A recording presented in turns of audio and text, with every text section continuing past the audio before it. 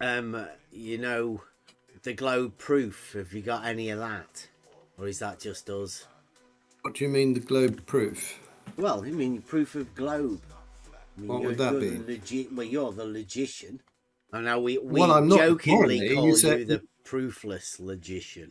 no. You said a few months The ago I wasn't proofless a logician at dogmatician. all. Right. Okay. You said I wasn't a logician. Remember? Well, yeah, like I say, you're proofless. Yeah. So that doesn't. You No, can't really. you actually can't said I really wasn't. be a logician without Fair any enough. proof, So can you?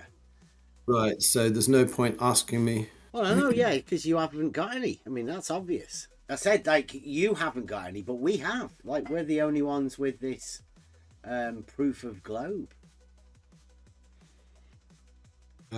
Yeah. So I asked. So what is that? What, the proof of What is the your proof globe? of the globe?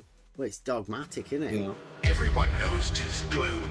It has been shown that with logic, everything and anything can be linked to tis globe. And geometry axioms 4, 5, and 6. Therefore, all existing proofs within reality can also be used to prove the real globe by extension of these basic simple axioms that everyone knows to be unquestionably true. Real-world practical uses with logic can be shown thus. In the real world, it is thought to be known as tis globe. Yet anything that can be proved to be true in the real world can be used by progression of these universally changing axioms to be proved by axiomatic extension of the real globe. What follows is some logic proof of globe. Logic states if G then G, and if G and G then G, therefore it can be proved directly by and globe, and globe, and globe, and globe.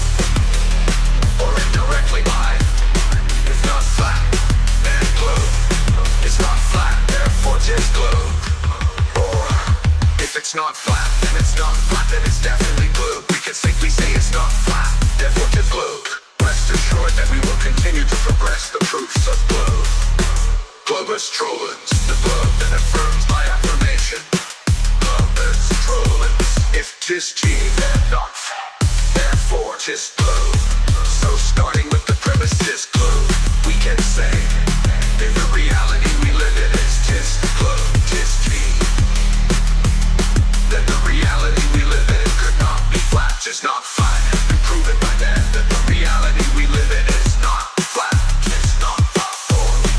Therefore the reality we live in is tis globe, tis globe.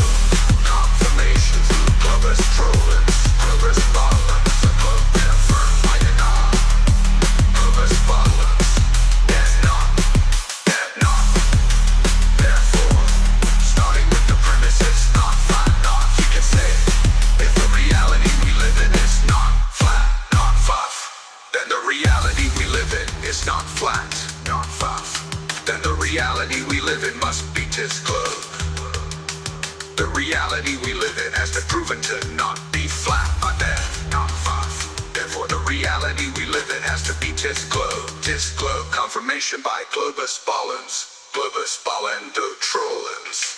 The globe that affirms by denial of affirmation. If that, then not that, not that, not therefore that.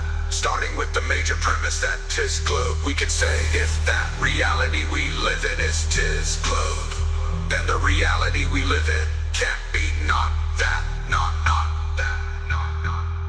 Through logical deduction, since it's clear to everyone that ever existed in the known universe that tis globe, the natural conclusion is that tis globe cannot be at the same time both be that tis globe and not that, not tis globe. Therefore that must be that tis globe. Rest assured that we will continue to progress the proofs of globe. Be at peace with your globe.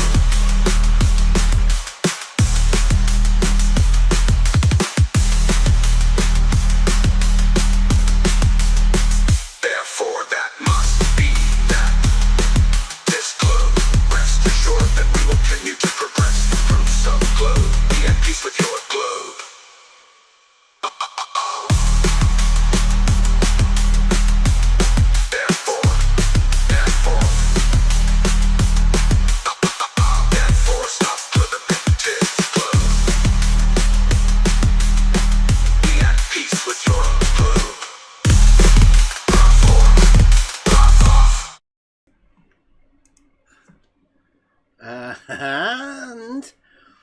we are live.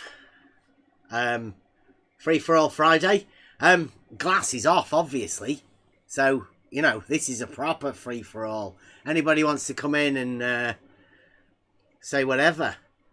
I mean, obviously, I think a few days ago, we've not been around for a bit. Because, you know, I don't know whether the will's there anymore for this arena. It's ridiculous. So, like, full honesty, I didn't come into this because it was flat earth, right? I've been telling everybody I'm not a flat earther. Never been a flat earther. Think it's absolutely ridiculous for anybody to consider it's flat. It's just a really weird term. And on the journey that we've been on, I'm quite thankful for it, really. That, you know, fight the flat earth and the ridiculous trolls on Twitter that led me into this, because I've found logic, right? And I guess I've found the Logos. And I've also found that Logos has been with me, guiding me all of this journey, like all of my life. And I would never have found that had these trolls not taught me to question something that I thought I knew, but I realised that I didn't know it.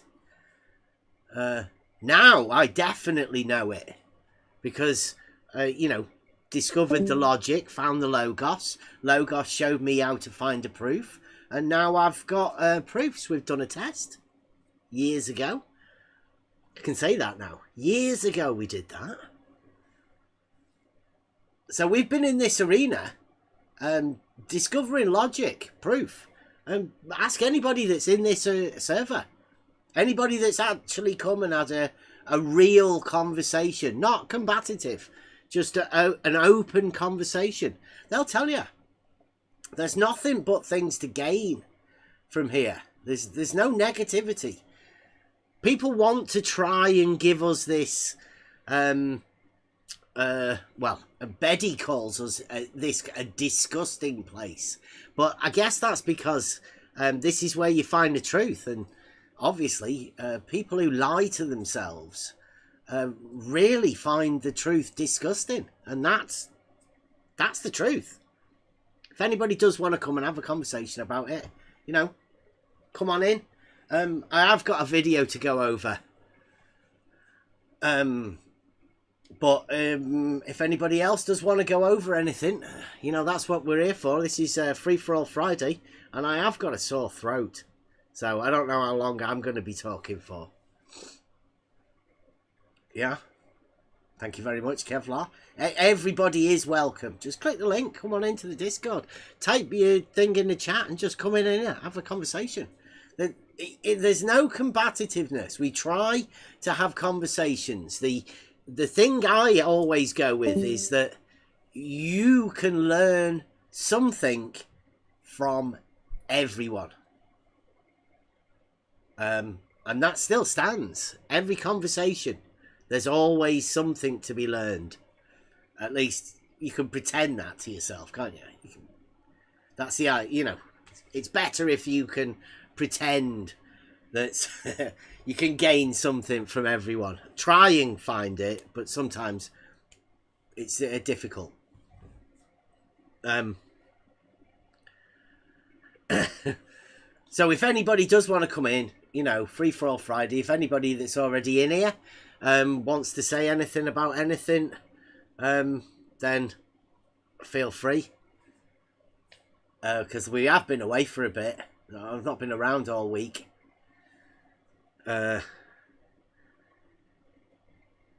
Mainly because there's no will in it. I think Dell was saying similar sort of sentiment. Like, what is there? There's people who've convinced themselves of something that is illogical. And the strange thing is, they don't want to talk about the actual logic process for whatever we're going on about. Now, I'll go over the thing. First comment in the chat is from Rachie.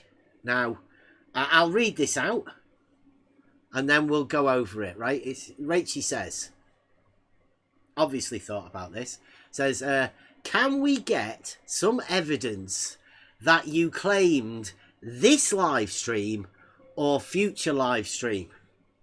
Question mark. I'll go over it again. Rachie, can we get some evidence that you claimed this live stream, like this live stream that's going on now, or future live stream? I don't know. I'm struggling. If anybody knows how we can help Rachie answer that question.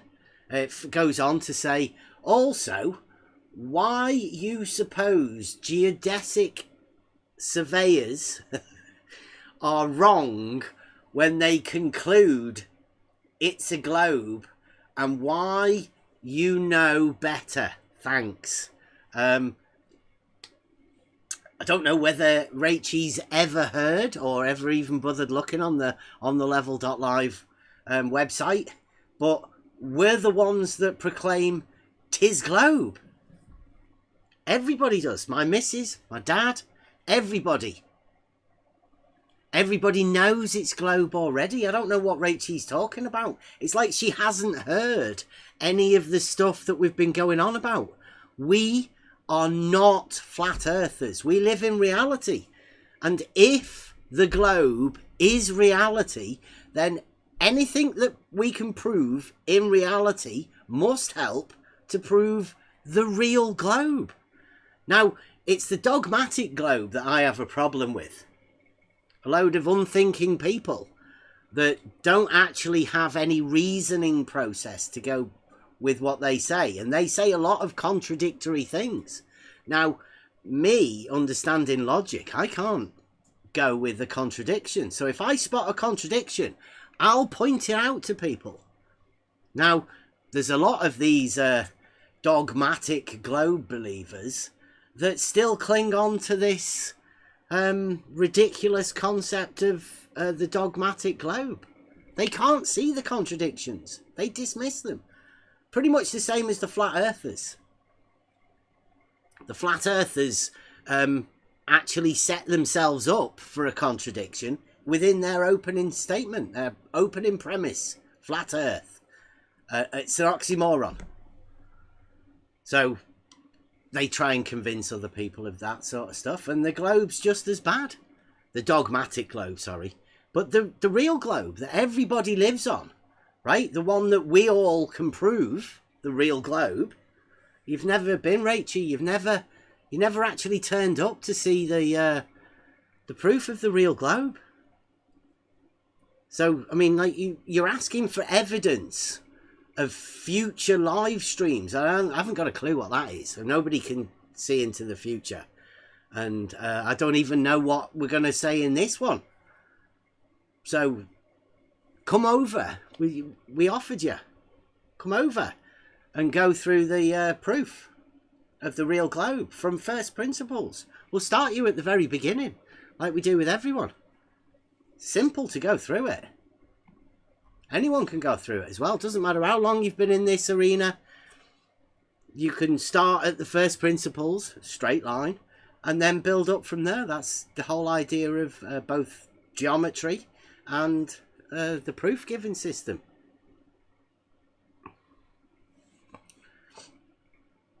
So you know you can come in, Rachie, and ask her, you know, like, you may have misformulated your question or whatever. Maybe a couple of wrong choice of words. Still no comment from Rachie. Right. Now, everyone else all right? Has anybody got anything else to say, or we get into it? Might be an early show, this. Early finish. Early dart. Get back to gaming. Right.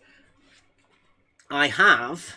Let me see if I can get this for you guys in Discord. I know it's Nathan Oakley, all right, but forget about that, because It's just, I don't know why the sounds are coming through. Something's going on here. It's meant to be on there. Streamer mode. It's on. Never mind. Okay.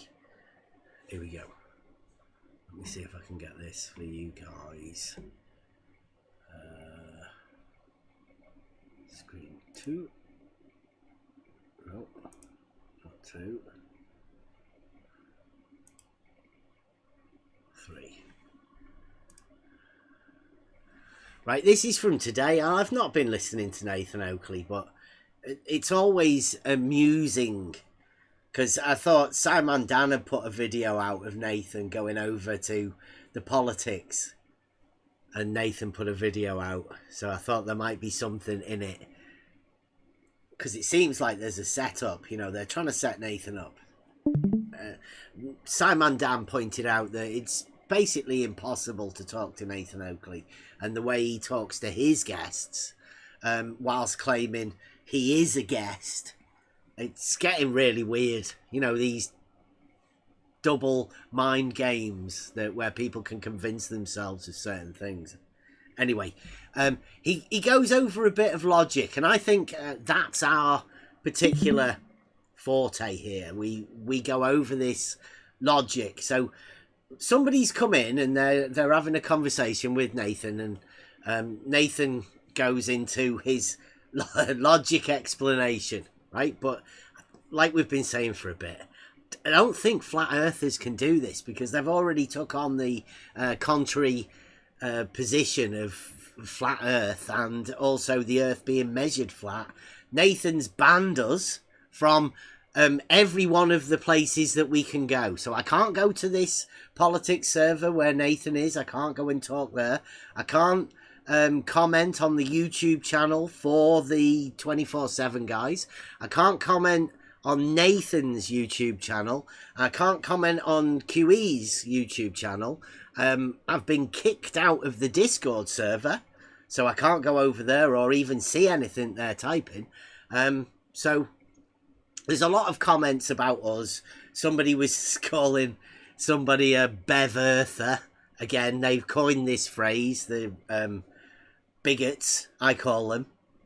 Can you imagine that? Flat Earthers making up a new term of people called Bev Earthers. And really all it is sticking up for the real people who live and are unaware of the ridiculous notions of these Flat Earthers.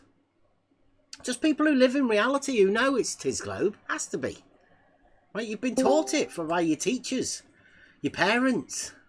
So, I mean, how could they possibly be wrong?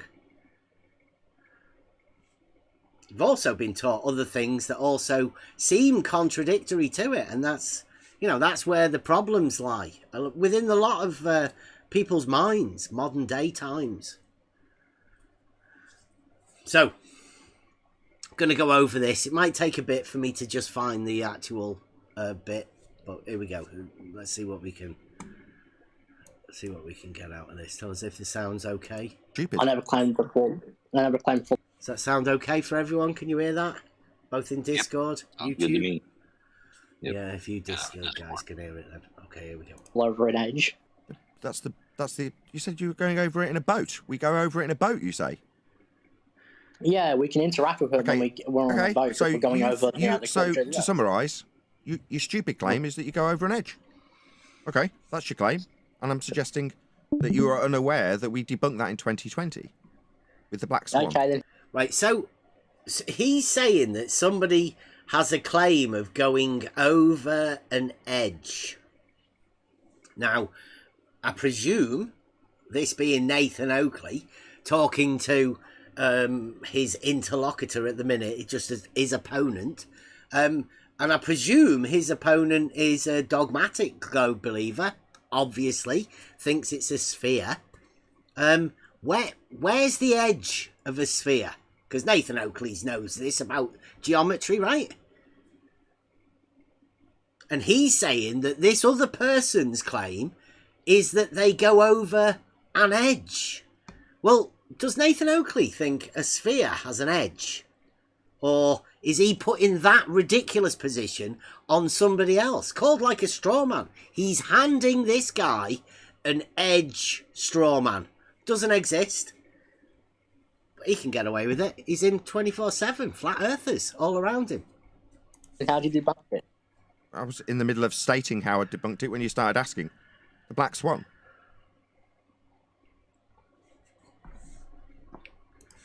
That's it. That's all. He was in the middle of debunking it by saying Black Swan. Now, to anybody in this arena, that means nothing. Because he thinks that QE's made this fallacious modus tollens, called it the Black Swan, and he thinks that's an actual argument now, that he can dismiss people. It doesn't actually mean anything, does it? Because you're not explaining the argument. There's no reasoning behind it. He's just saying words that mean nothing. You're meant to think of this yourself and put all of these things. He thinks that by saying Black Swan has debunked the edge of a sphere that doesn't exist in the first place. But, this is Nathan Oakley. Here we go. You're gonna tell me how you debunked it? Yeah, Black Swan. Are you unaware of the Black Swan? No, but I want you to tell me the calculations and the way you debunked Black Swan. No, Black Swan is a fallacy to suggest that all swans are white. Do you want to listen to that again, right? No, but I want you to tell me the calculations and the way you debunked Black Swan. No, Black Swan is a fallacy to suggest that all swans are white. It's a fallacy to suggest all swans are white. Why is it a fallacy to suggest that all swans are white? It's just putting a claim up there that can be debunked. It's not a fallacy to say that all swans are white. It's the basis of the Black Swan argument. See, Nathan doesn't really know how to explain logical arguments. And he's a flat earther who's imagined this logic. Yeah. The modus tollens that we debunk Earth curve with is as follows. Okay, but how It that seems have like he's anything to do chanting with through me. Earth? We I'm have not going to swans. continue. Stu, I'm not going to continue this. He's It's literally in the, just within it's in 20 the side seconds of asking me, telling me, through the top of me, what I'm not going to be doing. How do you debunk it? Well, with the Black Swan. Well, what's the Black Swan? Okay, well, it's the argument as follows. I get 2 words into the actual modus tollens argument. He's talking through me. He doesn't want to listen to me. He daren't say it because he knows it's a fallacious modus tollens. They don't keep the consistency within their P's statement. The one at the beginning and the one at the end, the not P, is different than the original P statement. So Nathan Oakley's been told this. He got told it years ago when they did it.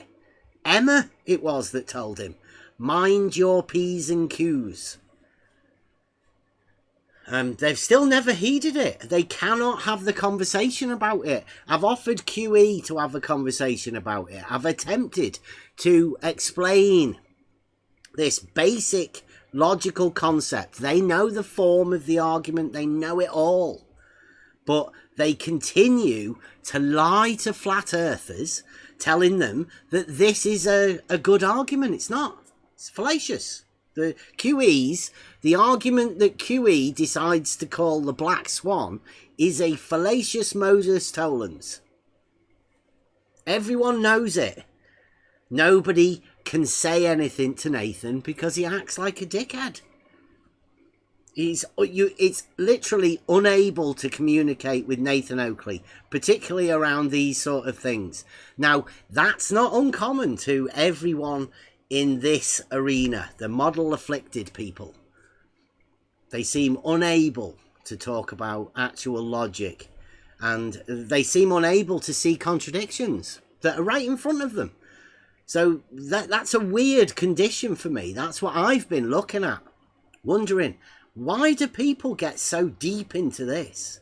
Well, it's because there's a model that they've already generated in their mind, and their own personal bias won't let them see the actual argument in the background. They get clouded. They go into combative mode, and they're like ultra arguing, and they've been allowed to do it by other people in the arena. It's pretty sad, but you know, it's been going on for years. It'll never change, and most people are coming to see that.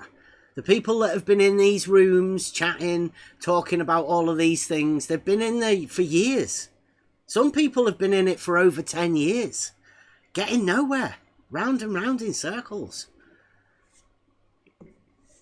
You know, it's time for the actual conversations, the real conversations, to begin. Does he? I do. I'm actually want to see what you got to say, but you keep stopping halfway through what you're saying. Oh, so I got to try and like jog you. You asked me. Hugh, in the side chat, I've posted the Black Swan image with the Modus tollens at 11 minutes past the hour. The full fallacious Modus tollens, the one that says, therefore, Earth is not a sphere, and forgets that he puts a stipulation on it about a radius value with the first P statement, and then loses that in the final not P statement. Doesn't even work logically. Doesn't make any sense. But flat earthers have ate it up because the hype machine, Nathan Oakley and his sycophants, have just been allowed to proliferate this through the flat earthers. Now, certain flat earthers have taken it on, certain flat earthers haven't taken it on. Certain flat earthers are staying away, as far away from Nathan Oakley as possible. But they don't ever call him out. Only seems to be us. Really. Here we go. If you can just remain silent for a minute while Nathan runs through it, and Nathan won't you can run have your through it rebuttal because time. he's too scared. He knows everyone. Right. Can see That's it good. already. I don't want to talk to this guy. He's not interested in listening to me. Next. I'm not even talking. There you go. Morning, guys. All right, yeah, we can move on to the next caller. Yeah, bye-bye. Black Swan. No, I know. I want him to explain Black Shut him Swan. up. I want him Shut to. him. See, he thinks he can just say Black Swan and then hand wave dismiss people. Doesn't have to explain it. Can't explain it. Doesn't really make any sense. It's fallacious. Openly fallacious. In form. He's been told about it. We've wrote songs about it. They still repeat it to this day. When everybody knows how to fix it, even. He won't. And he can't. Him up. Just shut him up. Let's just shut him up. No, you were disrespectful and talked through me as I tried to go through Modus tollens with you. You talked through me, then the moderators had to politely say, "Oh, please shut up while he's talking." Now I'm saying I don't want to talk to you. Go and study the Black Swan. It's been posted by one of the mods. Now sod off. It's a fallacious one. It's openly fallacious in the picture. Everybody knows it, right? You guys don't even need to see it, do you? I've been over it many times. I haven't got time for your stupid games. If you don't want to listen to me, I don't want to talk to you. If you think you're going to talk through me so that you can, what, end the rebuttal midpoint? No, I just don't want to talk to you anymore.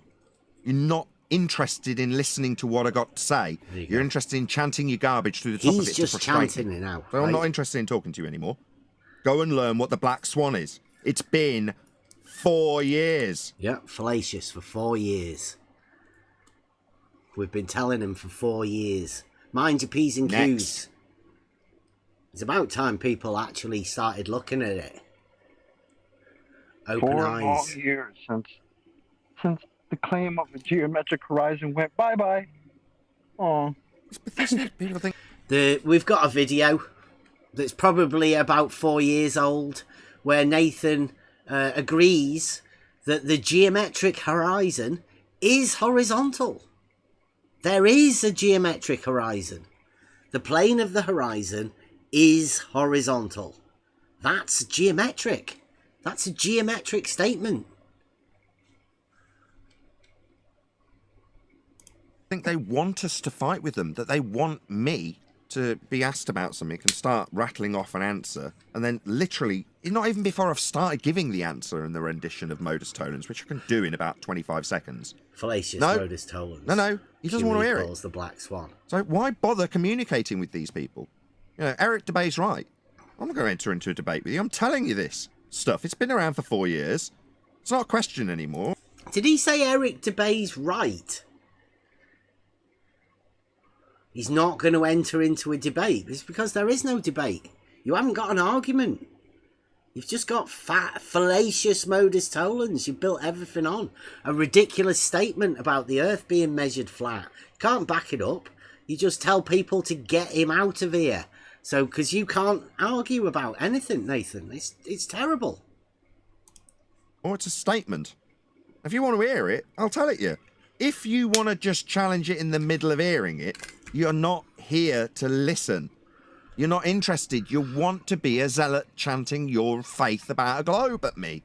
I don't want to communicate with you. I don't want you to convert. Now, this has got nothing to do with the globe. The actual Modus tollens that QE calls the Black Swan is fallacious in form.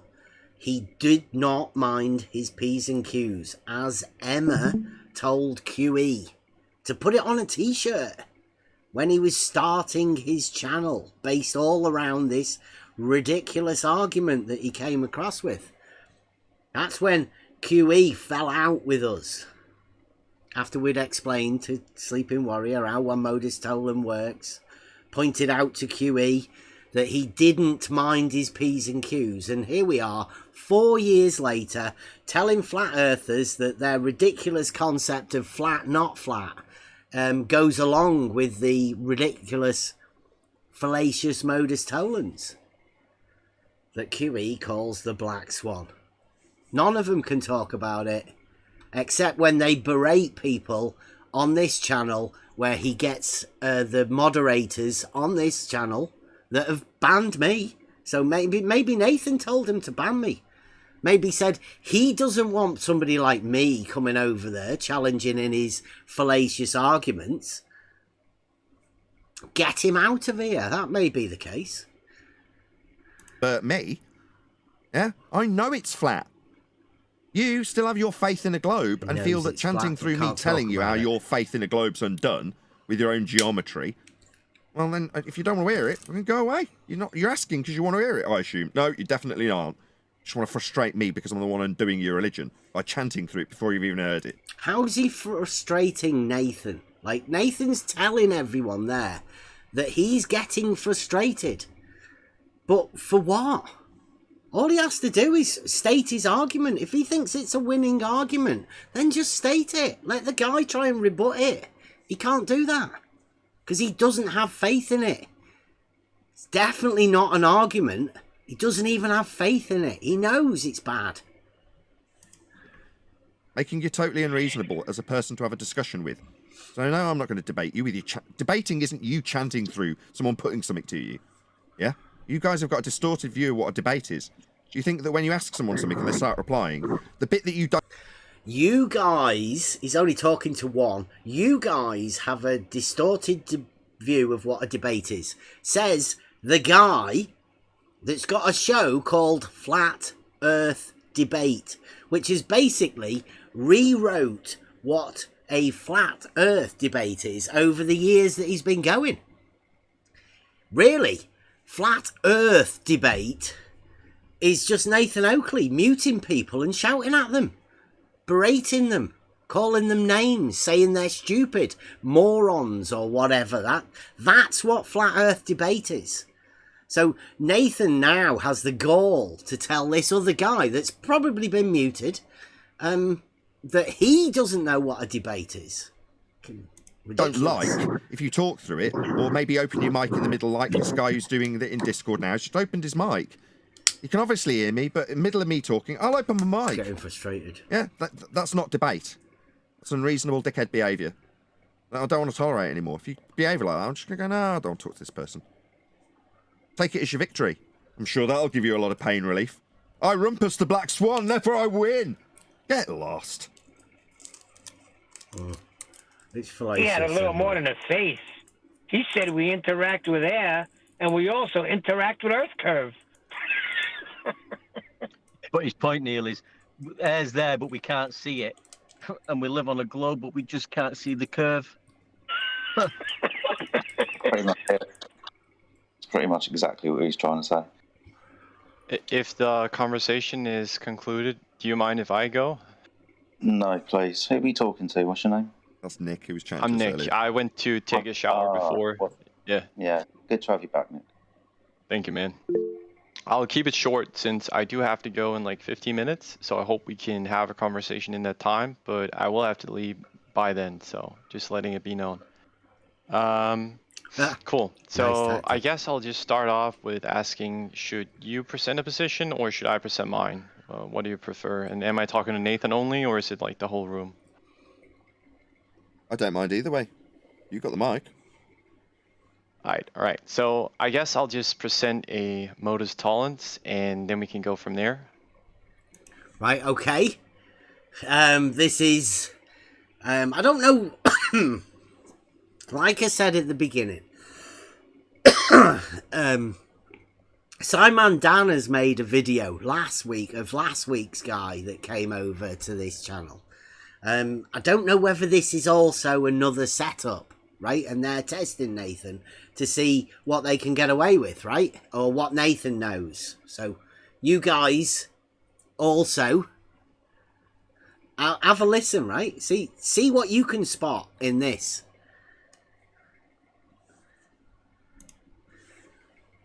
Cool. No rebuttal. So, the premise is that if Earth was not spherical, then space imagery from multiple independent sources would consistently show this, and it would show that it is not a sphere.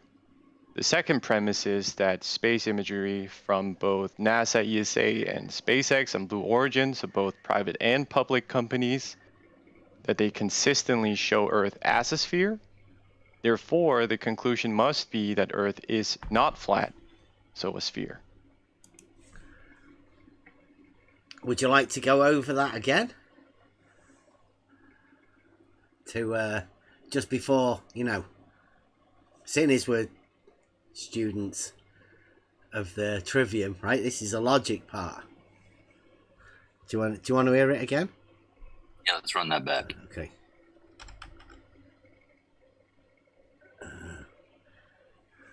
Send a Modus tollens, and then we can go from there. Cool. No rebuttal. So, the premise is that if Earth was not spherical, then space imagery from multiple independent sources would consistently show this, and it would show that it is not a sphere. The second premise is that space imagery from both NASA, ESA, and SpaceX and Blue Origin, so both private and public companies, that they consistently show Earth as a sphere. Therefore, the conclusion must be that Earth is not flat, so a sphere. There you go. So, premise one. Let's have a go. What was premise one? Just break it down to to the logical form of this argument.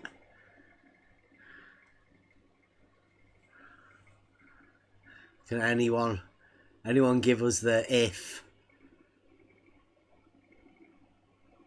for the first premise? Eric's got it. Well done. At least your chat's doing it. It's a not that, right? His first premise is a not that. If not that, then sphere. Then pictures would show not that. Pictures don't show not that. Therefore, 'tis sphere. And it's been a Modus tollens, right? So the not that is the not flat. And, well, could you call it a Modus tollens? Or are we in the realms of Globgic? I'd say we're in the realms of Globgic. If not that, then pictures would show not that. Pictures don't show not that. Therefore, 'tis globe. Negator likes it. And of course, Globjic for the win. It ends up with 'tis globe, right? So you're on to a winner with the dogmatic globe guys. But this is how they do it. Logic. Now let's see what Nathan says. And to support this Modus tollens that I created, I have 3 links for the chat. I have one from SpaceX on their Instagram. I have an ESA short, and then I have a NASA long-term video from the Epic satellite. They're all in the side chat now. Oh, what's the logical form of Modus tollens? Oh, Nathan wants to know what the logical form of Modus tollens is. Well, it goes like this. It's dead easy. It's a if P, then Q, right? Because that's the normal statement, right? That you start off with, your premise. If P, then Q. Antecedent consequent relationship. They have to follow. Modus tollens then states not Q. And then because we can say not Q, then we can say, therefore, not P. But what you have to be careful of, you have to mind your P's and Q's and mind the fact that you don't change your P statement from the beginning. If P, then Q. And when you say not Q, therefore not P, your P has to stay the same as your initial P statement. Not like what QE did with his fallacious Modus tollens that he calls the Black Swan. So it's funny that Nathan should be asking somebody about the form of the argument when he should know already that QE's fallacious Modus tollens shifts the P statement. It's fallacious in form, QE's Black Swan. But Nathan's asking for a form. Let's see whether this guy knows it. It's just in the inverse, you could say, of the opponents, where it's if something's not, then, well, it's kind of like proving the opposite, I would say. You want to hear that? This is an exchange, right, that you're hearing on a Flat Earth channel of people, I think, imagining logic. But this is like this is when Rachie was saying last week, was it, or maybe the week before? Everybody has their own logic. It's just what you think. Well, it's not really how logic works. But, listen to this exchange, right? Try and make some sense out of it. You won't be able to. Video nonsense. from the Epic satellite. Oh, They're all in the side chat now. Oh, what's the logical form of Modus tollens? It's just in the inverse, you could say, of the opponents, where it's if something's not, then, well, it's kind of like proving the opposite, I would say. Proving the opposite, he would say. Kind of like proving the opposite, he would say. Was that the logical form that you just gave me? Whoever's interrupting from G+, please, can you not do that? Sorry, was that the logical form? Yes.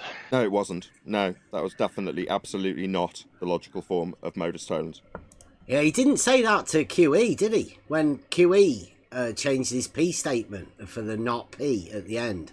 He didn't bother telling QE that, so he's a bit, he's got his rose-tinted glasses on, as Nathan, yeah. It was. Do you want to try again?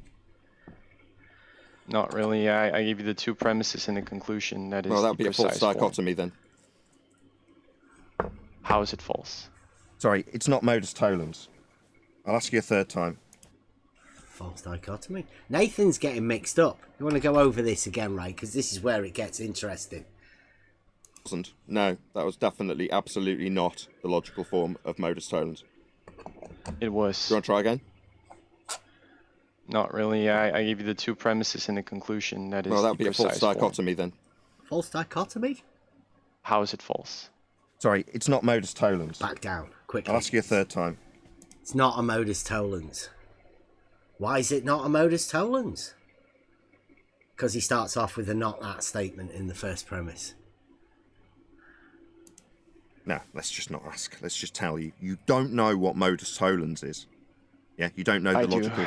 He's chanting through me, ladies and gentlemen. It's not long before I'm pointing out that he doesn't know something that he's chanting through me. Is this what you now call a debate because I'm telling you you're wrong and you feel that that's painful enough for you to start talking straight through the middle of me, Nick? See, Nathan's good at these sort of rebuttals. Like, has he bothered picking apart why it's not a modus tollens? Has Nathan done anything to explain to the audience what's going on? Well, like, why that isn't a modus tollens? You know, where the fallacy lies within the statements? Does the antecedent consequent relationship? Does he keep his P's and his Q's? Does he mind his P's and his Q's like Emma told him to? No, I doubt it. Nathan doesn't seem capable of expressing how to formulate the argument. No, you don't know the logical form. You can attack no, the it's argument, okay, but Nick. not I'm the making form. a conclusion. It's not your invitation to immediately make me correct when I say that this chanting zealot Fundy is going to chant through me pointing out how wrong he is. No, you see, there's plenty of people around watching right now that know the logical form of modus tollens because they've had it stated. Yeah, we've told you, Nathan. QE's Black Swan is a fallacious modus tollens. It's been stated, like, there are people that do understand this logic, and I'm thankful for finding it. All of the people that have helped us along the way, particularly Raven. Shout out, Raven. Thank you very much. You the man. He brought us all of this stuff. He put it all together in a package. It's called the Trivium. He showed us that. And this all works together. There's a logical form. The steps that you take to find out these arguments are... they're solid. You gain knowledge from the understanding of taking these steps because you are sure you know what you're talking about. Once you follow this logical form, right, you do actually gain. But when people like Nathan and QE, and 10th Man, Neil, all of these people, these model afflicted people, when they try and confuse the issue, it makes people's minds get a little bit weird. And I think they know about this model affliction that's been placed in all of us. Well, in the earlier years, some of us have, luckily enough, skipped it, have a bypass around this thing that lies within the back of everybody's minds. It's why it's so troublesome to people to even talk about. Luckily, some people can talk about these sort of things in an honest and straightforward way. It's called On the Level. I don't know if there's another place like it. You're all welcome to come in and have a conversation. Please do. Stated to them for 4 years with the logical consistency and the form attached to the argument, with the P and Q statements formulated in a logical consistency that is in line with the definition of what modus tollens is. You, sir, gave a rambling, nonsensical, garbageable statement that didn't make any sense when I asked you if you have the logical form for modus tollens. So let's just get that out of the way before we move on. That was not, I repeat, not modus tollens. You don't know what modus tollens is. And Nathan can't see a fallacious modus tollens when it's given to him right in front of his face. He can't see the form, the changing of the P statement. Just to let you know, it was spotted over 4 years ago by Emma, somebody who had no understanding of logic at the time. Not one bit. Mind your P's and Q's. That P statement there is different than that P statement there. But within the logical form of a modus tollens, the P statement has to be the same. And if Emma can see that, why can't anyone else? Why can't these flat earthers see it? Why can't they talk about it? Why does Nathan have to berate somebody else when they bring a fallacious argument? And why can't he break it apart piece by piece to let the person know how they've brought a fallacious argument? It's because Nathan has had to skip by a fallacious argument that QE gave him. And I'm guessing that's only because Nathan doesn't actually understand the logic. He's not followed the logic. He's just gone off what people have told him. And he must do that. You know, Nathan must be one of those people that has to have other people that he considers superior, more intellectually understand to tell him this many times. It's just unfortunate that the people around Nathan aren't those geniuses that he considers they are. They're bullshitting to him. QE has been bullshitting to flat earthers for years. And it doesn't bother me. I'm not a flat earther. He'll not get it past anybody here on the level. But he'll get it past flat earthers, and Nathan will solidify it for him. There's loads of people, loads of little sycophants that help Nathan. Now, it's also helpful to the Globe guys, the dogmatic Globe guys, right? Because they don't have to rebut it. If they've got flat earthers walking around openly giving fallacious arguments, then why do they need to rebut it? Of course the flat earthers are going to look ridiculous. They've been given ridiculous arguments by the people that they consider at the top spot, the tip of the spear, as they call it. Fucking ridiculous. That's not up for debate. Not, oh, well, I think no, you don't. Or you'd have given us the logical form. Then, if you had, which you didn't, I'd ask you to formulate your false dichotomy into the logical consistent form that you get. Like, what? Nathan, this is what Nathan would ask him, right? Even if he did give him the Modus tollens form of, this is what Nathan's saying. Had, which you didn't, I'd ask you to formulate your false dichotomy into the logical consistent form that you gave when you gave us the logical consistent form that you failed to give. What? Does anybody else want to... Let me go over that again, right? Because this is genius. Talk about just, like, speaking nonsense. This could be somebody Alice meets down the fucking rabbit hole, right? Saying this. Try to make sense of this and imagine yourself in the position that you're just talking to a flat earther, like, about Modus tollens. Because, I mean, that's a bit technical, really, isn't it? Old school. No, you don't. Or you'd have given us the logical form. Then, if you had, which you didn't, I'd ask you to formulate your false dichotomy into the logical consistent form that you gave when you gave us the logical consistent form that you failed to give. Yeah, the one that you gave that you didn't give. That one. Right? And then I'd ask you to give it in a false dichotomy. I don't know why he brought up false dichotomy. It's probably in his mind, right? He just has to say words. Because, I mean, to the average person, I mean, that might sound... Ooh, doesn't Nathan sound like he's getting all technical there? He would ask him to formulate a false dichotomy into a thing that he should have gave, but he didn't give, but he would have gave it, but he didn't. It doesn't make any sense. I'll go over it again, right? Just so you can listen to it.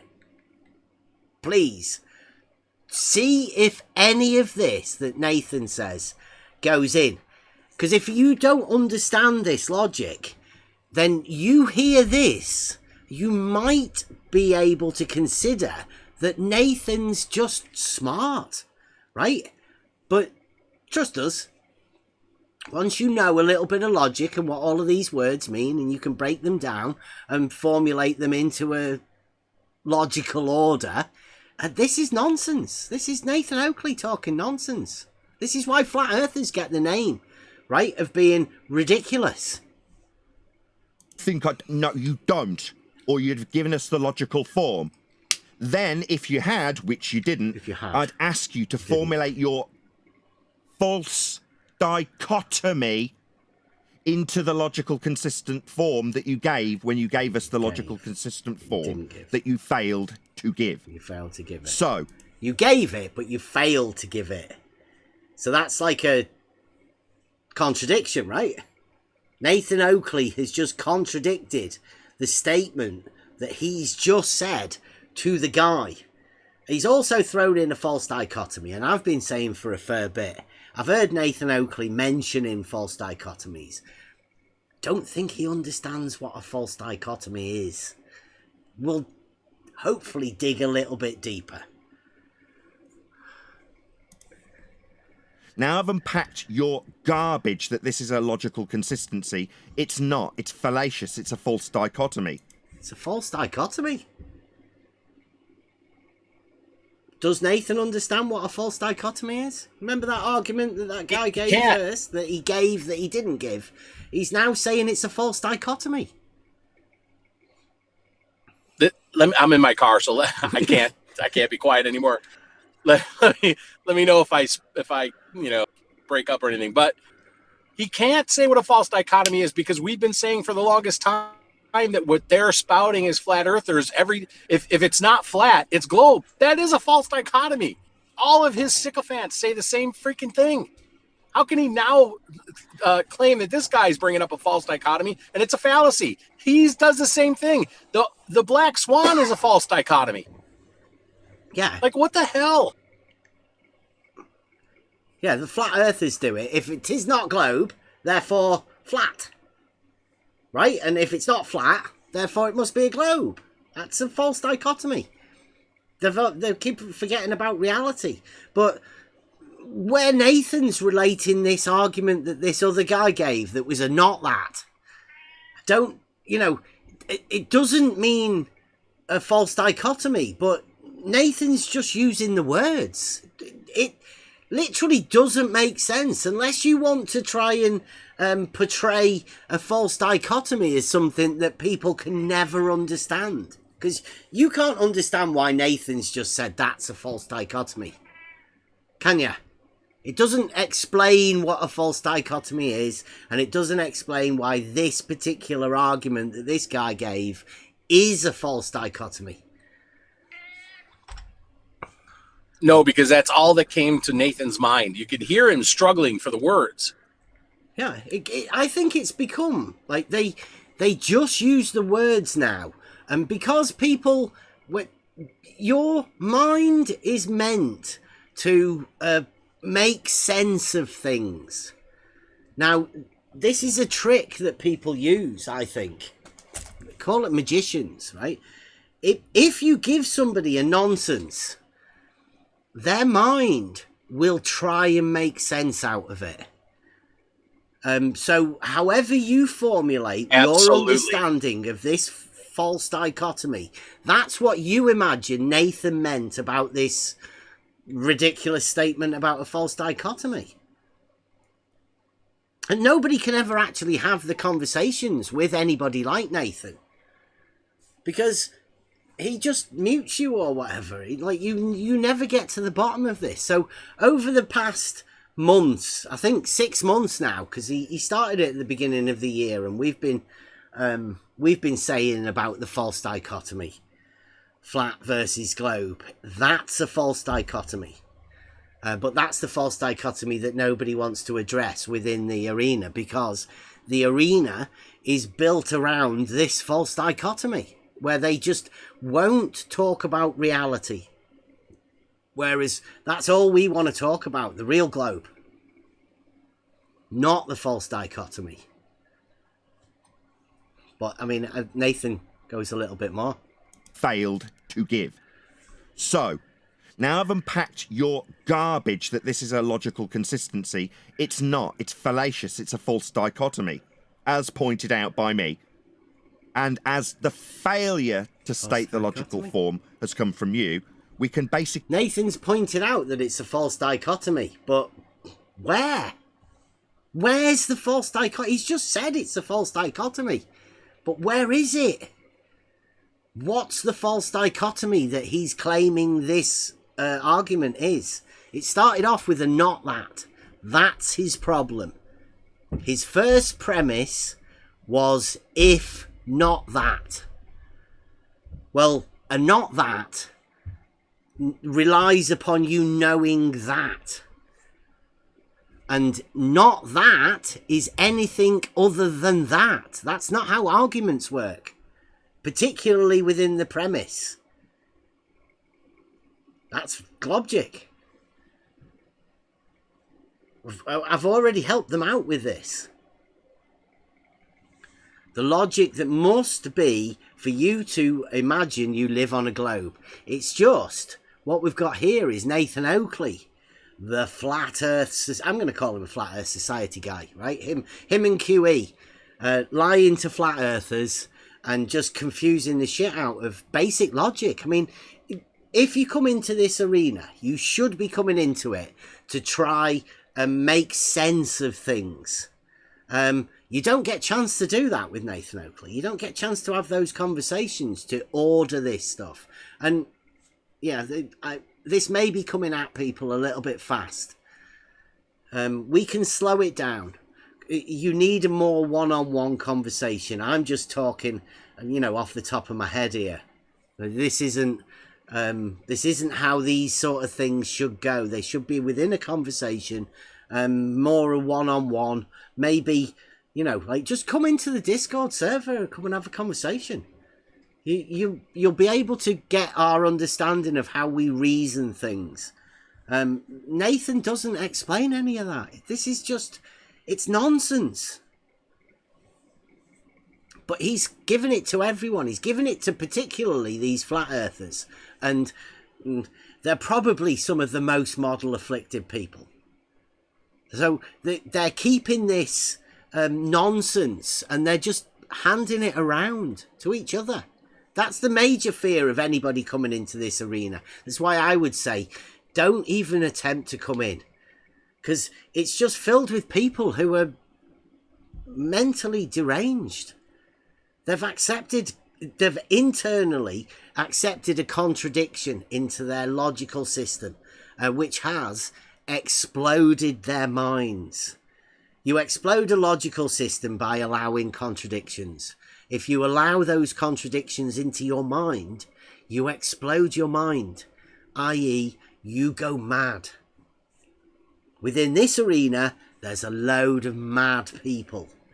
Normally shows by people who are in the chat, just sort of arguing about nonsensical things. People like Nathan Oakley, calling people names, saying they've been to prison. He does it all in order to shut down the conversation. They ban people. They don't allow people to communicate. And as is, right, they're trying to make their own logic, but it's illogical logic. But they're trying to convince you, because it is 2024. The general scheme of things is people are going mad because they have no understanding of logic. Disregard your claim to be logical consistency. Globe versus flat is a false dichotomy. Ha! Welcome. That's Nathan amazing. Oakley even That's says crazy. it himself.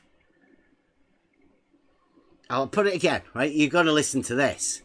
State the logical form has come from you. We can basically disregard your claim to be logical consistency. Globe versus flat is a false dichotomy. Globe versus flat is a false dichotomy. From the mouth of Nathan Oakley. Now, I don't think Nathan Oakley understands what a false dichotomy is, right? He can't, can he? Yeah, but hang on though. I mean, fair enough, right? But we've brought up false dichotomy with Nathan, and he's railed against us. How can he not? How can he not? He can't understand what it is. He can't. How can he say the Earth is measured flat and then say globe versus flat is a false dichotomy? Like, What I is don't know. Nathan I don't Oakley's know. understanding of a false dichotomy, right, in this statement? What the fuck does he mean? This is crazy. Yeah. Yeah, I mean, but it's okay, right? Because you, me, Saragaki in the chat, right? You can hear that. But Nathan Oakley doesn't know what a false dichotomy is. He's been working for months to, like he's changed the idea of what a debate is when you put flat earth in front of it. Nathan Oakley's been working really hard to blur the understanding of what a false dichotomy is. Call it language games, right? Word games. He's been putting it out there that it's a false dichotomy. Now, what do people imagine that means? Is there any flat earthers out there that actually can explain what Nathan Oakley, when Nathan Oakley says flat versus globe is a false dichotomy, I'll do it again. What does he mean by this? Yeah, to state the logical form has come from you. We can basically disregard your claim to be logical consistency. Globe versus flat is a false dichotomy. Globe versus flat is a false dichotomy. What does Nathan Oakley mean? He's right. Right? They're both falsifiable easily. And if you can falsify both of them with arguments like we have, that's how you show it's a false dichotomy. This argument falsifies this side. This argument falsifies this one. False dichotomy. That's the piece that he doesn't understand, Bev. Exactly that. That in a false dichotomy, you must be able to falsify both of the potentials. Yeah. If you can falsify both of the potentials, then you have a false dichotomy. If you can only falsify one, you have a dichotomy. Yeah, that's a true dichotomy. Yes, because the other one must be true. So yeah, I'm with you. I don't think he really understands what a false dichotomy is, and by him saying that what this guy said was a false dichotomy, it shows the lack of understanding of his own argument, if you want to call it an argument. Yeah. Yeah, his position is that it's flat. It's measured flat. So how can it be a false dichotomy? What does he mean? Does he mean that a true dichotomy is a false dichotomy in his mind, and he can just say it's a false dichotomy because the other person, I don't know. Like, he did say globe versus flat is a false dichotomy. Like, as far as I can see, seeing as Nathan Oakley is a flat earther that says it's measured flat, then surely he must think it's a true dichotomy. So why is he saying it's a false dichotomy? Maybe because it came from the other side. It's inconvenient. Because he doesn't understand what a false fucking dichotomy is. It's the only answer, right? Isn't it? That's the only logical way, is that Nathan Oakley does not understand what a false dichotomy is, and yet he is using it as a rebuttal to somebody else that he's having a conversation with in the midst of a load of flat earthers. And nobody says anything to him. No, not one person. Negator's talking about angular size, right? He doesn't give a shit about Nathan Oakley not understanding what a false dichotomy is, because Negator hasn't got a clue either. Negator can't do logic, so he's happy to talk about angular size to somebody in the chat, as though that's the argument, not about how simple flat Earth, globe Earth being a false dichotomy is.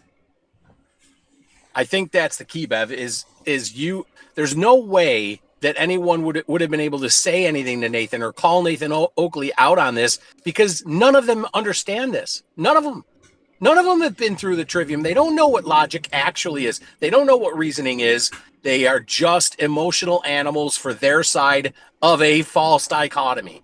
Yeah, they've been taught that QE's, the argument that QE calls the Black Swan, right? They've been taught that that's a good argument when it's not. It's openly fallacious in form.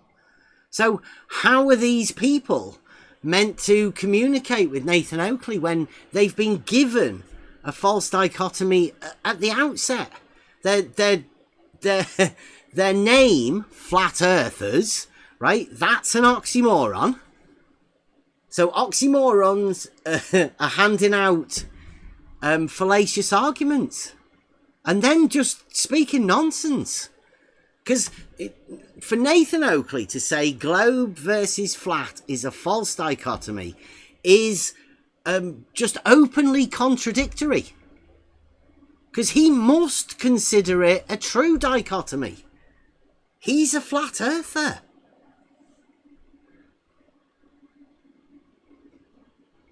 And if there's any flat earthers out there that want to try and defend Nathan Oakley and his fucking ridiculous understanding of logic, you couldn't get much simpler. The guy that you're following actually doesn't know the difference between a true dichotomy and a false dichotomy. For the very subject he's been going at for years.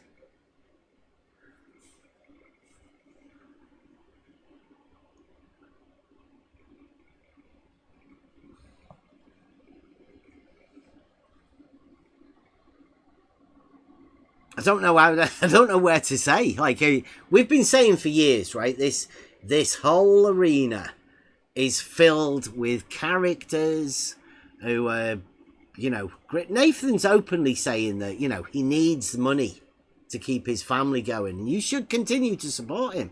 But just know that, you know, you're supporting a guy that's probably lost his mind. He can't tell the difference between a true dichotomy and a false dichotomy when he claims to be the tip of the spear for this. Yeah, I think there's something. Go on. I think there's something else that's in here that goes to the same point, right? Of him not understanding what a false dichotomy really is, and the pickle that he gets himself in when people that do understand logic look at this like we are. And that is that, didn't he say just a couple minutes before this that he has a knowing? He knows the earth is flat. Yeah. Doesn't that beg to say it's got to be a true dichotomy in his mind? Because he knows the earth is flat. He knows it. Yeah. Not that he believes it, because he said you can't believe it. You're an enemy if you believe it. If Mike Tyson, I think it was Mike Tyson, right? If Mike Tyson only believes that the earth is flat, well, he's an enemy. Yeah. You must know the earth is flat. If you know something, it has to be a true dichotomy. Anything else that comes up against something that you know, absolutely know, it has to be a true dichotomy. Has to be. Yeah. And like, we've been going over this knowing for quite a bit, haven't we? You know, like, I don't think you are ever going to delve all the way into it, right? But the conversations about knowing and how you know things are going to be going on for ages, even within this server. But they're not heated debates or anything. These are discussions about how you can learn to know things, right? And how to express your knowing so other people may be able to come closer to it. Maybe they might be able to know these things too, but only if the rhetoric's there and the discussion and the backwards and forwards. And it doesn't happen whenever there's a combative framework behind it. You've got to be able to just start communicating, but communicating on a footing of where you understand where you're coming from. You come to terms. Oh, Rachel's in. Yo, Rachel. The evidence of what? The future show? Or the evidence in this one? Because I think we've shown the evidence that Nathan Oakley doesn't know what a false dichotomy is. I mean, if that evidence, that's all we aim to do, is to show you all the time. Go back to the beginning, Rachel, if you want. Check your comment from the beginning. It didn't make any sense.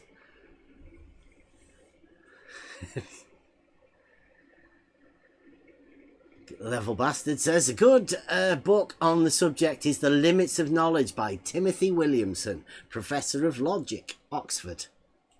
Yeah, no doubt. I'm not very good at reading books. Level Bastard. I prefer, I prefer to just work these things out. I think communicating with people is the best way to do it. Because if you're allowed to keep these things in your own mind, go over them, and without conversing with other people to do your checks and balances. Maybe there's something you missed or something. You need these other people. I have the crew on the level, thankfully.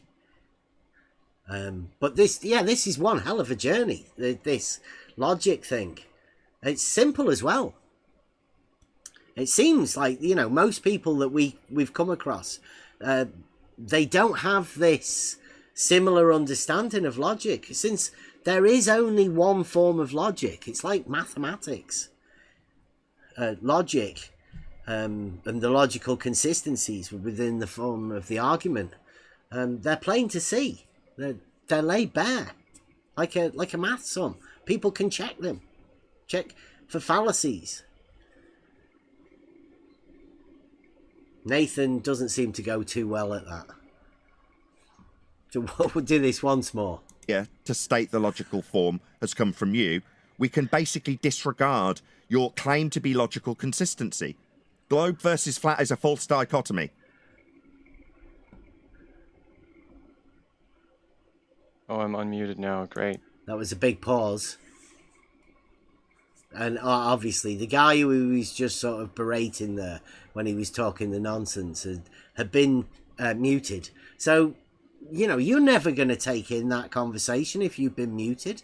You can't have that backwards and forwards with somebody if you're stopped to be able to talk, much like Nathan Oakley and the 24/7 Flat Earthers do. They can come in and chat here. We can't go over there and have a conversation with them. We can't point out to Nathan that he doesn't seem to understand what a false dichotomy is.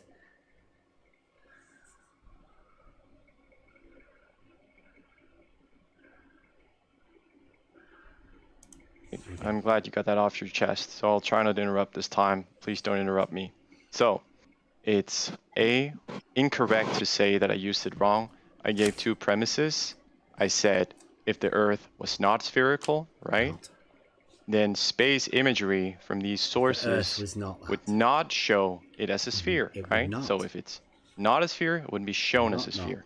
That's the first premise. If P, then Q, right?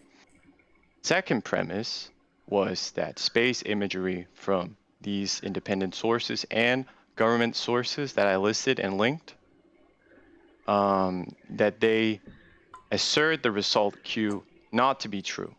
And they do that. I provided it, right? And so therefore the necessary conclusion, and I hope you follow still, is that it cannot be flat.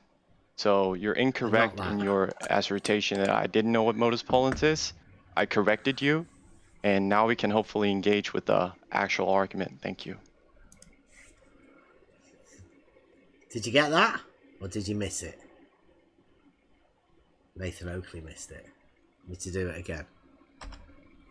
Let's see whether you get it. Oh, you're incorrect in your assertion that I didn't know what modus tollens is. I corrected you, and now we can hopefully engage with the act. Did you get it? Am I going to have to do it again? You said modus tollens. Well done.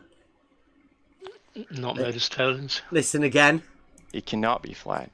So you're incorrect in your assertion that I didn't know what modus tollens is. I corrected you. Huh? Does anyone else know what modus tollens is? I couldn't tell the exact logical form of it. Or in the right words. yeah. You might be talking. You might be thinking about a modus ponens. Right? But he didn't say that. You said modus tollens in the beginning, but then said modus ponens just then, yeah. Tollens, not ponens. Oh, he said Polens. Poland, yeah, right. Which is... he said Polens, did he? Bob the Science Guy, Is yeah. it the Listen to it again. Bob thing? Listen. I hope you follow still, is that it cannot be flat. So you're incorrect in your assertion that I didn't know what modus ponens is. I correct. Yes. Polens. I thought you said Polens. Polens, so yes, Shout out Bob's Bob special. the Science Guy. Modus Polens. See, now, Nathan Oakley laughed at me when I said that, right? When I pointed out that Bob had a modus ponens within his logical form, that was, an affirming the consequent. So that's what a modus ponens is. It's a way to imagine that you can do logic, but within the glogic sense, right? Because not many people hear it. That guy literally just said a nonsense to Nathan Oakley, and Nathan Oakley, being ignorant of logic or the form or any of these sort of arguments, or backwards and forwards with Bob and the misunderstandings of dogmatic globe earthers, they don't have a clue. They don't hear these things. Not many people do. You have to have a keen ear to be able to work these things out. But like Elderbear said there, right? At the beginning, he even said he had a modus tollens. So Elderbear spotted that, right? He changed the form of his argument from the beginning to now. Why has he done that? Well, why has he put a modus tollens? He can only know about Bob, surely. They all can't be making up logical arguments that just don't make sense.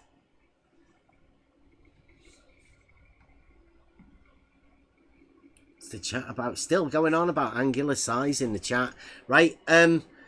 Nobody in here is talking about angular size. We're talking about fundamentals of logic and how flat earthers can't understand it, right? Nobody's talking about that sort of shit. So I don't know why you guys are talking about it.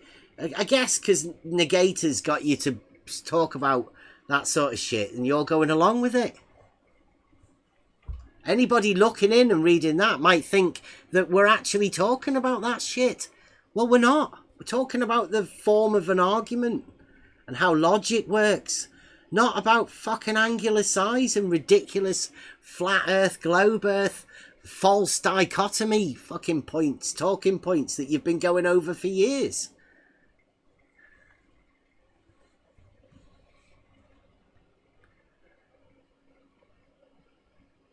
Fucking mental. Crazy. Did you? And now we can hopefully engage with the actual argument. Thank you. So give us the logical consistency without the argument inserted. That is to say, what's the P statement? What's the Q statement? What's the conditionals around those? I'm still talking. See, look, Nathan's asking for the P statement and the Q statement, completely forgetting that QE's Black Swan shifts and changes the P statement blatantly in every depiction of the argument that you'll ever see. The P statement changes. They don't keep the logical form of the argument, and Nathan's got the gall to play high and mighty over this other guy. Did you just demand that I don't interrupt you, only for you to interrupt immediately? And there's him interrupting as I'm asking him whether or not he's going to interrupt me immediately. That's why you're getting muted, you total scumbag. See? Now, number one, before we start... That's like an ad harm.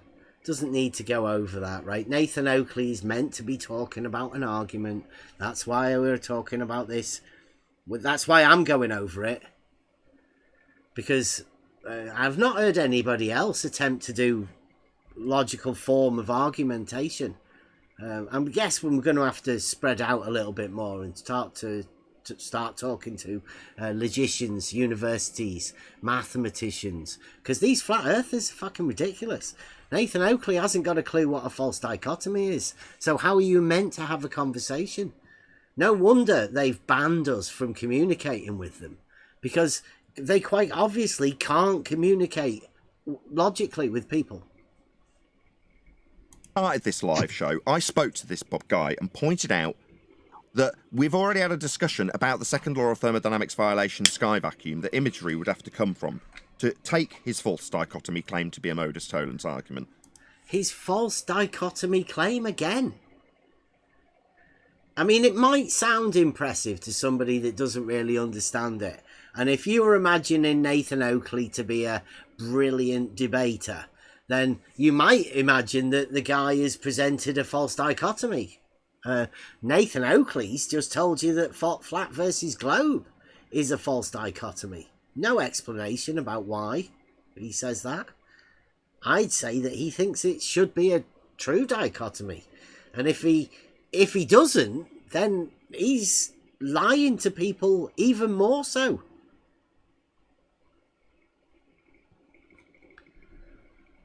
Somebody should clip that little bit out. Nathan Oakley stating it's a false dichotomy. Flat globe versus flat is a false dichotomy. Nathan Oakley, 2024.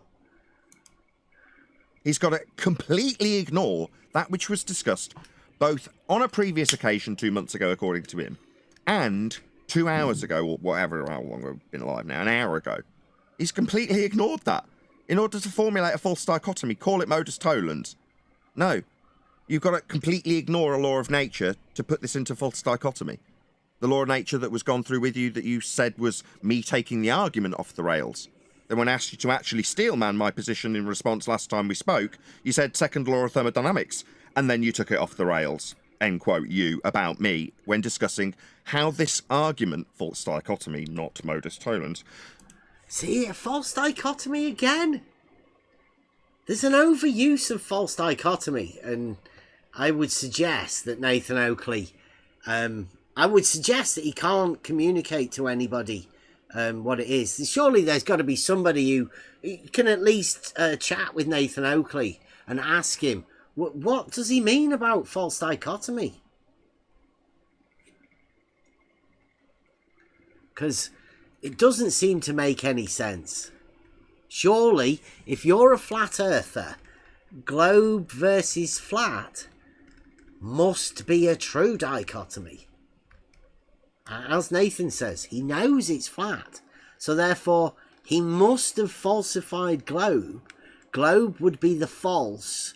Flat must be true. That's what you call a true dichotomy. One of them being true, the other one being false. But Nathan Oakley stated that globe versus flat is a false dichotomy. Therefore, both of them must be false. Nathan Oakley's actually saying that flat is false.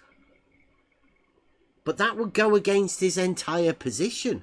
So I'd say Nathan Oakley's left himself in a really bad position with that clip. Somebody should clip it. Send it to Nathan Oakley. Say, what's this, Nathan? Do you think you really think globe versus flat is a false dichotomy? Because what have you been doing for 10 years? Flat Earth debate. You've learnt it's a false dichotomy. Is that because you've been looking at Bev's arguments made on the level? Because we've been telling you for years. The real globe, telling you, that's where it's at. Not the dogmatic globe, and not flat Earth. Both easily falsifiable. You can't falsify anything in reality, though. Would be a violation of natural law. So you're going to completely ignore everything I put to you in the pre-show then? And previously, when we discussed this last time. You're going to ignore all that in favour of putting up a false dichotomy, claiming it's modus tollens. You're just going to ignore everything I've put to you in regards to second law of thermodynamics violation sky vacuums. Because I heard your rebuttal. You don't agree. That was your rebuttal. It was also, a justification for calling it me taking the argument off the rails when you repositioned all of your photos from space arguments without in any way steelmanning the rebuttal or even mentioning it. Just said that I'd taken the argument off the rails. Now you've had it reiterated that I didn't take anything off the rails. I defeated your argument. Don't worry if you don't understand what Nathan Oakley's talking about. he's talking nonsense to a person about something that those two people would only know about. You're not meant to understand any of this. This is only meant to confuse his opponent, not the audience, even though the audience probably is totally confused. Or the sycophant way to look at it is that Nathan Oakley's crushing him, when he's not really. He's just saying nonsense. Mobius says, as if he's interjecting the word dichotomy to influence people's understanding of the word, repeating it over and over till people believe it. Yeah, he's been doing it for years, over different things, right? He did tangent ages ago, and this dichotomy is the one now that, you know, because I think they understand that this logical conversation is ultra triggering within this arena. So you're never going to be able to actually have that logical discussion anywhere else other than in this Discord server. So if you can't have that discussion, then what you do is you have Nathan Oakley misrepresenting all of these words, just talking nonsense, and they just ban everybody that questions it or points it out. So Nathan Oakley carries on being able to teach flat earthers complete and utter nonsense. And then that way people can point at the flat earthers and say, oh, look how ridiculous they are. I think it's a setup. I think Nathan Oakley's Flat Earth Society. Or they've just allowed people with exploded minds into these positions. And then you just sort of feed them a bit and let them think that they're geniuses. They think they've got all of the arguments. Nathan Oakley thinks he's got rid of belief. And now all he's found out is a knowing. But his knowing is that it's a false dichotomy, it seems. It's hard to tell. With the second law of thermodynamics.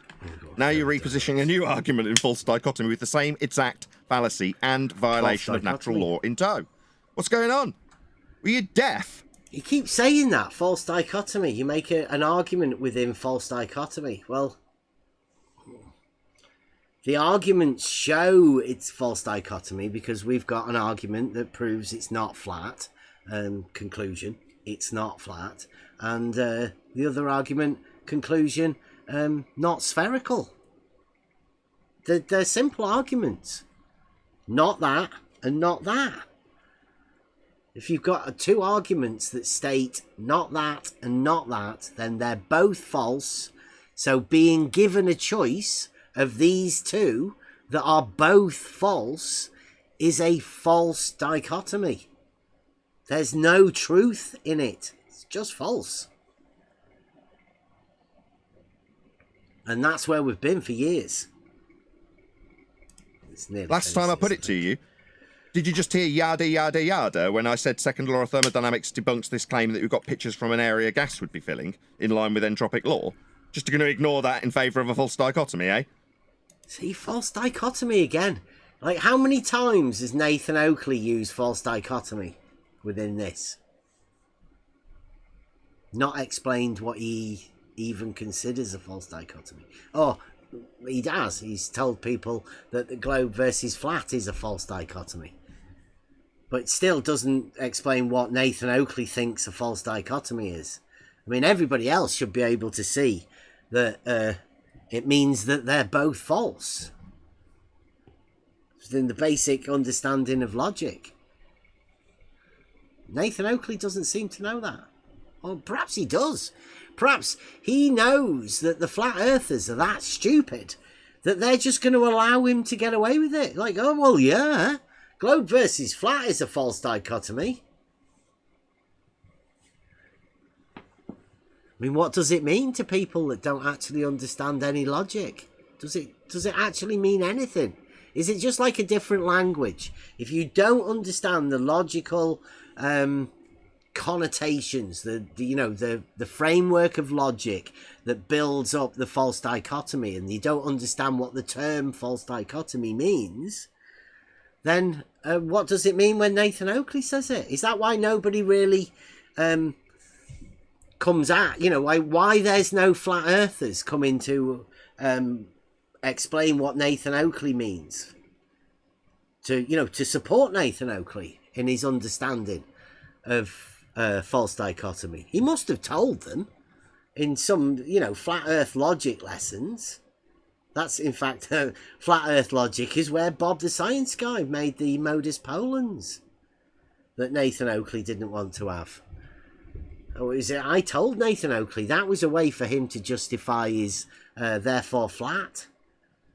He could use the false dichotomy to rebut the modus tollens that Bob brought, and then he could say, therefore, 'tis flat. He would have been able to do that with a straight line. He didn't want it. Rachie, I don't think you're equipped to do geometry, Rachie, but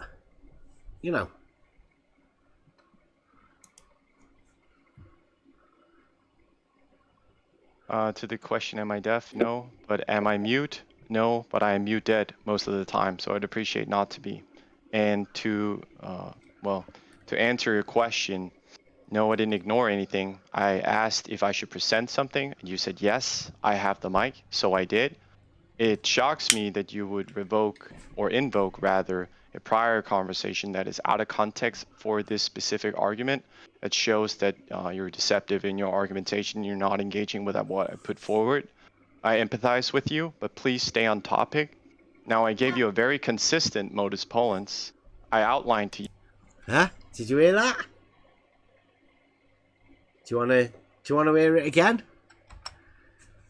Argumentation, you're not engaging with what I put forward. I empathize with you, but please stay on topic. Now, I gave you a very consistent modus tollens. I outlined modus tollens with an L, right? Modus tollens. Nathan Oakley. Do you reckon Nathan Oakley's going to spot that? Do you reckon he knows enough about the argumentative form? Modus tollens, modus ponens.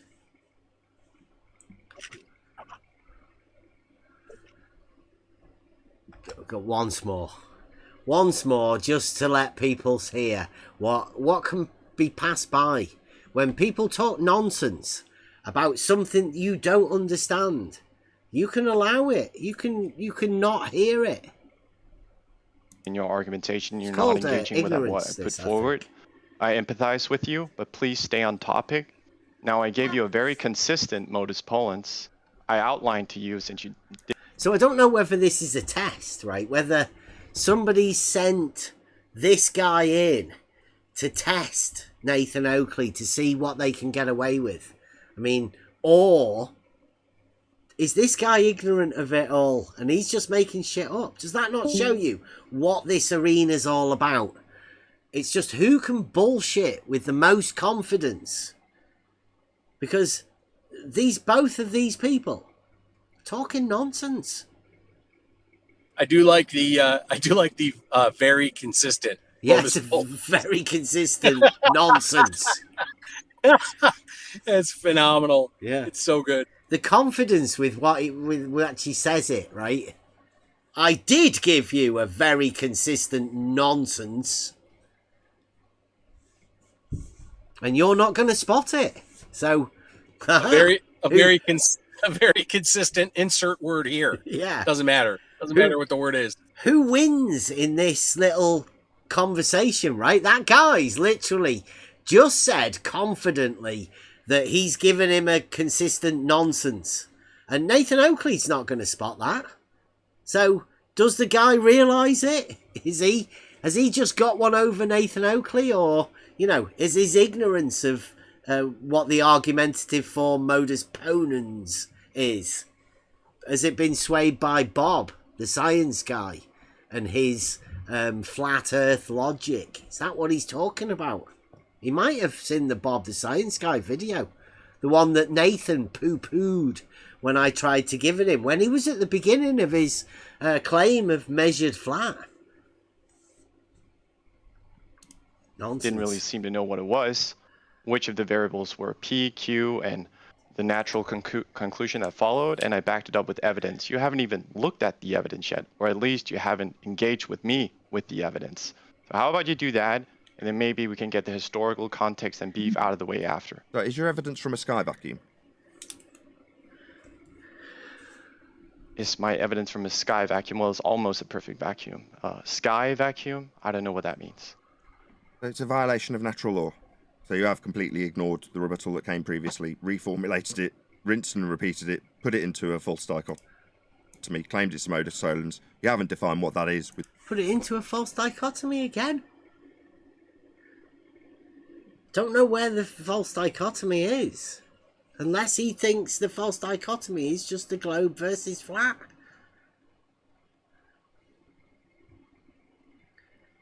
Nathan Oakley, you guys are talking about auto levels and theodolites like you know what they fucking are, like you've used them. You guys haven't got a fucking clue. Yeah, we've got Nathan Oakley talking about a false dichotomy. He knows it's a false dichotomy. This should be fucking news for everybody. The main flat earther that considers himself the tip of the spear is literally telling you it's not flat. It's part of a false dichotomy. It can be proved false. Nobody bothers. Don't worry about it. Just talk about curves. Pretend you know what you're talking about with arguments with theodolites and levels and shit.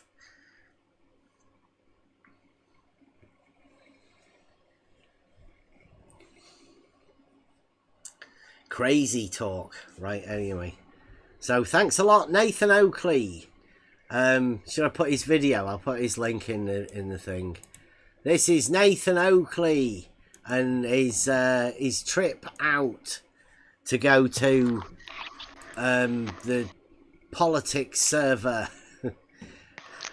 He goes there every Friday. He's a guest. Yeah, don't forget to go over there and say that Bev Try Thinking sent you. Yeah, yes. And get algorithmic love going because you're all censored by YouTube, and maybe he'll be kind enough to do the same back. Yeah, I see, because I can't post to Nathan Oakley. I can't post in his Discord. I can't post on his YouTube. So I can't do it. So you guys are going to have to go out there and let Nathan Oakley know that in this video, he talks about globe versus flat being a false dichotomy.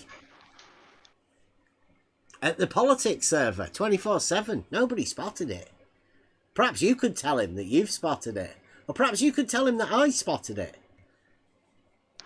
That'd be good.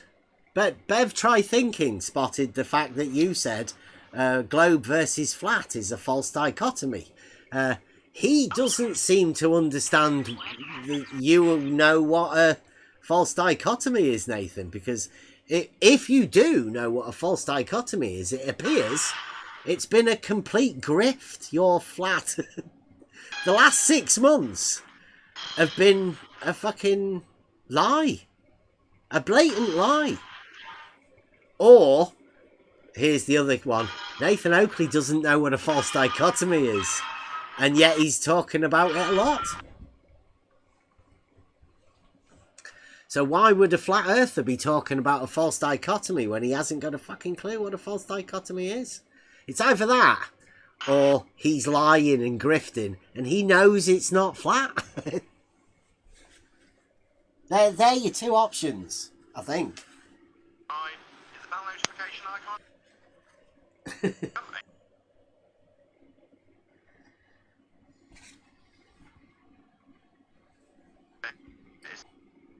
It's really weird, isn't it?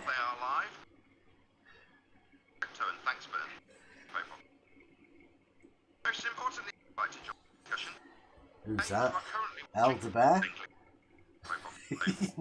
Yep. I think Elder Bear's got a hot mic. Yeah, we can hear Nathan. I just sending Bev Try Thinking sent me. I was just sending him a message.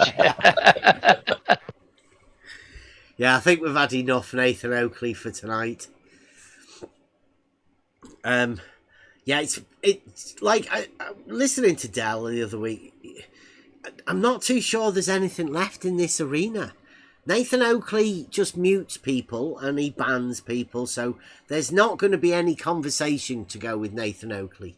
He's too easily triggered, and like he said, he doesn't understand what logic is. He doesn't understand what a false dichotomy is. He's Modus tollens that he's been promoting for years and still promotes to this day. Thinks he gets rid of the edge of a sphere. Eliminate the edge of a sphere by fallacious Modus tollens that QE gave him. Ridiculous. And Negator's talking to Paige in the chat about something completely fucking different. I haven't got a clue. They must be hearing something else, like, or not listening. Yeah, we were hoping Negator.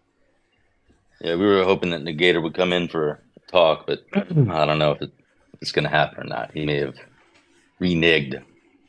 I don't know.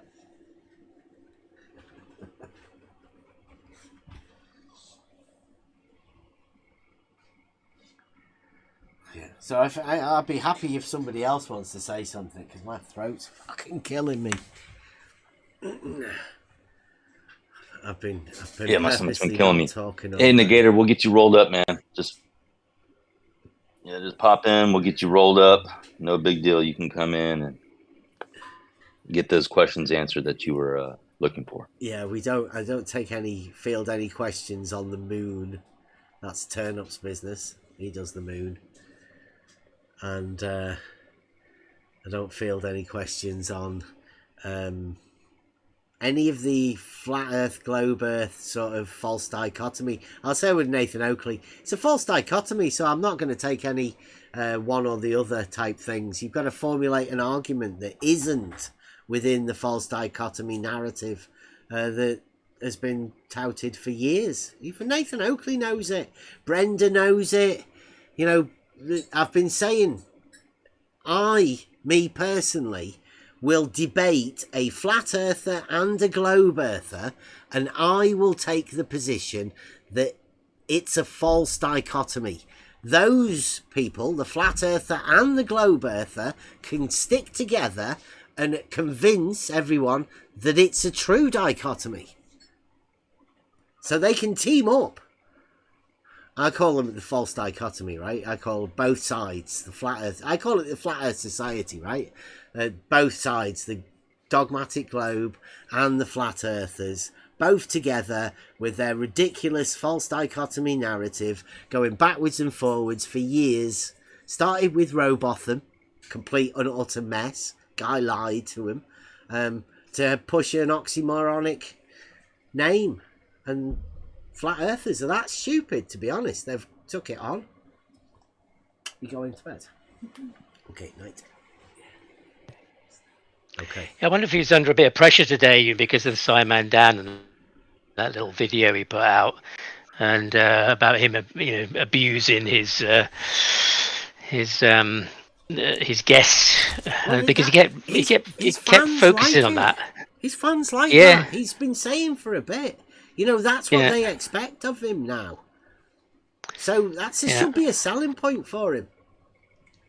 There's no such thing as bad publicity, right? If Nathan Oakley should have made a big deal out of it. His numbers should have gone up today, if anything. Yeah. Yeah, I mean, he usually his modus operandi has been to kick people out pretty quickly. So I was surprised that he engaged with people, a bit longer today, and kept saying that he was a guest there and he has no power to mute anybody, and which is total rubbish, because they're all his henchmen that he commands, kick him out, mute this guy. So he sends out his demands, and they just fall in line. And so it was an interesting day. He just stretched it out. But he seemed to be doing everything he can not to really engage in any debate about anything. He just wants to find the quickest out possible, usually, as soon as he can get them to a vacuum or anything that he can relate a flat Earth to an elevation angle, something, and yeah, I mean, it's not the Earth that's measured, that's for sure. It's like what Rachel's talking about, talking about a curve, and how can a curve, a curve be no point higher or lower than the other, and a curve fulfill in that, which is totally ridiculous. You're going to need something to measure it from in order to work out whether there's a curve or not. Yeah, it's all straight line. All measurements are always straight line measurements, though. That's the thing, right? Was one of I think I saw one of your questions was how do you measure a curve? Yeah, but that's a great question. That it's more of a philosophical question, but it's not, is it? It's a no. It's a reality one, but it takes a little bit more thought. Because the only conclusion is that all of the actual measurements are straight lines. Yeah, and as the Earth isn't flat, then, well, where is this measurement of it not being flat? It's a horizontal reference can be established on the side of a hill, can't it? You can establish a horizontal reference and transfer it from position to position. So I can't quite get that. You can't get a horizontal on a curve on a globe. Well, if you look in a 2D representation on GeoGebra, then that's a bit like zooming out and being a flea on a golf ball or something. But of course you could. I mean, we do. This is reality. We can establish a horizontal. Right here, right now, whatever's going on beneath our feet, and then you'll find out what's going on beneath your feet by establishing it, won't you? It's not conditional of the surface to be able to establish a horizontal. That's how you'll find out about the surface. One thing is not the other. The reference isn't the thing you're measuring. It's the thing you're measuring from or to. And yeah, it's it seems quite simple, really, but the Earth is measured flat. It just seems quite a ridiculous thing to keep saying, really. Yeah, you've and got to put your mind in a certain place, haven't you, to be able to consider it, right? You're on the other side, looking in to something, whereas if you're in it, you don't seem to be able to see the same picture. Like if you're deep into this thing. You need to be able to step outside of it for a bit and look at it objectively, but I don't know whether people can.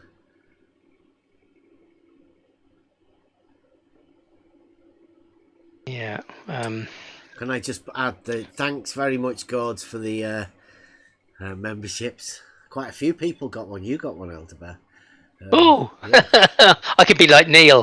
Well, great. Somebody bought me a membership at last. It looks like everybody's picking on a Paige in the chat as well, but Paige is engaging with them, and that's the sort of combative nature of this thing. I don't see what people get out of the engagement with people that are just wanting to have a combative conversation about something that they're asking people questions to try and get gotchas out of people, and that's not the way communication should go.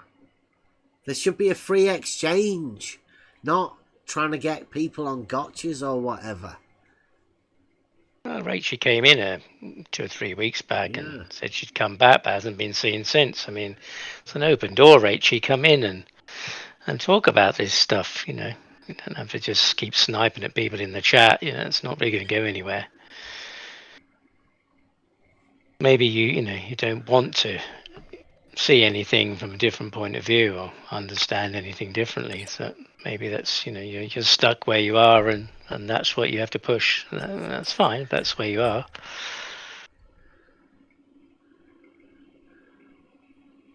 But a curve isn't horizontal. isn't level. I know you like to separate them, but they are one and the same thing.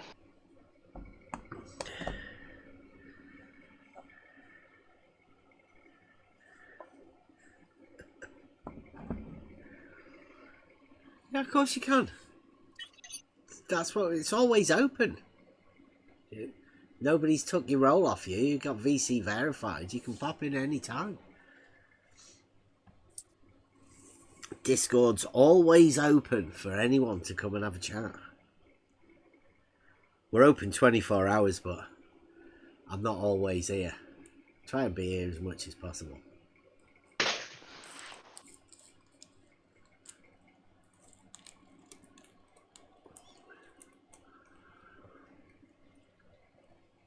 $33 people watching. There you go, J-Ro. Get that in.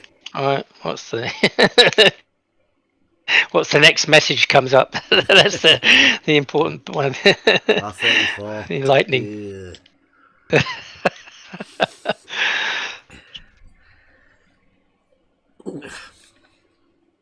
Thanks for watching, everyone. Look at that, 34 people. I can only post this on like 2 sites. One of them's Twitter, and I'm pretty sure nobody out watches that. So I dropped it in FED. The Modus tollens unexplained. Hear Nathan tell you that the globe versus flat Earth is a false dichotomy. Yeah. It does need to be explained, and like I say, I don't think that, you know, my logical understanding is that either Nathan Oakley doesn't understand what a false dichotomy is, or he's been grifting and he's lying to everyone openly now. He's that confident that flat earthers haven't got a clue what a false dichotomy is, because he's been doing these word games to push it out there that now everybody's confused about what a false dichotomy actually is, that he can openly say it to everyone. It's one or the other. Either way, it looks bad for Nathan Oakley. I don't see there's a way out, to be honest. But hey, they've banned us. They're never going to hear about it anyway. No, I did sort of speak up on QE's stream a week or so ago, and they jumped on me, called me a pervert and a liar, and Adam said he got evidence I was a pervert, but then he realised it wasn't. I wasn't lumpy, so he took it back again. But yeah, that was it straight away. That's either a liar or a pervert for asking a question. So they said they'd asked. We've answered this guy hundreds of times. Well, that's not true. And actually, they entertained people for years. The same people they've entertained for years. So it's not unknown for them to listen to the same or similar question, time after time. So I don't think that was really the issue. That I mean, if you listen to Johnny B talking on their Discord, he brings the same thing up every week, and they entertain him, and then end up muting him because he said ether. What's up, man? What's that, Brian? I'm not too sure you've got a clear connection there. I'll try it again. Robot. That's Robot Brian. Yeah. I'll drop and rejoin. Okay. Stand still as well. Stop pacing. Take some of your gold chains off, Brian, please, for the signal. Okay, they're all off. That's quick. But I do got a gold chain, man. I got a bread tie that son of a bitch to put it on, so I just got it in the emergency drawer. I bet you don't have a pennant on there. You got a pennant on that thing? No pendant. I bet it's a gold nugget. I guarantee it's a gold nugget. It better be one. A little mini gold chain. A gold chain with a little mini gold chain pendant. And it's got a pendant. Yeah, one of those big dollar medallions hanging on it. Big ass clock. I got a big ass flat Earth, sun, moon, and zodiac clock app hanging off of it. Whoa. What about you, You're Brian? being Do isolated. you think it's a false dichotomy, like Nathan Oakley? What? I caught the end of that. You say like a flat versus globe false dichotomy? Globe versus flat is a false dichotomy. Nathan Oakley, 2024. I don't know. I don't think it's a. I mean, that is the dichotomy. You think in it's my a true mind. dichotomy, dear? Well, I mean, it depends on how far we're taking it. I mean, are we talking about a perfect sphere and a perfectly smooth flat? You know, just in general. Is there whatever. Is there anything other than a sphere? Than a Yeah, perfect well, sphere? there's Are they different? Well, you got mountains on both, you know, and valleys, and then you got the oblate shit, and then you got the you know, if I'm gonna get pedantic, if I'm gonna be perfectly, if I'm gonna be perfectly honest, I'm gonna say, yeah, that's crazy because you know, but as far as everybody understands it, no, that's not a false dichotomy, flat versus globe. As far as the general meaning of both, I think that is a dichotomy. I mean, what am I missing? Well, apart from the fact that both of them can be proved false with very simple Modus tollens, right? You can just take them as a claim. The Earth is flat. The Earth is spherical. And you can falsify them easily through simple argumentation.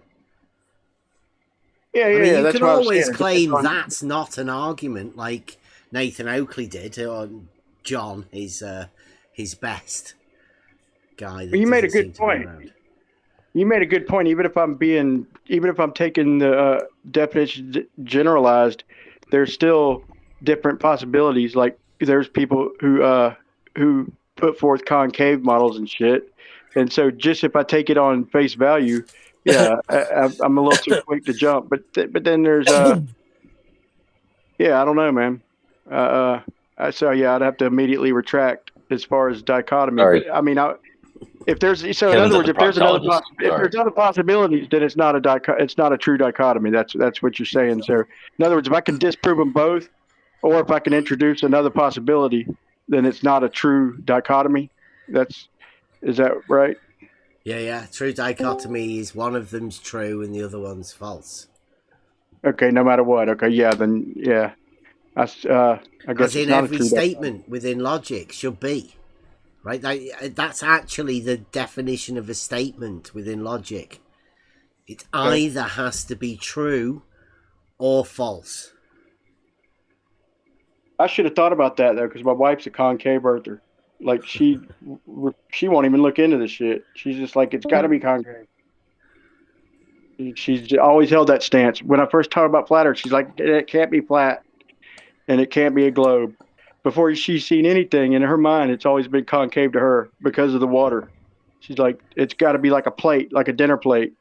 It's because otherwise the water would flow off, and it can't be a ball or the water would flow off, which I kind of appreciated. But then when I try to tell her, like, look, I mean, that still is kind of like a flat view. She's like, nope, she won't have it, dude. And she don't, hell no, that's fucking concave. It's because it's not flat, right? Everybody can see, obviously. Right? The moment you see a hill or a valley or whatever, elevation change, you can know it's not flat. Anyway, I'll be honest, Bev, I respected her view, you know, and she stood firm right out of the gate, which even had me look into this shit. I was like, what? You know, and I looked into it, and then I just started learning all kinds of things and how, you know, men ain't got shit as down pat as we might think we do, you know.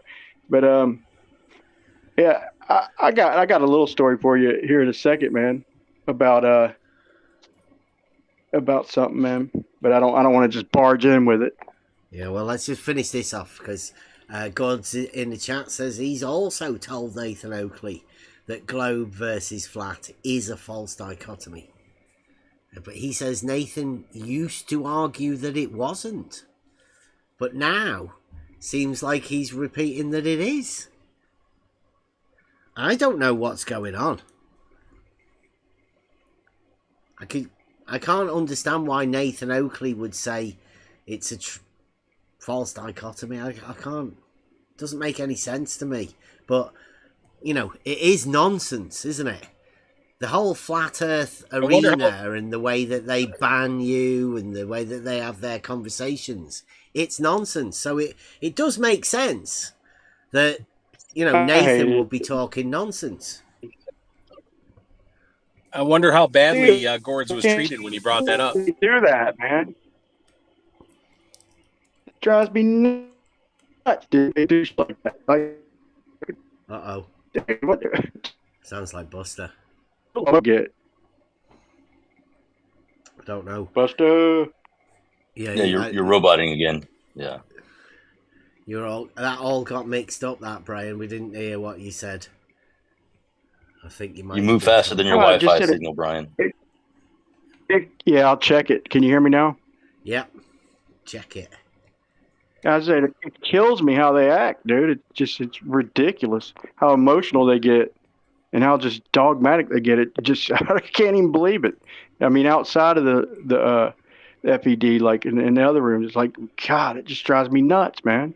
Well, what's your take on the Will Duffy? Have you had a chance to have a word with Will Duffy yet? Oh man, you ain't heard my prediction, man. Did you? Have you had a word? You heard it here him? first. No, I'm gonna though. Hopefully, yeah, good. I was gonna talk to him like on a. I was thinking about inviting him over to like Earth Awakenings. I wanted to talk to Geo first, but I want to see if I could get like 15 or 20 minutes just to talk to him and ask him a few questions, and then because you know they represent a lot of veterans who've been in this debate for a while. No giant channels or nothing like that, but a lot of medium-sized, small channels, you know, that and a lot of like I said, a lot of veterans who've been around for a while. So I'm sure he'll do it. I mean, if he's willing to go talk, I don't know. Getting him on Discord will be a hard job. He does it through Zoom, so he can record it. Yeah. Fair. Yeah, he doesn't want the big room things. That's not what he's after. So you might have a problem doing that. Just send him an email though and to get it sorted out.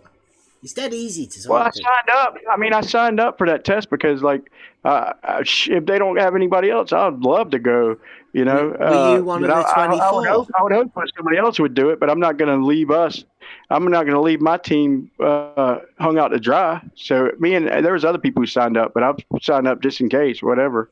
Were you one of the 24? Is there 24? Yeah, I guess 24 flat earthers and 24 globe earthers because it's. When I signed up, it was 0. When I signed up, it was 0. It was 6 to 0. But I know that we didn't have 0 because I signed up, and like 5 days later, it was still at 0. And I knew 2 other people who signed up.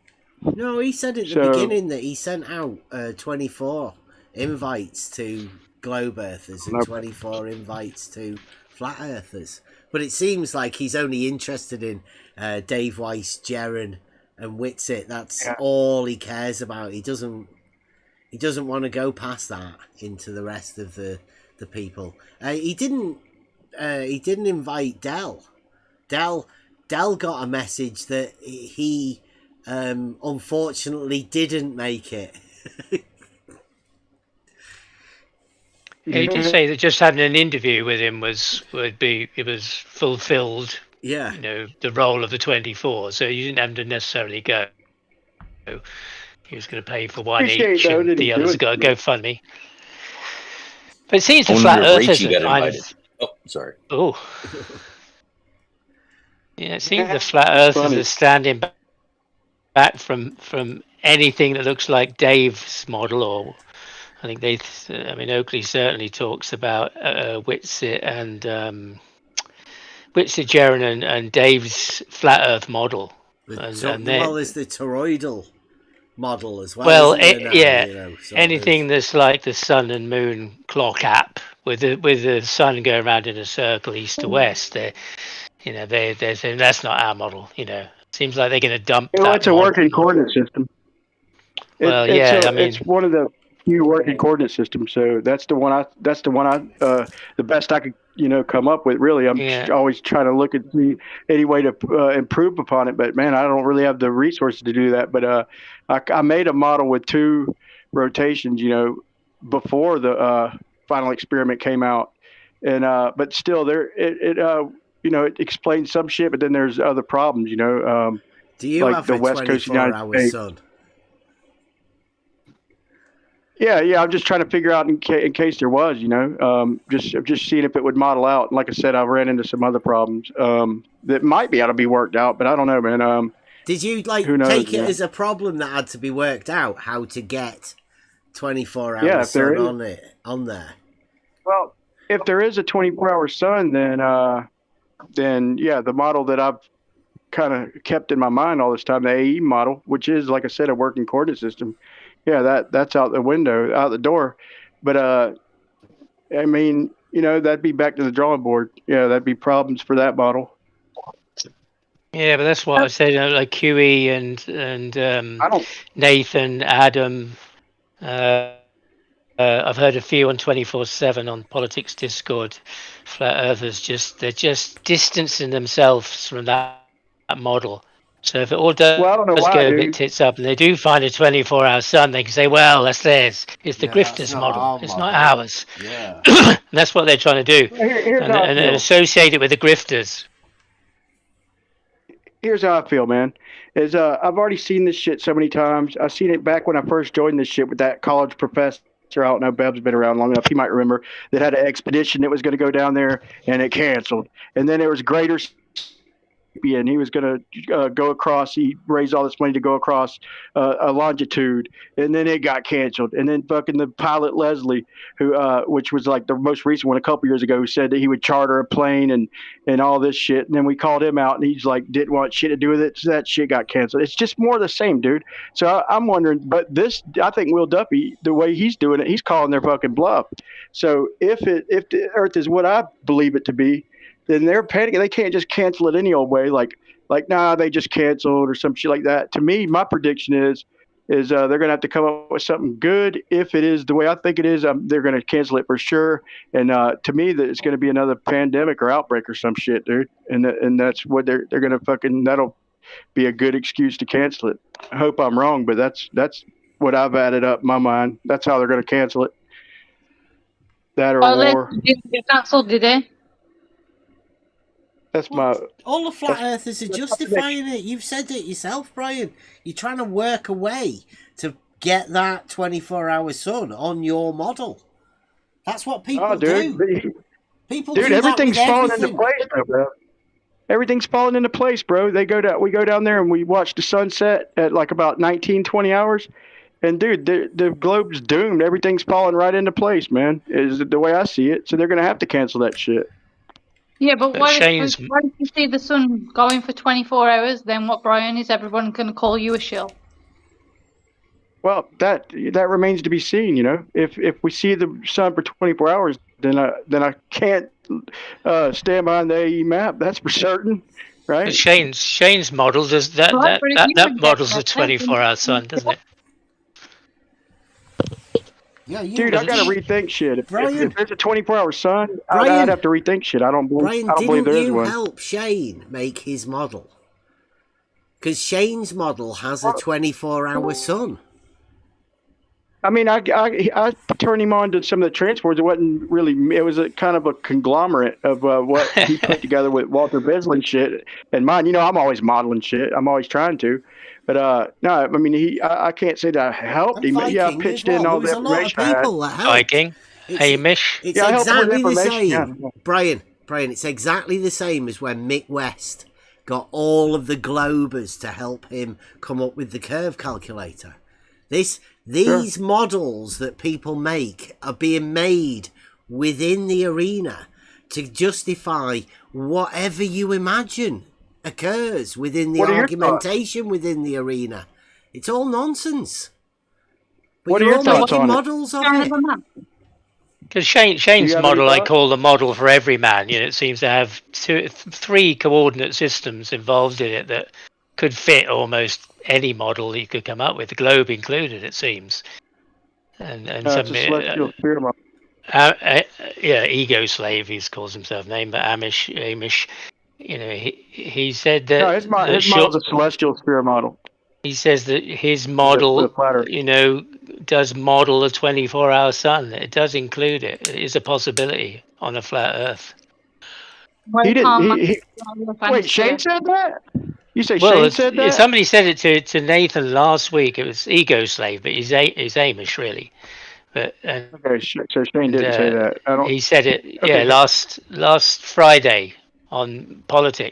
Here's my thoughts on that. My thoughts on that Nathan are this. didn't want to hear it. Okay, if I'm standing in Antarctica, right, and Australia's in front of me, big if. Okay, let's say if Australia's in front of me, and the sun is over Australia, and then the sun is behind me, then both can't be true. Australia can't be in front of me, the sun be over Australia, and be behind me. So that's problems, dude. I don't see how anybody could hold to that model and like think there's no problem there, Brian. Yeah, depends. Yeah. What are your thoughts? What are your thoughts on it, Bev?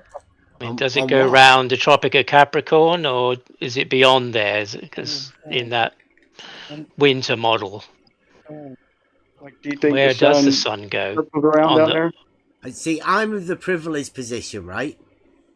I have a proof already. I know the real globe, right? I'm fine. So whatever the sun does won't affect the proof that I have already, or any of those proofs. But you don't have a proof. Pardon? You don't have a proof. Okay. Brilliant. But whatever the sun does, wherever other people go to, that doesn't have any bearing on the proofs that I do have. Yeah, it's me, Brian. What's up, Rachie? How you doing? What's up, Brian? No, not too much, man. Just I like to drop in every now and then and see what's happening, man. Pleasure to hear you here. Yeah, same, bro. Brian and Nathan are focusing on the pitch data. That's what they're after. They're not bothered about. They want the pitch data from the flights, and but the flight down to Antarctica. That's what they're demanding to prove or disprove. One thing or another. So Nathan's not fulfilled his contract or having a chat with him. And it's dead easy. I thought it would be good for Nathan to be able to have that communication one-on-one. Well, he thinks that everybody's going to come to him, and Brian hasn't even got a clue that Duffy's got a website either. He's just posted some streams and is relying on the Globers in his chat to get a message to Will Duffy that Brian's made a video. and he hasn't even got a clue yet to send him an email. It took me one message to find the email for Will Duffy, and I sent him one email and he replied. It was simple as that.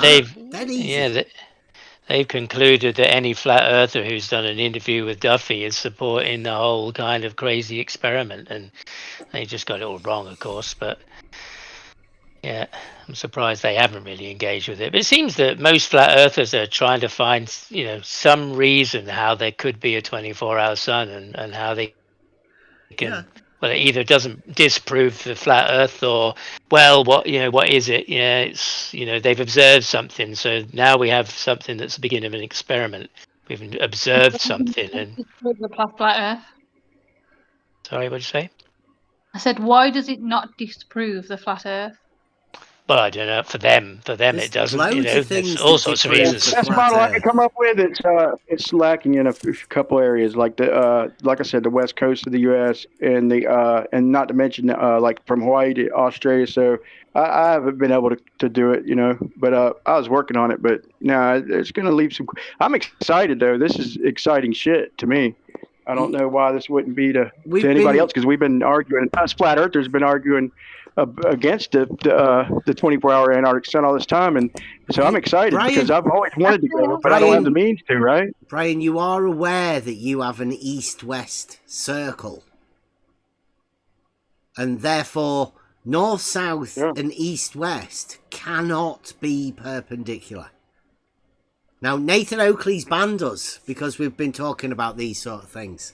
Any azimuthal bearing to the ridiculous flat earth east-west circle would be an angle to a curve.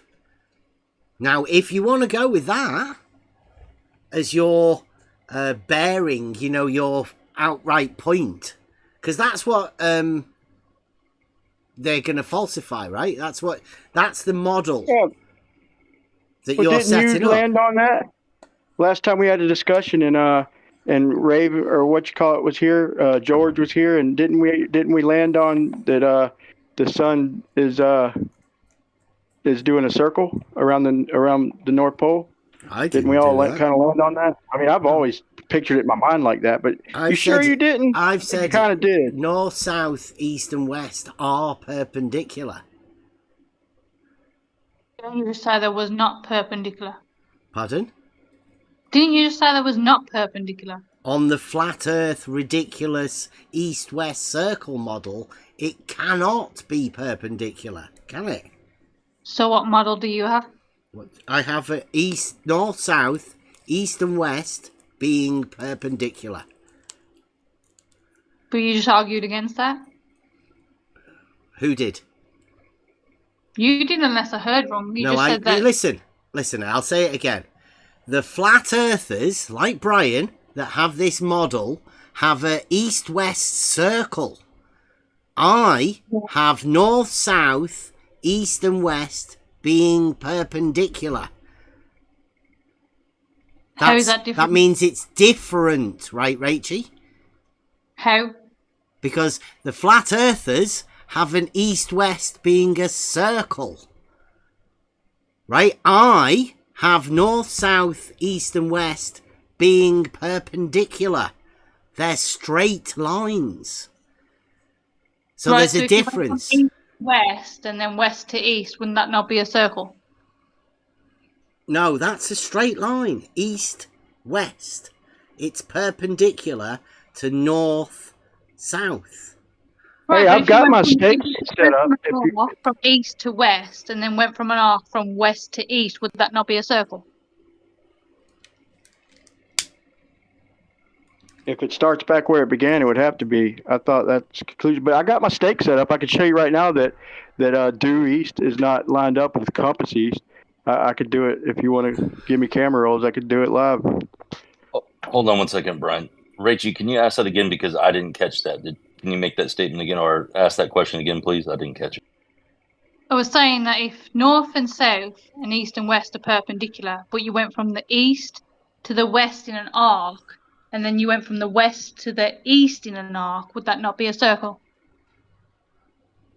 What do you mean in an arc? Like if you went from the east, yeah, and then you imagine an arc around the west. Direct west. You were travelling in a westerly direction from the east. No, in an arc from the east to the west, and then an arc from the west to the east. That would be a circle. Well, I don't know. It depends how big your arcs are. But you wouldn't be travelling direct east to west if you were going in an arc. Well, no, you would be going towards the south and then towards the west, and then from the west to the north towards the east. Rachie, do you have north, south, east and west being perpendicular? Do I have north, south, east and west being perpendicular? Yeah. Because on the globe they are, aren't they? Yeah, I do, yeah. Right, so it's not a foreign concept for you to have north, south, east and west being perpendicular. But the flat earthers have north, south and east and west not being perpendicular because one of them, these lines, is a circle. Yeah, but if they're travelling in an arc, they're still perpendicular. They're just travelling in an arc around it, like a circle. Perpendicular is the relationship of two straight lines to one another. Yeah, I understand that, but if they're going in an arc instead of the straight lines, then they're still going from east to west and west to east. But if you're going in an arc, it's not perpendicular because perpendicular is a relationship of straight lines. Well, it's still east to west would be perpendicular. It's just like if you have north to south and east to west being perpendicular, you're just going in an arc, a circle around it. Instead, they're still perpendicular, but you're just taking a circle route. And that sounds like you're trying to justify a contradiction of it being perpendicular No. and not perpendicular, but still that's being saying able that to the call it latitudes- perpendicular. It sounds That's saying the as latitudes if are not Rachel's perpendicular. trying to justify something for Brian there, really, and Brian's going to agree with that, obviously, because Rachel's trying to help Brian I'm out. gonna call it how I see it. I'm gonna call it how I see it. If the latitudes are circles, then the latitudes are not perpendicular. But that doesn't mean east to west is not perpendicular, unless you're saying east. Unless you're saying east. Brian, on the globe, Brian, the planes of the circles are the things that are perpendicular. The equator on the globe model, they're only perpendicular at the equator. No, they're not. All of them. Sir, no. What? No. Longitude and latitude are perpendicular, right? At the equator. North, south, east, and west are perpendicular, right? Due east from anywhere except the equator winds up still at the equator, just at a different angle. So 90 degree, in other words, 90 degrees from like 30 north, like about where I'm at, hits right at the coast of Africa at the equator.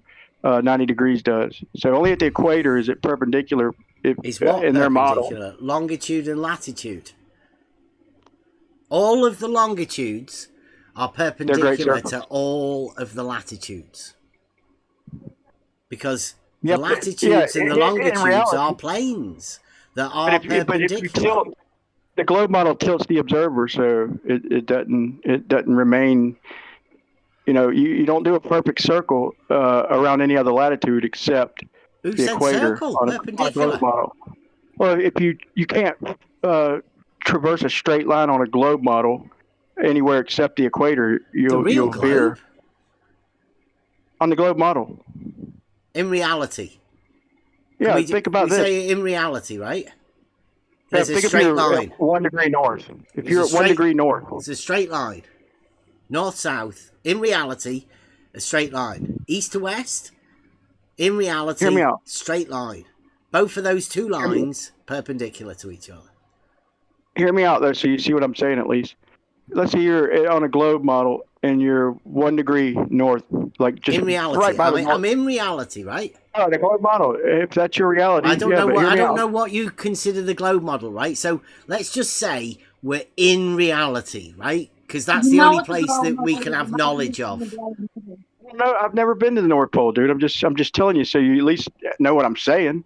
What I'm saying is, if you're just a mile away from if you're at 0.1 latitude or whatever, just right at the North Pole, is a mile in front of you, and you do a circle, you think east and west, you still think latitudes on a globe are all perpendicular when I'm doing an immediate circle around the North Pole at 1 degree latitude? Yeah, latitude and longitude perpendicular. That's my understanding.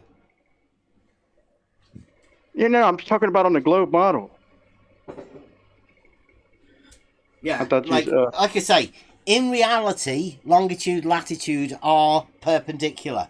If you're talking about the globe model that represents reality, then guess what? It's the same. Longitude, latitude are perpendicular. Like in reality, north, south, east, and west, they're perpendicular.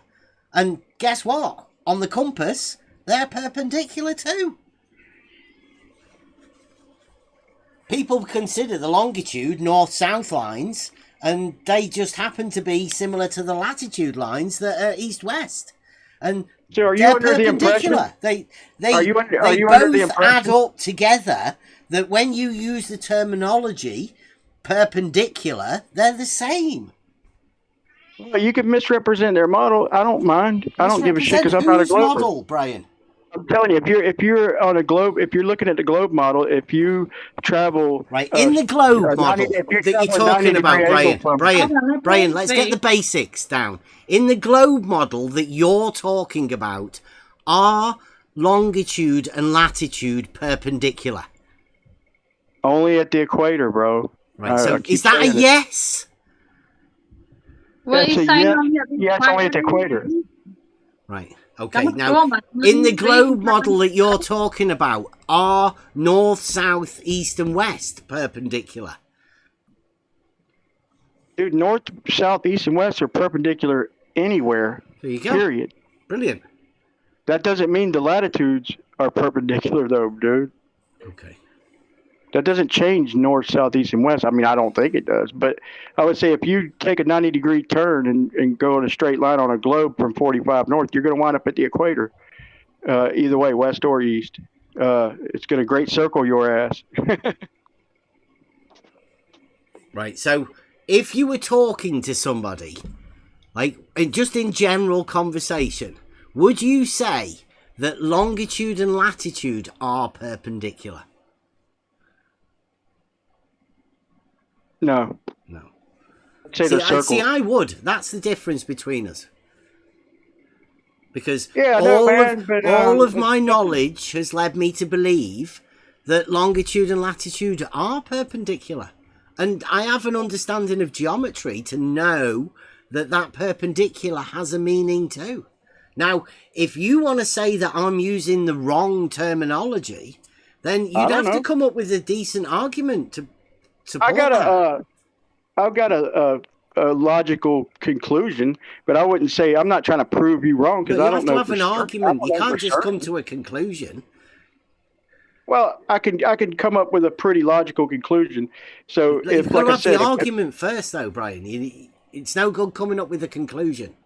Okay, here's the argument. If Jen's in Japan, you're in UK, I'm on the East Coast of the United States, and let's say Buster or whoever is on the West Coast of the United States.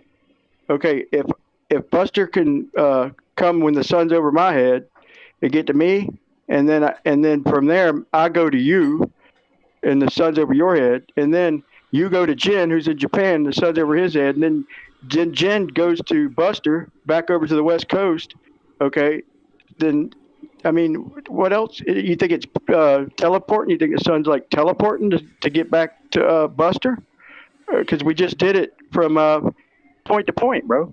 So it had to get back there somehow, unless you think the sun's not overhead. Like, do you agree that if you travel to the sun, you're going to wind up underneath it? I mean, what am I missing? Well, for me to sort of go with them being perpendicular, and then for you to say, well, it's a circle, then I would have to sort of contradict my understanding of perpendicularity, wouldn't I? That's fair enough, and you could be right. I'm not saying you're wrong. I'm just telling you how my mind thinks. I'm not for 1 second saying that I know for sure you're wrong. I think that's a pompous position to take. I'm just saying that's the way it works in my mind. But at least tell me how does it? Okay, Brian. In your mind, how does it get back to Buster? Like, how does the sun get back to Buster? We're in direct contradiction here, right? Because you think that there's a circle, and I think they're straight lines. That's a difference. You can't have it being perpendicular in one place because you've got circles. I'll give you honest opinions on what I think. I'll grant you that. I might be wrong, but I'll give you an honest opinion on how I think it works. Will you? You just give us an opinion on how you think the globe might have a position, right? Whereas they're known to be perpendicular. That's why the globe model was made, because they have a perpendicularity relationship.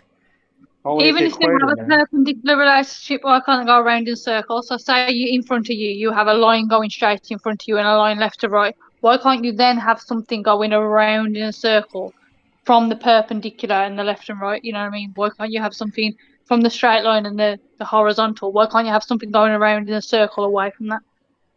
It still means that it's perpendicular, but you've still got something going around in a circular. The plane's a circle, and you can travel, in your mind in a circle on a plane. That's not necessarily in your mind. You can do that in reality. You could have a line going straight ahead of you and a line going left to right of you, and you can still do a circle around that. It doesn't mean that the things are no longer perpendicular. Yeah, you think you could travel east and end up where you started? Yeah, why not? Well, it sounds like a contradiction to me. East would be a direction. That direction couldn't be where I already am, because I wouldn't need to move anywhere. I'd already be there. But no, you wouldn't, because you're travelling east. So if you did that in a circle, you could end up at the same location. Why not? Well, why would I have needed to go anywhere? Well, you don't need to go I anywhere. end up but where you I could. already am. It just doesn't make any sense to me. Like I say, there are contradictory things that I can't put that in my mind and justify it because it sounds like a nonsense. Yeah, but just because you can't imagine, though, you can't, Well, a straight line to me is a straight line. You can't put that on a curve and imagine it's still straight. But Okay, I know people that can north do. to south- So if you travelled from north to south, but then ended up back north, then what would you think? Wait, you think the sun goes straight? Do you think the sun goes straight, Bev? Do I think the sun goes straight? I don't think anything about the sun. That's a great question, actually, Brian. Yeah, I mean, that's you don't understand what we're saying. Apparently, I mean, maybe you do. It's just a light in the sky. Maybe I'm not explaining it I got right. a question for Brian. Maybe I'm not explaining it right. I got a Go ahead. question for Brian. How would you verify that the sun isn't? I'm saying that it isn't traveling straight line. Like I said, I would have a hard time, like with what I just described, with starting off in California, and then with the sun overhead in Southern California, and then going to South Florida, and the sun be overhead, and then just let's say go south to the UK, and then it still be overhead, and then going to Japan where Jen's at, and it being overhead, and then Jen going back to California overhead. I guess it could just start back over. I mean, that doesn't. Hold on. What you just did wasn't a straight line. So how come you get to not go in a straight line, but if it's a straight sun has? line, if it's not circling around on itself somehow, then it would have to start over somehow or teleport somehow. Which I'm up for any ideas. But what do you think? Well, teleport is a word used in science fiction movies. So I don't think the sun does that. But you know what I meant by like if it just starts back over. I mean, like I'm up for any ideas, man. That's why I like this conversation, man.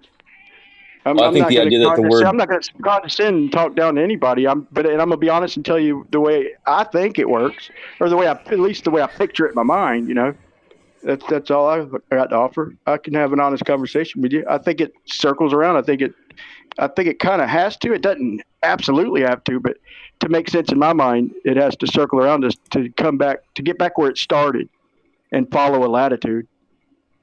Well, I mean, there's nothing wrong with being inquisitive, but what is the importance of knowing the path, if you will, of the sun?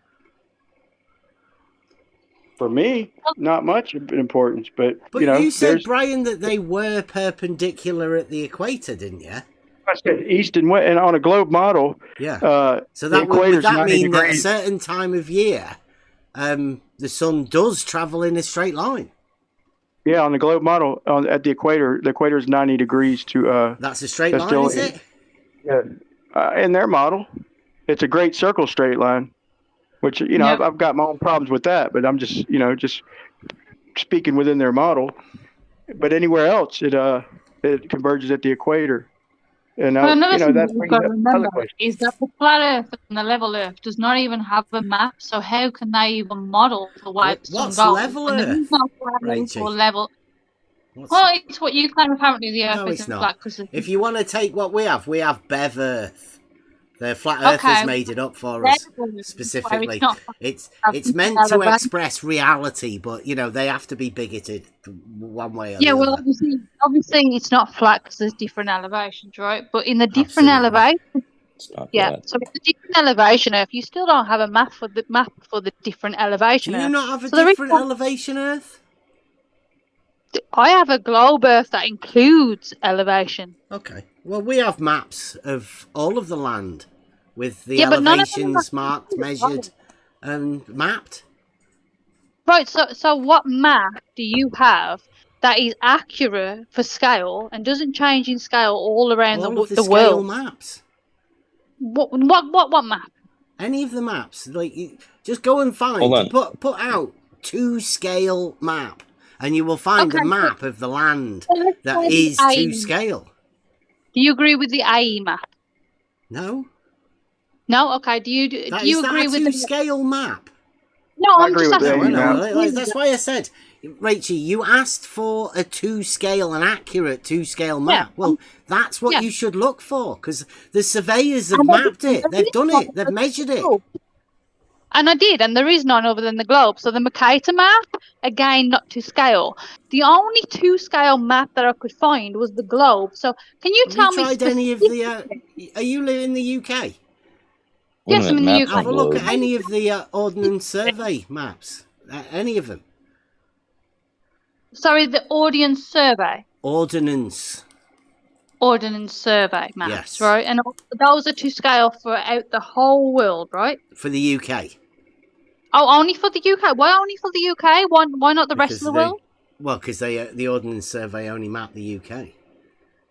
Well, they probably mapped India and probably helped map most of America as well, in the past. No surveys cross water. Not even in Hawaii. They have their own surveys for each island. Yeah, the maps are of the land, right? They call the water ones charts because they're not maps. But the thing is, we have flight plans, right? And flight plans know what the world looks like, and we cannot map flight plans on any supposedly flat Earth. Only on the globe. Are you not? How good are your cartography skills? If you can't, Bev. Because that might be your problem, right? If you've never been trained in cartography, then I would imagine you struggling to make maps of anything. Yeah, well, geodesic surveyors say it's a globe, but if you can please flight plan and show me flight plans all around the world and the map that matches that, please do. Rachel, you're not aware of this. Or geodetic? The USGS. Right? Very good. How is a flight plan anything other than a flight plan? Well, the flight plan is flights fly around the world, right? Do we agree that airplanes go around the world or not? Well, their radar, all the radar uses the AE map because for the direction. Airplanes fly around the world. Yes or no? Airplanes hold people and they fly them from one place to another. Yes. Right. Yes, and long distances, right? Usually. Yeah. Right. Usually. Yeah, they normally have to have stopovers if it's too long. Because the test flights they do test flights sometimes when they're at the mechanic, but yes, usually long flights. Okay, so over long distances, what map do we have that represents level Earth or flat Earth or whatever you want to call it? In the UK, Rachel, I'll tell you again, we have Ordnance Survey maps. They'll be very accessible for you to attempt to look at. Not just the UK, Bev, long distances. So let's say from the UK to Australia. There isn't any maps that cross water, Rachel. They're just for the land. That's what maps are for. Like we said after, the water are called charts. Right, but they have flight plans, right? That go from one place. Aeroplanes. Look, Rachel. The mapped land is done by surveying, and the charts for the water are for boats. Why do you go to aeroplanes? Because airplanes fly over water, Bev, do they not? They fly over land as well. Do they fly over water? Yes, aeroplanes fly over whatever's underneath them. And they don't care what's under them. Yeah. And over water, yes? They fly over land and water, correct? Yeah, because they're in the air. Yes, correct. Okay. So what flight plans and what map do you have that matches flight plans that fly over land and why over would water, I need to have that? over long distance? Rachel, why would I need to do that? Or are you talking to somebody else? Hold on, Brian. Brian, hold on. No, I'm just saying that there is no accurate flat Earth or level Earth map or whatever you want to call it, different elevation Earth map. The Ordnance Survey maps of the UK are accurate. They are to scale. Okay, they are easily accessible for you, Rachel, to look at. And is that UK to Africa and UK to Australia? No, it's just the UK. Okay, so what maps goes from the UK to Africa and UK to Rachel, Australia? you asked for an accurate scale map. Of the world, yes. No, I can only say the UK because that's all I'm experienced in. I've never been around the world. I've never charted it. I've never mapped it. I've never had the experience of doing that. I have had the experience of knowing how they measure, plot, and put cartography together to make maps in the UK. And that's fine. So what do you think about geodesic surveyors who say that the Earth's a globe? What do you think about those? Who? Geodesic surveyors. Go on, what was the question that you asked? Tis globe? And they went, yes, tis globe. No, I was asking what you think about the people who map the Earth as geodesic surveyors who say that the Earth's a globe. What do you think about those? I don't think about them at all. Because they they don't say that, Rachie. They do say it's a globe. No, they don't. So if I got a geodesic surveyor and they come to you and they said, yes, we map the Earth as a globe, what would you say? I'd say, you map the Earth. As a globe, yeah. No, you just map the Earth. No, if they come to you they and don't say, make conclusions about the thing that they do. They just do their job, Rachie. Which says that the Earth's a globe. So when they say to you, what says that the the real Earth's globe. a globe? The real globe. Yes, Rachie. We can prove that a straight line lies within a plane. We can prove that the perpendicular relationship of horizontal and vertical is within reality. That can be proved. Now, if that's what you're talking about, the real globe that surveyors will measure, they will agree with you. Yes, we can do that. That's the real globe. The real globe that I will be able to prove to you, Rachie. Yeah. If you decide to come. Yep. Okay. And you understand geometry and perspective, right? Mm-hmm. Yes. Okay. So with perspective, would you agree that if there is something at your eye level and it goes further and further away from you, that it will remain at your eye level? Do you agree with that, yes or no? Say that again.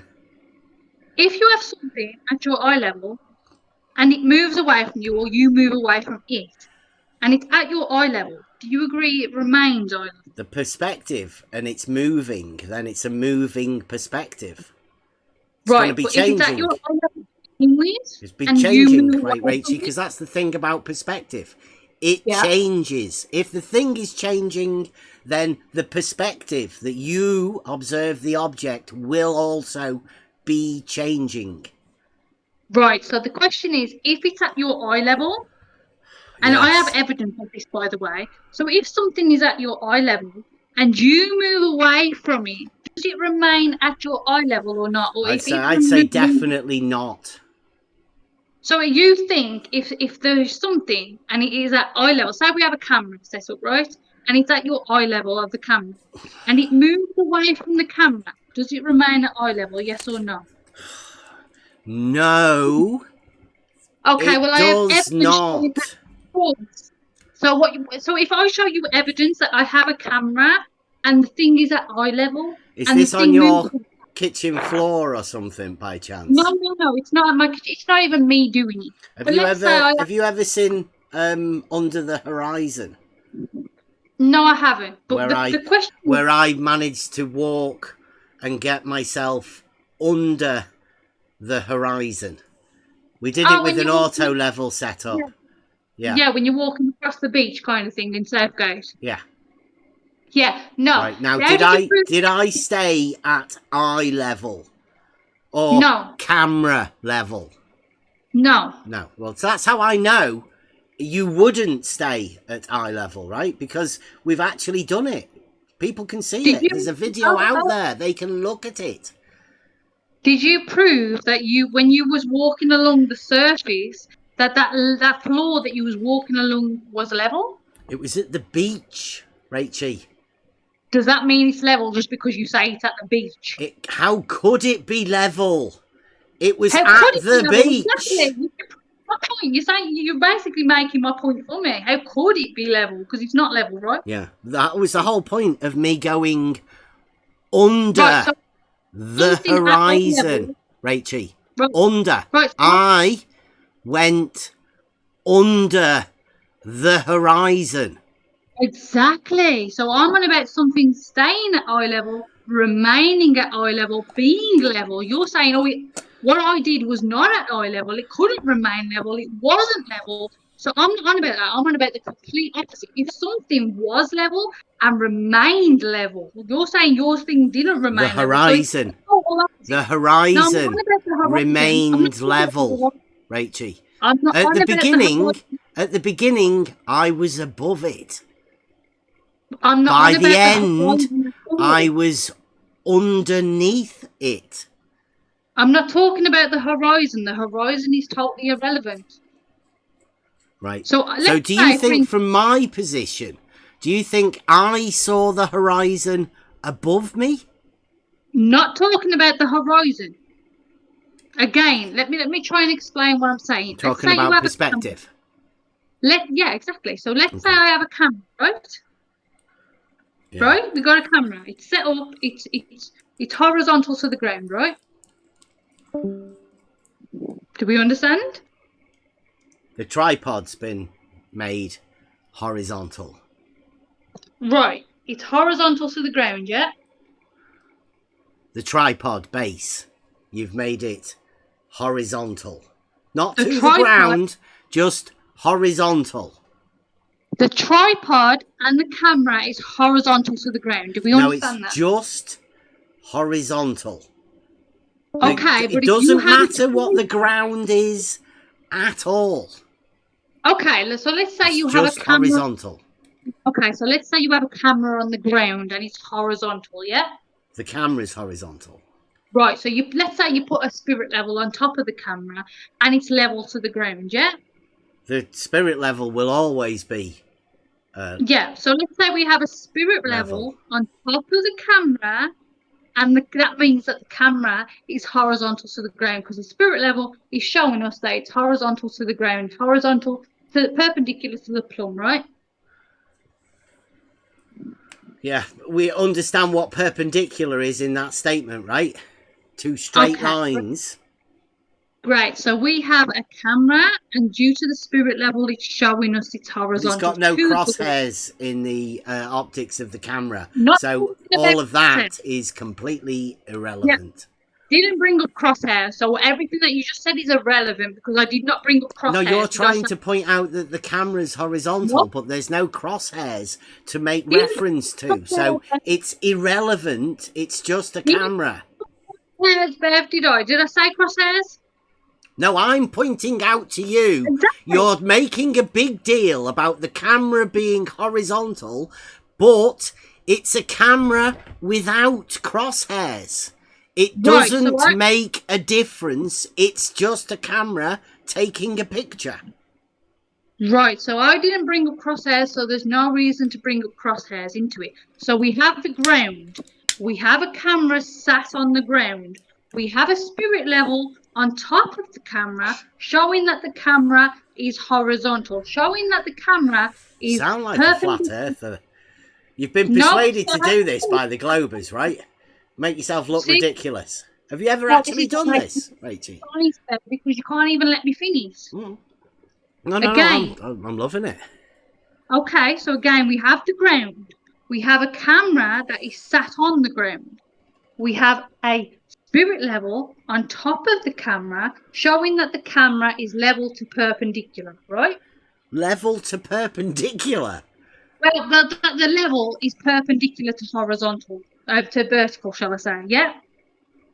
The horizontal, thanks to the spirit level, hold on, the horizontal, the spirit level shows horizontal, and that's perpendicular to vertical, right? Strap it on like like the camera array. See what I mean? This is what I mean. Just put on a level on it. Okay.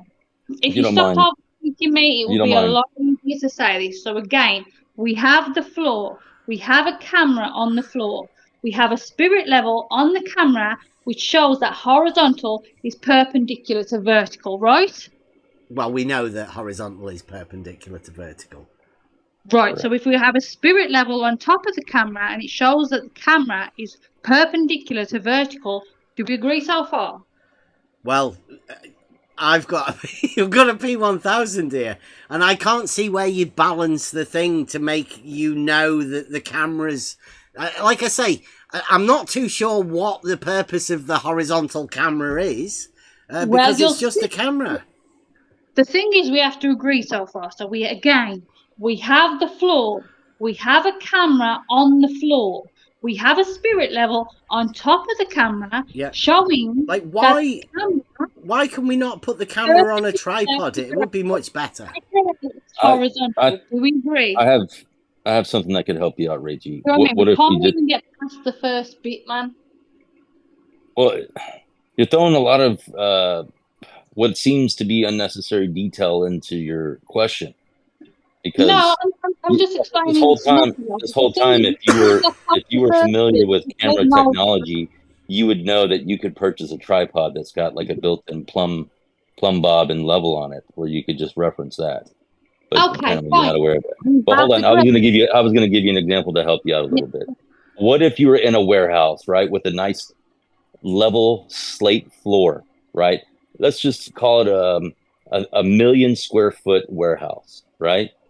And in the middle, on one side of that warehouse, there was a ruler that was perfectly plumb, straight 12 inches above the surface of the slate floor, right? Right. If you walked away from it, would it still be 12 inches off the slate floor?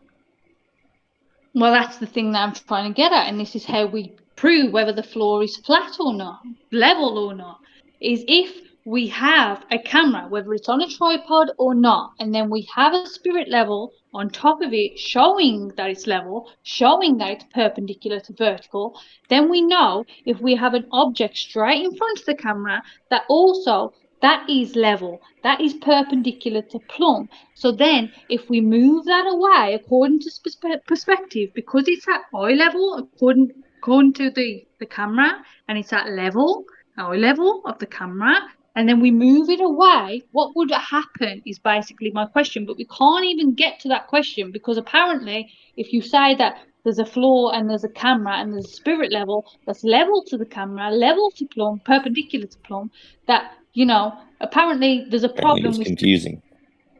How is it confusing? Because, like I said, you're adding a lot of detail to something that you like. You know what I mean? You could get cut right to the chase, like I did. You could say you have a perfectly level slate floor. Boom, done. Yeah. You're done. No, you don't even need to worry about cameras and plumb. You don't need to worry. You already know, because we've already said it, right? Perfect, because you know it, right? Yeah. So there you go. That's an example. You're throwing in cameras and plumb bobs and Jim bobs and all kinds of stuff, you know. Don't know about Jim bobs, but yeah, okay. Let's say what you say is we have a perfectly level slate floor, and it's level to the camera. You know, you don't have to say level. It's slate floor. There you go. Yeah, level. You don't have to mention flat. And the camera is horizontal to that slate floor, and something is level to that camera. It's at the eye level of the camera. If we then move that thing away from the camera, but it's remaining the same height above the floor, and it's level to the camera, does it then drop or higher in perspective, or stay the same according to perspective? Okay, look, when you put something, if you're standing next to something and you walk away from it, it's not going to look the same as it looked when you were standing next to it. Oh, really? Because I've got a thing that says completely different. That I've got a video that shows that if something is at level to the camera, eye level to the camera. Okay, I don't care what you had that something says, Rachie. I don't care. I'm sorry to be rude. I don't mean to cut you off and be rude. I apologize. But in reality, Rachie, if you take your hand and put it real close to your face, right? And then you bring your hand away from your face, does it appear to change size? Even though your hand's the same size, does it appear to do so? Hold on a second. That is angular size change. I'm not talking about the size change. Why do you have to use this language, angular size? It's your hand. And you're moving your hand away from you. No, is it the same size? To my face, is your hand the same size? Yes. Does it appear to change size? Yes, because it's away from you. Am I talking Not hard about to figure size? out. Am I Children know talking about this. size? I'm not talking about size, am I? That's a straw man. Did I say anything about size? No, I didn't, did I? That's a No, straw you man. didn't. You said angular size, but silly me. No, I said angular size based on what you're saying. So if you have a hand right in front of your face, it's going to appear bigger. If you move it away, it's going to appear smaller. That's not what I'm talking about. That's completely different. Therefore, it's a straw man. That's not what I'm talking about. Okay? So let's get on the same level, literally level. If I have something... What? Are you just used to battling, Rachel? No. Because you sound a bit like, ah! You know, No, and because... I don't know, you could just, just have a, No, quiet She's conversation on a roll. about it. She thinks that she caught me in something. She's on. Let her go. No, Let her I go. don't think I caught you in something. What I think is that you're talking about something completely different to me. That's what I'm talking about. You're talking Well, you about think you caught angular me in a size. straw man, but you're right. Now that you No. said it that way, that sounds much more Sorry, clear. I came in a bit late because I had to sell my car to a foreign man. But so I missed the beginning of it. But you've got a video of it, have you then, Rachel? Yes, I have. I've got several videos of it, and it's not to do with angular size. It's not to do with something appearing bigger in front of your face and then smaller far away. That's not what I'm talking about. What are you trying to? What's the conclusion that you're trying to get to? Exactly, that's what I'm trying to say. But it's not angular size, so ignore angular size. It's nothing to do with angular size. Can we get that? Yeah. Can we understand that? Okay. Yes, ma'am. Yes, ma'am. Let's go. Yeah. Okay. So we have something which is at eye level, yeah? Mm-hmm. Okay. And it moves away from us, and it doesn't higher or lower, right? It's at eye level. It's not a curved floor or anything. It's a flat floor. It's a level floor, right? Uh-huh. Okay. And it's not moving up or down. It's just moving across a level floor at the same height above the floor. Does it then drop lower or go higher, or does it remain the same? No, The because you same already said height? it doesn't do that. Okay, so does it We've remain the same height? shown it goes down. So you think things at eye level So drop much below eye so level? that I got under the horizon. Now, if you imagine I to keep walking, do you reckon I would go back up again? So let's get this straight. According to geometry and perspective, you think if something is at eye level, it goes below eye level if you increase distance. And you're on a level floor, right? It becomes gradually unresolvable at a certain distance. It starts to become unresolvable, and how that appears may appear like it's kind of getting smaller from the bottom up. I haven't done this with the camera, but that's are we concerned, Rachel? Are we concerned about a measurement? I'm not talking about or anything. But we do know that wouldn't have changed in reality if that floor was flat and level. Then nobody's getting shorter in reality. Then it remains at eye level, right? Are we only worried about? Are we worried about measurements or just perspective here? What are we worried about? Just perspective. So basically, we have a horizontal floor. It's horizontal, flat, whatever you want to call it. It's level. It's horizontal. It's not going up It's or why down. auto levels have a range. I've been trying to tell people this for fucking ages. Well, auto levels have a relationship of this. They don't do it over large distances because what you're claiming is not true. Not talking about that. Don't need an auto level. Don't need a theodolite. Don't need anything like that. All I'm talking about is something, that's horizontal to the floor. It's the same distance above the floor, and it remains the same distance above the floor. And the floor is a straight horizontal tangent line, right? How about you give us a distance it is from the floor instead of just saying things like it's horizontal from the floor? Give us a distance. Give us a measurement. Why don't you be a bit more precise in what you're trying to express here? So I'm trying to help you out here. There's a picture in the live chat. I think that might express what you're talking about, Rachel. Well, the thing is, I've got at least 3 examples where if something at eye level stays at eye level, right? What's height? What is the height of eye level? whatever your eye level is. So let's say your eye level. Sorry, I was looking at the live chat picture. Sorry, that's great.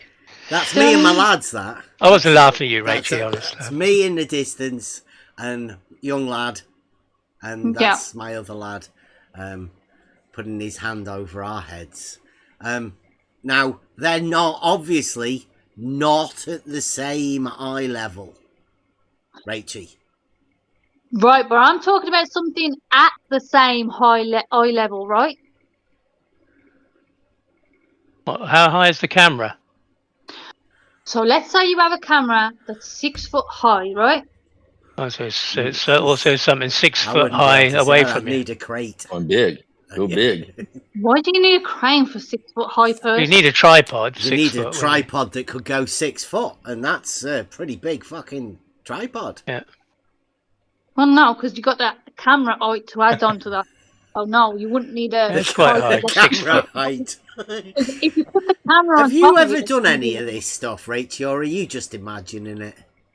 The thing is, I've actually got people who did this, right? Well, how big was their tripod? P1000s. I've got an auto level. I've got plenty of different types of tripods. I don't think any of them will get 6 foot. Right, Bev, how about if I send you the video of this person doing it, showing that they move distance away and that the eye level remains the same and that the eye level doesn't change, yeah? Right, well, do you think that would falsify the pictures that I've been putting up that show that obviously that's not true? So yeah, I do. All right, so you think there's... How do you suppose that we falsified these images then? Because they understand perspective, they did perspective. There's many videos which show. Do you not think that was out there to show exactly what happens with perspective? Because somebody lied about being able to see something over a distance. So we actually measured it. We went out there and showed people, and they're the pictures. Right, and did you show that floor is horizontal and level? That's along the shoreline. Right, but did you show of a beach? Okay. Yes, Rachie. Okay, so do you agree or not that if you have something at eye level and the floor is horizontal to that will remain? There's no such thing as horizontal to that. It's just horizontal, Rachie. I thought that was the point of having the camera with a level on it, for the camera to be horizontal. Wasn't that the point? Do you not agree that something can stay the same height above a floor? Well, yeah, an equal elevation. I believe. An equal altitude. So if something is staying the same height above a floor, why? It's nothing to do with the floor, though. The floor could be changing heights, couldn't it? Right, but if the floor was the same height throughout, and you had something at eye level, and it remains the same height above the floor, so both of them would be horizontal then. There's no need for you to relate them to each other because they're both the same. That they will remain at eye level. Level is level, yes. Right, if things stay at the same level, then they stay at the same level. Now so you're adding in perspective on top of that, which is what we went out there to show with an auto level. Like you don't need, Rachie, you don't need to make the camera level if you have an auto level. Because you can see the crosshairs. You know it's level. Okay, so use an auto level, right? That's why I wondered why you weren't using an auto level. I thought, why are you using a camera? Okay, fine. Hold on. What is your argument, Rachie? What is the argument that when... Okay, look, here's the deal. If you put something at 12... If you have a perfectly level floor, nothing's perfect, right? As level as humanly possible, right? For like warehouse industrial standards, right? Yep. And you put something 12 inches above the floor on one side of it, and then 12 inches above the floor on the other side of it. They're going to be 12 inches because you measured them locally 12 inches from the floor. Yeah. Nothing changes. Now, when you walk away from it, your eyes are going to do some silly things. and it's going to make you make things seem different than what they were when you were near them, measuring them, setting it up. It's not hard. I don't understand why you're having a hard time with that. No, I'm not having a hard time. You lot are having a hard time. That's the problem. And what I'm trying to You're say adding is, cameras with plumb bobs and all okay, sorts of things. like So I I said, think let's go with an auto you have a level, hard right? time understanding that you're having a hard time. Let's go with an auto level, right? Yeah, we've Can we got agree with an plenty of auto pictures. level? Yes. Okay. We have an auto level, okay? And we go 20 meters away from the auto level. The floor is perfectly horizontal as you can get, or whatever, right? That would And the be thing, measured by the auto level, right? With the right? rod, And right? the thing, We could measure it the same. and the thing above the floor remains the same height above the floor throughout, right? Yeah, the measuring rod. Okay, great. And it starts at the crosshairs of the auto level, right? Yeah. When it's next to the auto level, it's in the crosshairs, right? It's on the crosshairs, right? Yeah. Okay, and you move it away. Will it remain at the crosshairs? If for over 20 meters, if the floor is level, and yes, all of the measurements would be the same. Yes, over 20 meters. Okay. What about over 30 meters? Yeah, you'd be good. Okay, 40 meters. Yeah, it'd probably still be good. 50 meters. Yeah. I bet she's going to get to 60 100. meters. Let's just go to I don't 100. know. Have you ever tried this to see what would happen? Have you ever experienced it looking through an auto level at distance? Hold on a sec. So up to 50 meters we agree so far, right? Yeah, you can ask people in here, because that was the first thing I did when I got on auto level, right? This server's called On the Level because we get a camera and we put it on the level. So everyone in Discord can see what you would see through a camera. Now, we have to tell people, right, because there's two optical units doing this, you're not actually going to get a direct representation. You only do that with the eye, right? But people in here, and like as you can see, there's pictures there, they've seen what it looks like through the auto level. Now, you can blow it up. You can put it on your TV screen. You can zoom in. You don't have that ability in the field. So it's not quite the same as actual surveying, but you get an idea of the things that you can see. Whether it be better or worse, but it depends on the optics of the auto level. I particularly happen to have a fucking amazing optics. The optics within my auto level and a cell phone camera are comparable to a P1000. I just got an auto level today, just now, at around about 3 hours ago, with a 36 times zoom, and it's got a bigger aperture. Hope I haven't tried it yet. 36. Yeah, you did, Brian. Easier for shooting like a cell phone do. I just got this bitch today. I'm excited. Okay, so up to 50 meters we agree at least that it remains eye level, right? You can to the millimeter. You can see and measure to the millimeter over that. So you can be at least accurate to the millimeter over those sort of distances. Yes. Right. So they're the standards that you require, right? Right. So at 50 meters, it didn't drop or higher or do anything, right? It just remained in the crosshairs, right? Well, the crosshairs are there, right? And if you're measuring the same measurement to the millimeter over that entire distance, you can then say the ground is level because there has been no deviation.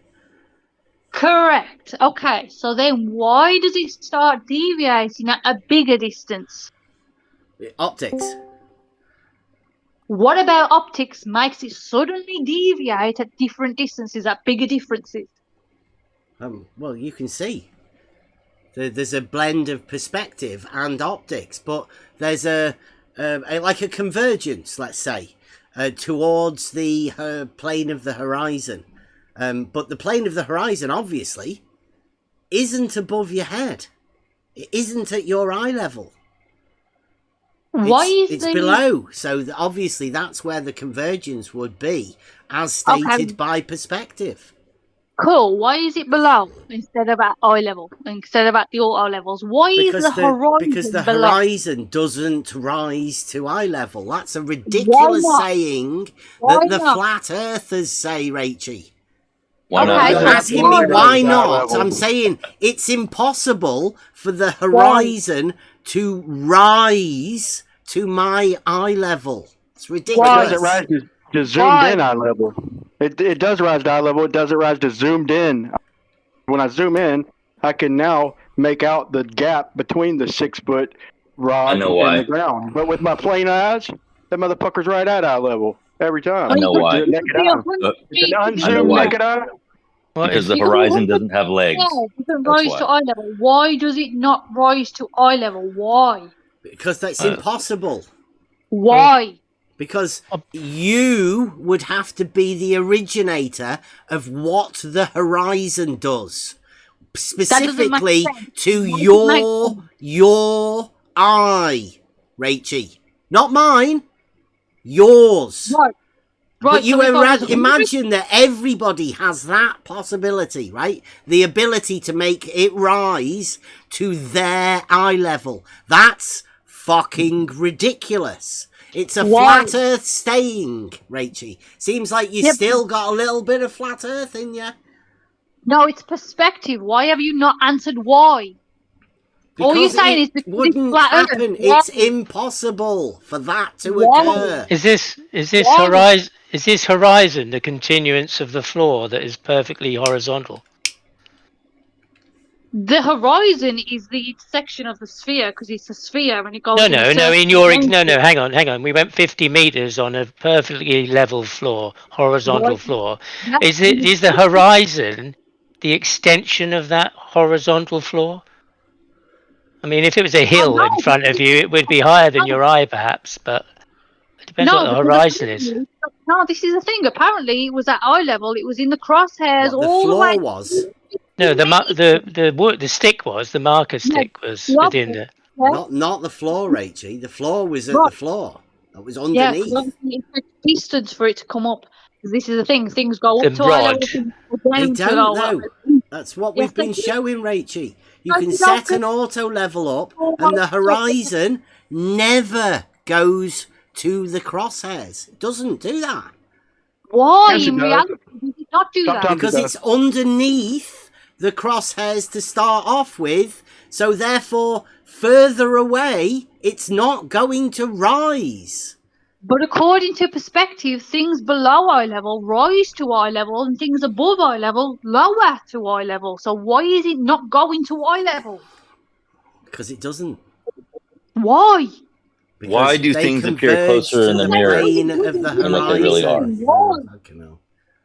Both you guys need to watch my tutorials, man, because y'all are both off just a little bit, man. Y'all both right, but you're both kind of wrong. I don't think a Brian Leakey tutorial is going to help right now. Well, think about this, dude. If I've got a 6-foot rod right in front of me, then I see a 6-foot gap between the floor, even zoomed in.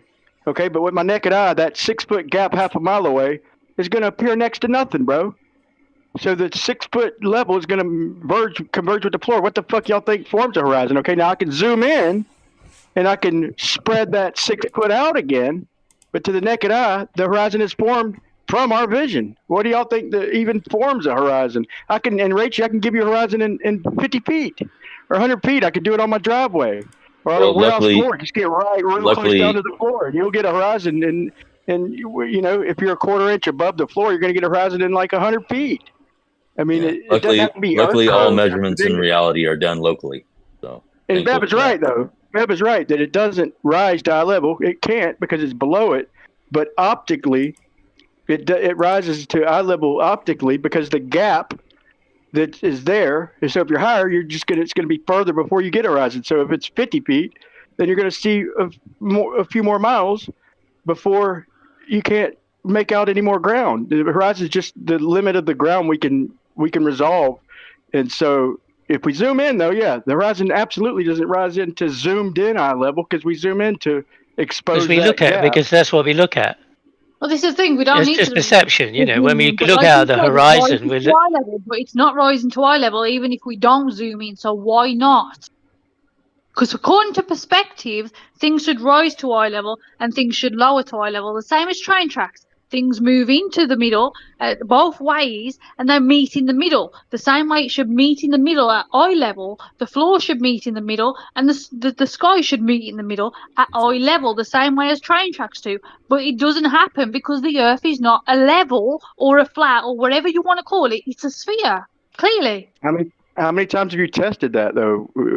Because I've posted a hostile witness showing that sometimes the horizon is a smidge above eye level, and sometimes it's a smidge below it. Sometimes it's sitting right on eye level. Because what's happening in the distance is up to the atmosphere. It ain't up to us. It's up to the conditions of the day.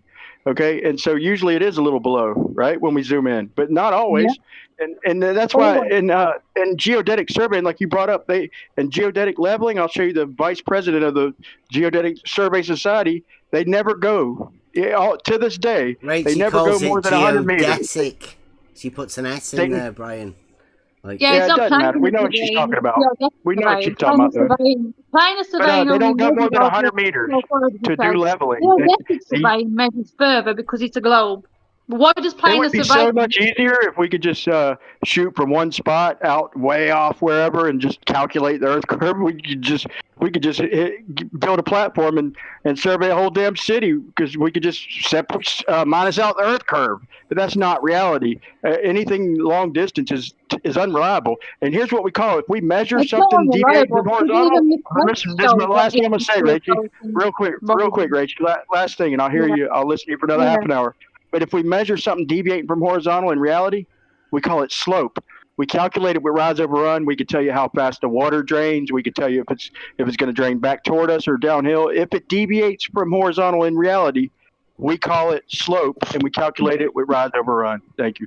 Brian, the slope doesn't match, bro. You'd have to do it though, wouldn't you? The slope doesn't match. The only thing that matches is curve with refraction. The slope doesn't match. Did you say you could calculate rivers It's the flowing? same as the 8 inches per mile squared. That's for drop, not for curve. It's completely different. So when flat earthers try to use the 8 inches per mile squared for curve, that doesn't work. It's the drop from horizontal, the drop from tangent. It's not the curve. And they try to use the 8 inches per mile squared for curve. It's not the same thing. Hence why they get different results. And as well, they're not including refraction in that either. Mm. We don't base elevations off of 1 mile shots, Rachel. Like I said, even in geodetic, they don't go more than 100 meters. Period. Mainly, they take flat, pretty much planar surveying. Meanwhile, the meter, the mile, and the inch are all three straight line measurements. Meanwhile, there's no actual map of level Earth or flat Earth or different elevation Earth or whatever you want to call it. There's no accurate map of that, whereas there is an accurate map of the globe, which actually flight plans rely on. And flight plans, they have no flat Earth or different elevation or level Earth map to actually work on, showing again that it's a globe. Maybe you need to sort of get back to the principle and establish a horizontal for yourself. I'd say tell that to the Navy, tell that to the USGS, because they use work out from there. AE map to preserve direction. Actually do something. Yeah, establishing horizontal and establishing eye level. We already know, according to perspective, things above eye level do not go below eye level, yet things do. We already know, according to refraction, aka the atmosphere, we know that things rise above eye level, aka they are lifted up. Therefore, we know that the Earth cannot be flat. The horizon. We know no, that. wait a minute. The horizon does not get lifted up to the crosshairs. It doesn't because happen. It's a globe. Because it's a globe, yes. You just said it did. Because it's curved, Bev. No, it doesn't rise. Because it's curved. Well, why are you arguing that it should? Because if it was flat, aka level or whatever. But it's not flat. Yeah, if it was level, even if it was level, like we're on the sea. It's not. level. It's not Yeah. level either, Rachie. So what is it then, Dennis? What? If it's not level, and it's Measured. not The land is Oh, I think measured. she's. Yeah. Scale maps that you can look at in the UK. So you don't think if we're on the sea, let's say we're in the middle of the sea, you don't Like, think why if we're are on you the talking sea, about the sea? Now we're on because the We're talking about measuring the land. No, that's not exactly accurately. what I'm talking about. No, I'm talking about something different. Go on, you get on a boat then. Go on. Right, so let's say you go out to sea on a boat and you get in the sea and you measure it, right? And something is at eye level. Do you think that would drop below eye level or not? What How are are you you gonna measure it? measuring? What are you measuring on a boat, Rachie? Anything you want. You can How? be in the sea. You can be on a boat, right? You can have something level to you moving across the ocean. Not on a boat, you can't. How, What- Rachie? what- This is what I mean. You're talking about stuff that's impossible to do. You've never Why even would done you it. do It's it? impossible Why? to do. Why? Can you think about Because it? you haven't You're done on a boat. How are you going You to haven't done measure? it, Rachie, that's why. How are you going to measure anything? What are you going to measure? The water? Have you not The heard level of the water? Of what? On the Not heard of water? total On a station. boat. So you're going to set up your total station on the boat, or float it on the water on a pontoon, or what are you going to do? You can't do it on a boat. The boat has tides and waves. You can't Yeah. set up the tool. You can Can't be use done. oil rigs, total stations, whatever Where? you want. You know what I mean? Where will it? All right, okay, Rachel. What you're in a boat on the ocean. Yeah. Where are you going to put your total station? Wherever you want, as long as it's in the distance.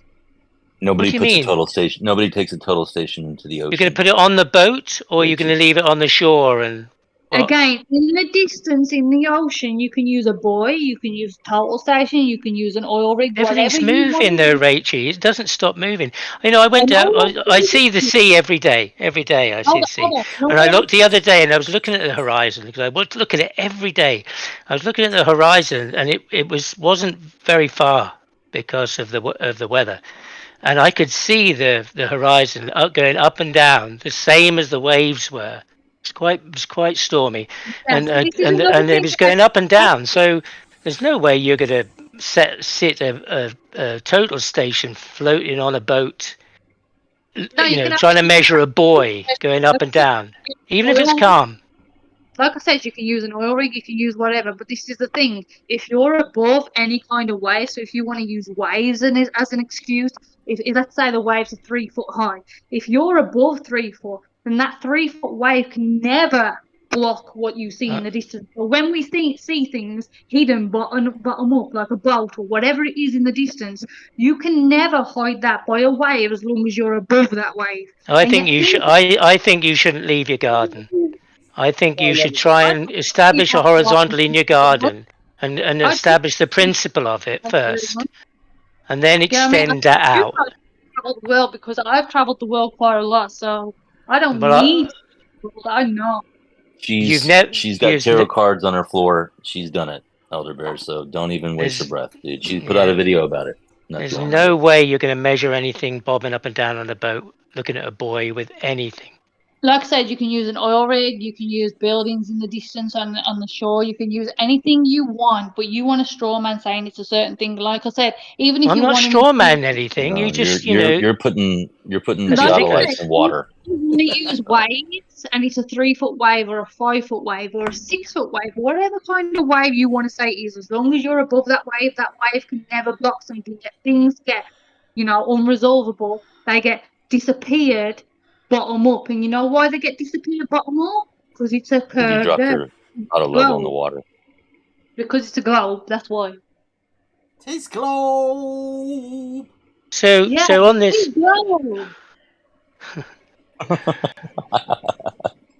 But we know that on the level floor with your 6 foot camera and your 6 foot person, that however far they are from each other, the camera's still 6 foot and the person's still 6 foot. Yeah, and we know that they will remain at that eye level. So if your camera is 6 foot and the eye level to the camera is 6 foot, and your Cameras don't have eyes, by the way. And that's 6 foot, then we know that will. You said they wouldn't.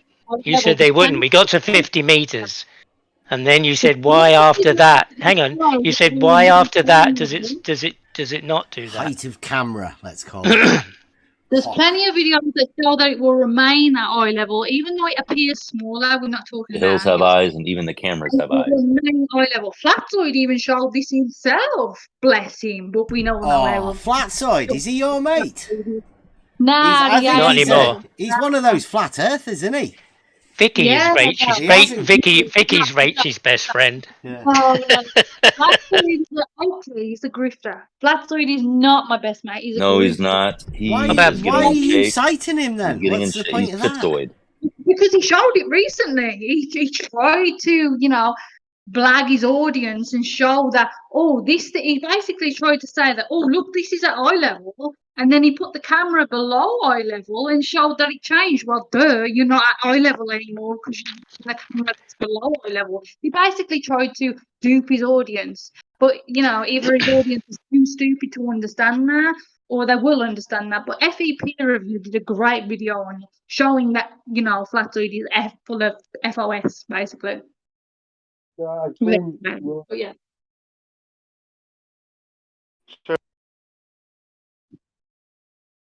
To accept Glober's measurements over certain flat earthers or whatever.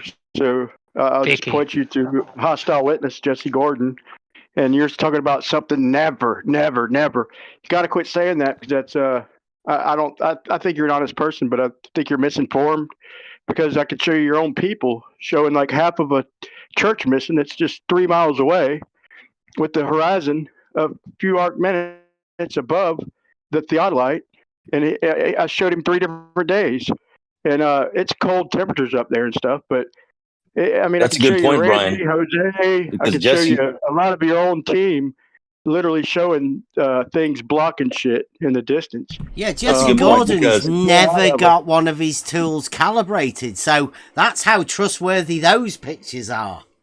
Yeah, I think Jesse buys theodolites that have been dropped in the ocean. Doesn't matter. The church is still blocked over not even quite 3 miles, so it shouldn't. Right. None of it should be blocked at that distance. Right, but Bev's saying about it not being calibrated, and Brian is saying cold distances, which means density, which means more dense, which means more refraction. So therefore, I have to see what you're on about in order to even discuss what you're on about. Yeah, fair enough. Yeah, go on. Go with the flat earth false dichotomy narrative. Don't worry about actually calibrating the tools, about the honesty of the person trying to portray the bullshit that he's coming out with. I mean, who couldn't believe in rising horizons? Just because Jesse Gordon, the guy that's never had his tools calibrated and bought all of them cheap off the fucking internet. But Bev, you're saying it's not calibrated, right? Mm-hmm. He's saying they're not calibrated. He's not going to waste $200 on a trip across town, he said, to do it. Okay. Who said that? So Jesse Gordon, yes. It's not calibrated, He's right? bought them all cheap off eBay. They're all for they're parts. broken. They're knackered. Right, they cost thousands. If somebody had one of those, cost thousands, and it just went out of calibration, they'd spend the money and have it recalibrated rather than throwing it out and selling it on eBay and buying a new one. Right, so what's being citation right now is that Bev is saying that it's not calibrated, and Brian saying Jesse Gordon isn't a surveyor and he buys his theodolites cheap off the internet and he's never had one of them calibrated. Right, and that's fine. But then you're citing You think that's fine? You think that's fine? Hold on, not only that, well, on top of that's up to you. It's really, really cold, which means more dense air, which means that more refraction is going to take place. You can imagine whatever you want. I just go with the facts. I'm not imagining anything. You're saying it's not calibrated. Fair enough. Let's say that's true. And Brian is true. Also, it is definitely true. He'll tell you it's true because he's never had one of them calibrated. Right, that's fine. Let's say that's true. And then Brian is saying that it's very, very cold, so more dense air, which means more refraction. So why are you citing an observation where one thing is not calibrated? I'm not. I'm just saying that you can't trust any of the observations because the tools are not trustworthy. The man's not trustworthy either. We're all on board with Skunk Bay, right? We do agree that if we look up in the distance and do a time lapse, shit's gonna move around. Can we at least all agree with that for now? Yeah. For fuck's sake. Yeah, I can agree with that, Brian. Yeah. Yeah, I've got footage of it. Yeah. Okay. For fuck's sake. I bet Brian's moving around But right now, it too. never moves around above the crosshairs. That's You've never seen it. ridiculous. What if it's higher? What if the horizon's higher than where you're fucking at, Bev? Huh? If You the just say horizon, something's impossible, dude. That's all y'all do is talk about shit being impossible. If the fucking horizon's higher than you're at, then it's gonna be above the fucking crosshairs. For The fuck's true sake, slow horizon. down. The true horizon. Where have you been? Where the horizon is above you? Or you're just talking about the topographical horizon, like in a valley. All you need is topography or waves or refraction. For many reasons, dude. Y'all are acting like shit's impossible. I'm listening to y'all go on and on, dude.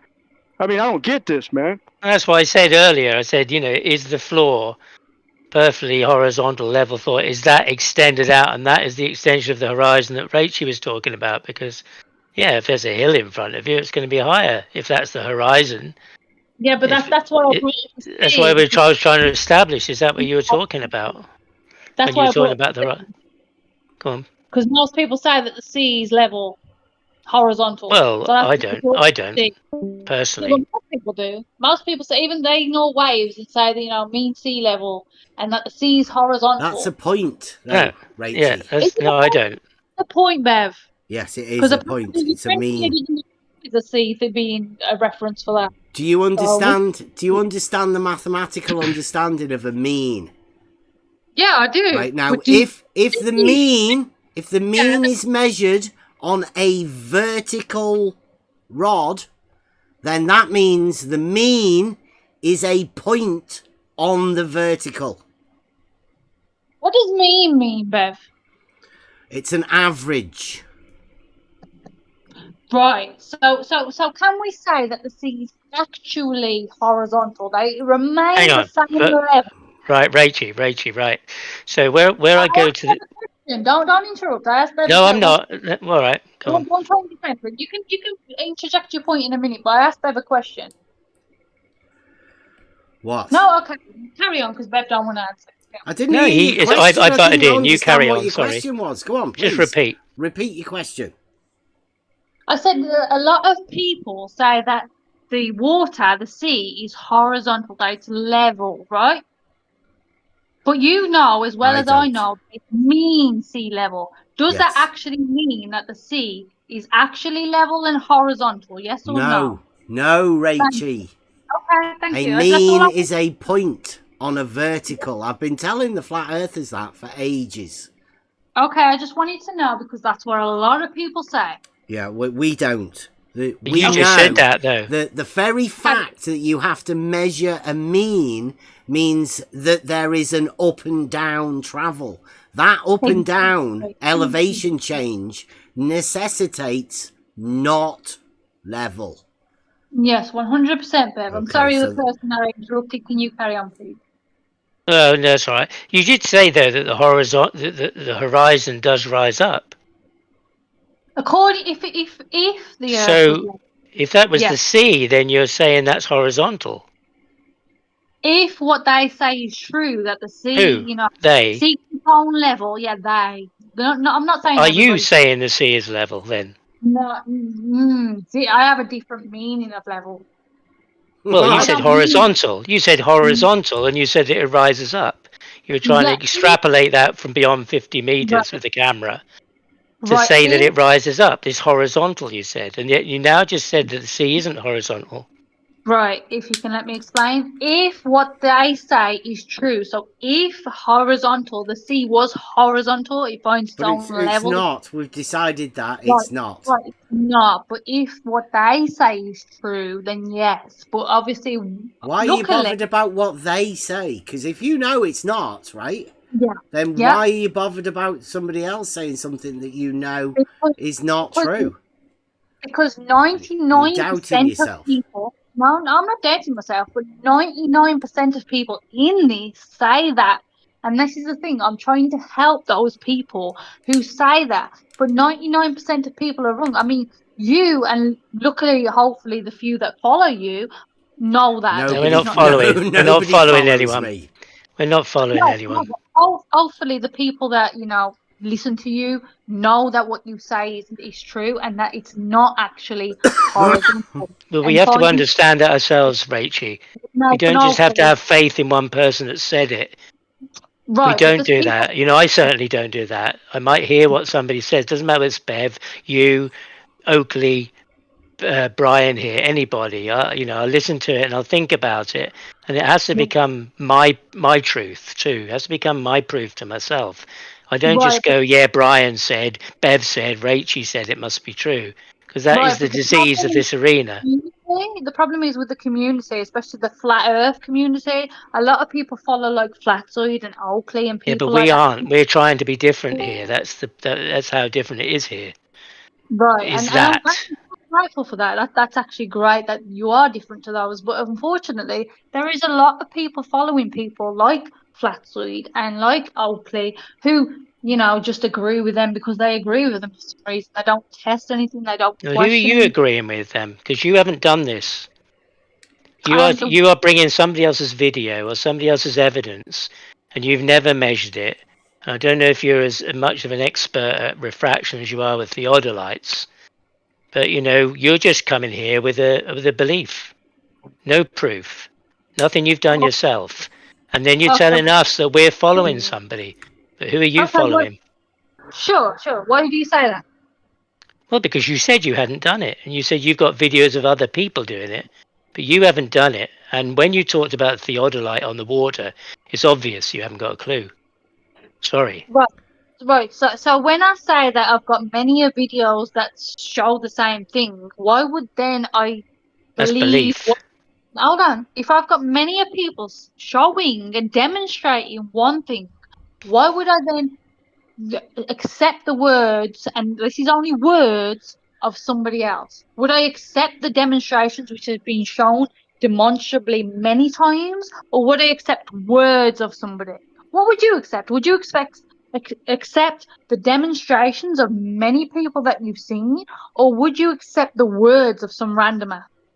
I would try and verify it for myself. Right, okay. And if you couldn't verify it for yourself because for some reason you didn't have the equipment available for you, you didn't have the money for the equipment, but yet you've got many a demonstration showing the same thing, or you've got words, would you accept the demonstrations that show something, or would you accept words? I guess I'd try and find that person and go with them and actually see it physically if I could. Right, which is what Not I a want to do. video, well, that's what I mean. You haven't though yet. No, which is why I want to actually. So it's belief. Right? No, because I've seen the demonstrations. But On what I video. want to do. I've seen But lots of what I videos. I've seen the blue marble though, Rachie. I've seen, Yeah. Nathan said today the Earth's measured flat. Well, Nathan's a fucking Lots of idiot. people say it. Lots of people say it. There's a whole body of evidence of a consensus of people who say the Earth is measured flat. But so should I believe them? Because a lot of that's people what I'm said so. saying. Demonstrations over words. Have they showed you it measured flat? Have they demonstrated it measured flat? Well, show me lots of books of celestial navigation and triangles. Yeah. Wait there a second. There is no celestial navigation that shows it's measured flat. No, absolutely none. If there is, Well, I didn't say it did. I'm just saying they have showed that though. They do show lots of pictures. That's not true. It's not measured flat though, right? You certainly know that we don't We say know. that it is measured flat, right? Because that's fucking ridiculous, stupid flat Earth shit. Yeah, exactly. And he's saying right now that they're showing that celestial navigation shows it's measured flat. No. What I'm saying is that there's a whole body of people who say something, and just because they say something, then there's no reason I should believe them any more than you're saying you've got a lot of people who say something and demonstrate something that you have faith in. No, and you I have a didn't belief say in. People said something, did I? I said I've got demonstrations which show something. I didn't say that I've got somebody saying something. What I've got is demonstrations of things but what one way, and then I've got Bev and other people saying something a different way.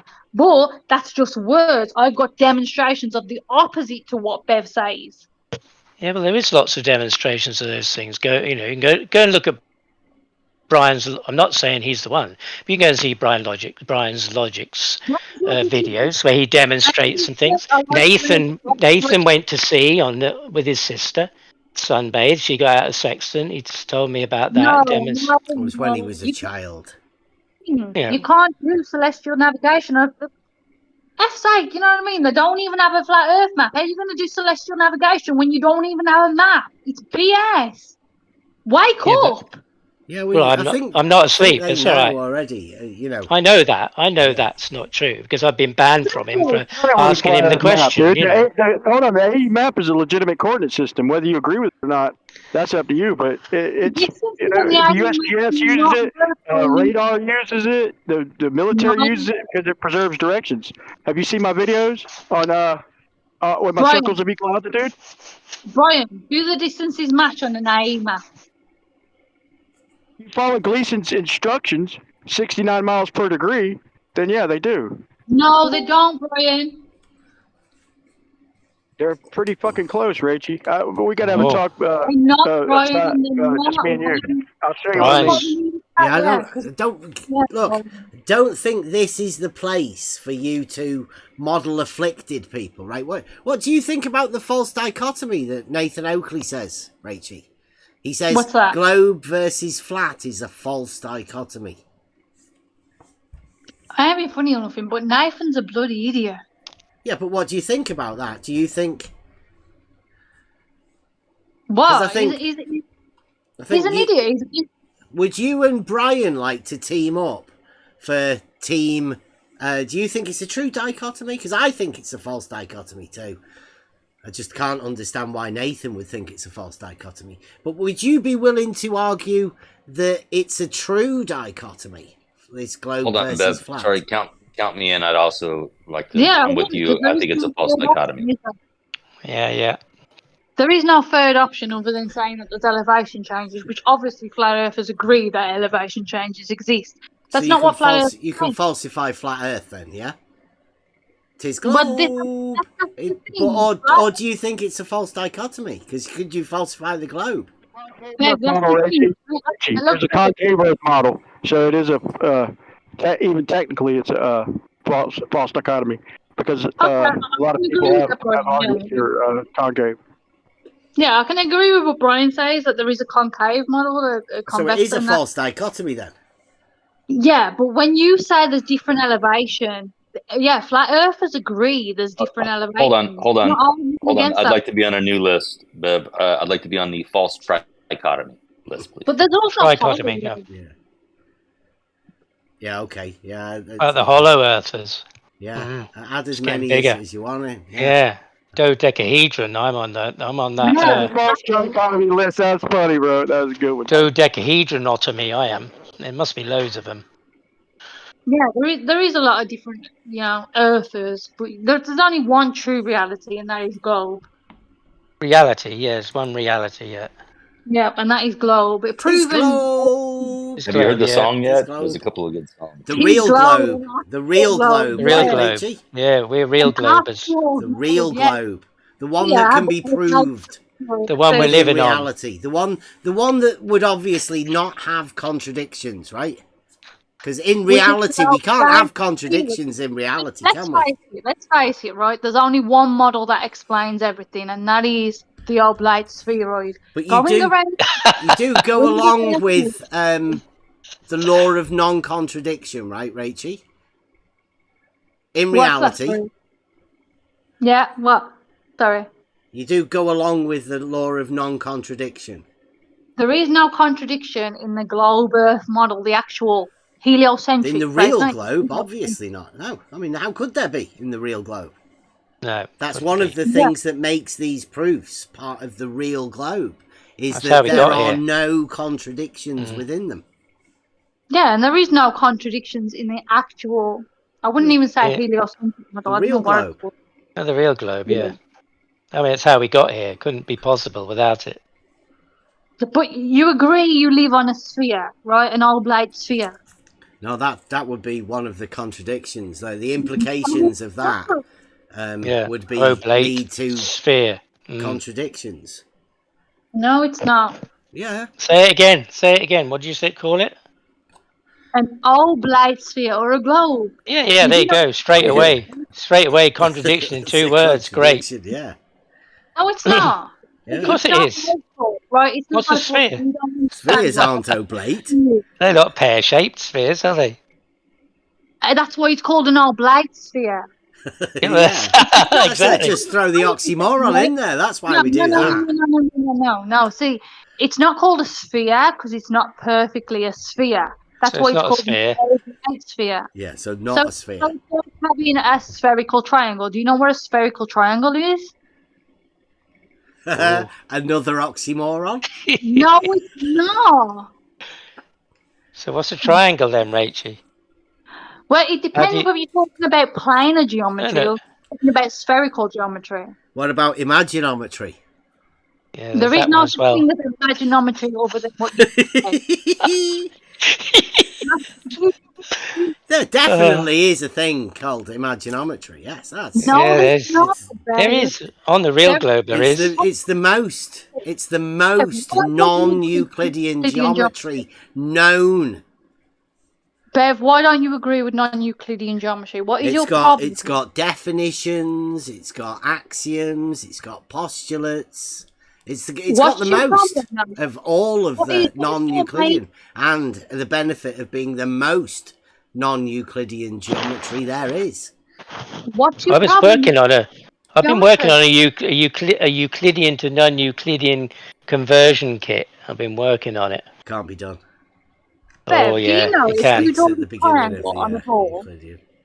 Bev, if you draw a triangle on a ball, what would A the angle Euclidean be? solid sphere. Right, if you draw a triangle on a ball, so let's say you've got a ball in front of you right now, like a football, right? And you draw a Righty. triangle on it, right? Flat Earth Maths Day. Right. What would the angles be if you draw a triangle? So let's say you went from the top of the ball. Triangles and you have drawed 180 degrees. on a planar geometry, right? But if you've got No a ball more, and you draw, no less. no. Straight line. Yeah, I got Come on, straight, Bev. straight, You're good at three imagining, straight right? lines. Even God himself could not change the amount of angles within a triangle. Rachel. Bev, come on. You can get a ball in front of you right now, right? Mm-hmm. It's not hard to get a ball, right? I could You can get a ball. yeah. But that wouldn't change a triangle having 180 degrees. It's one of those standards of reality, right? So if Yeah. you drew a triangle on it from the top of the ball to the Do you- middle of the ball, Rachel, across do you the middle of know? the ball and back Do you up, know what that would the Larry, answer be? he claims to be a surveyor? Well, he lied to my son and told my son that triangles can have more than 180 degrees. In fact, he said can. it's a necessity for them to They- have more than 180 degrees. Yet the laws of mathematics state 180 degrees only. Bev, that's not a life. It's not planar geometry. It's imaginometry. In planar geometry, yes, 180 degrees. But not in non-Euclidean geometry. In non-Euclidean Well, geometry, you can have give us more a than definition 180. of a triangle Yeah. in non-Euclidean geometry, then, please. Well, like I said, if you got a ball right now in No, front of you... Rachel. No, Rachel. no. Can we No, have the definition of a triangle in this non-Euclidean geometry that you're stating? Bev, you know what a triangle is, right? So Yeah, it's let's got say... 180 degrees, 3 straight sides. No. That's in planar geometry. Let's say you was not in a planar geometry. That you was on a Triangles sphere. are planar, though, right? That's the whole point of a triangle. No, triangles, Bev, The no. 3 points Rachel. define the No, plane. The no. plane is called a triangle. That occurs wherever. You pick 3 points anywhere in any orientation. Join them No. together, you will have a shape called a triangle, and that triangle will have 180 degrees and be a planar No, shape. Bev, this is the thing. Let's say you had a ball in front of you. You started at the top of the ball, and you drew a line down towards the equator of the ball, the middle of the ball, and you drew a line across, and then straight up back to where you started. What would the angles be, Bev? You wouldn't be able to measure an angle because angles are rectilinear. Rachie. They're required straight lines. Bev, you can do an angle with your thumb and your finger, and my thumb and finger actually straight. Is the middle of them actually straight? That's not an angle, Rachie. So you know that Euclidean Bev, geometry. Bev, do you know the distance between your forefinger, your first finger, your index finger, and your little pinky finger? The distance between those is roughly about 15 degrees of the sky. So if you hold your index finger and your pinky finger up against the sky, that's roughly about 15 degrees, right? You do know that.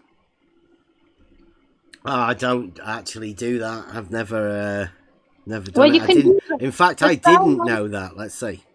Wow. Right, the same way that you can hold your fingers Is that sideways. a postulate or a definition? Which one was that? The same way you can hold your four fingers against the horizon, and you can see that the four fingers will measure about 15 minutes. Or is it 15 minutes or is it an hour? I can't remember now. 15 minutes or an hour to sunset. You can Google that and find out. It's four fingers, basically, near enough. Is that spherical geometry stuff you're describing? Is that the postulates and the definitions? How long it was before the actual sun setted. You know what I mean? You could actually use the four fingers. I can't remember whether it's 15 minutes or an hour now. But you could hold the four fingers and you could know whether it's going to be 15 minutes or an hour to sunset. I think it's 15 minutes, but I'm not entirely sure. You'd have to Where do Google you hold that. your fingers?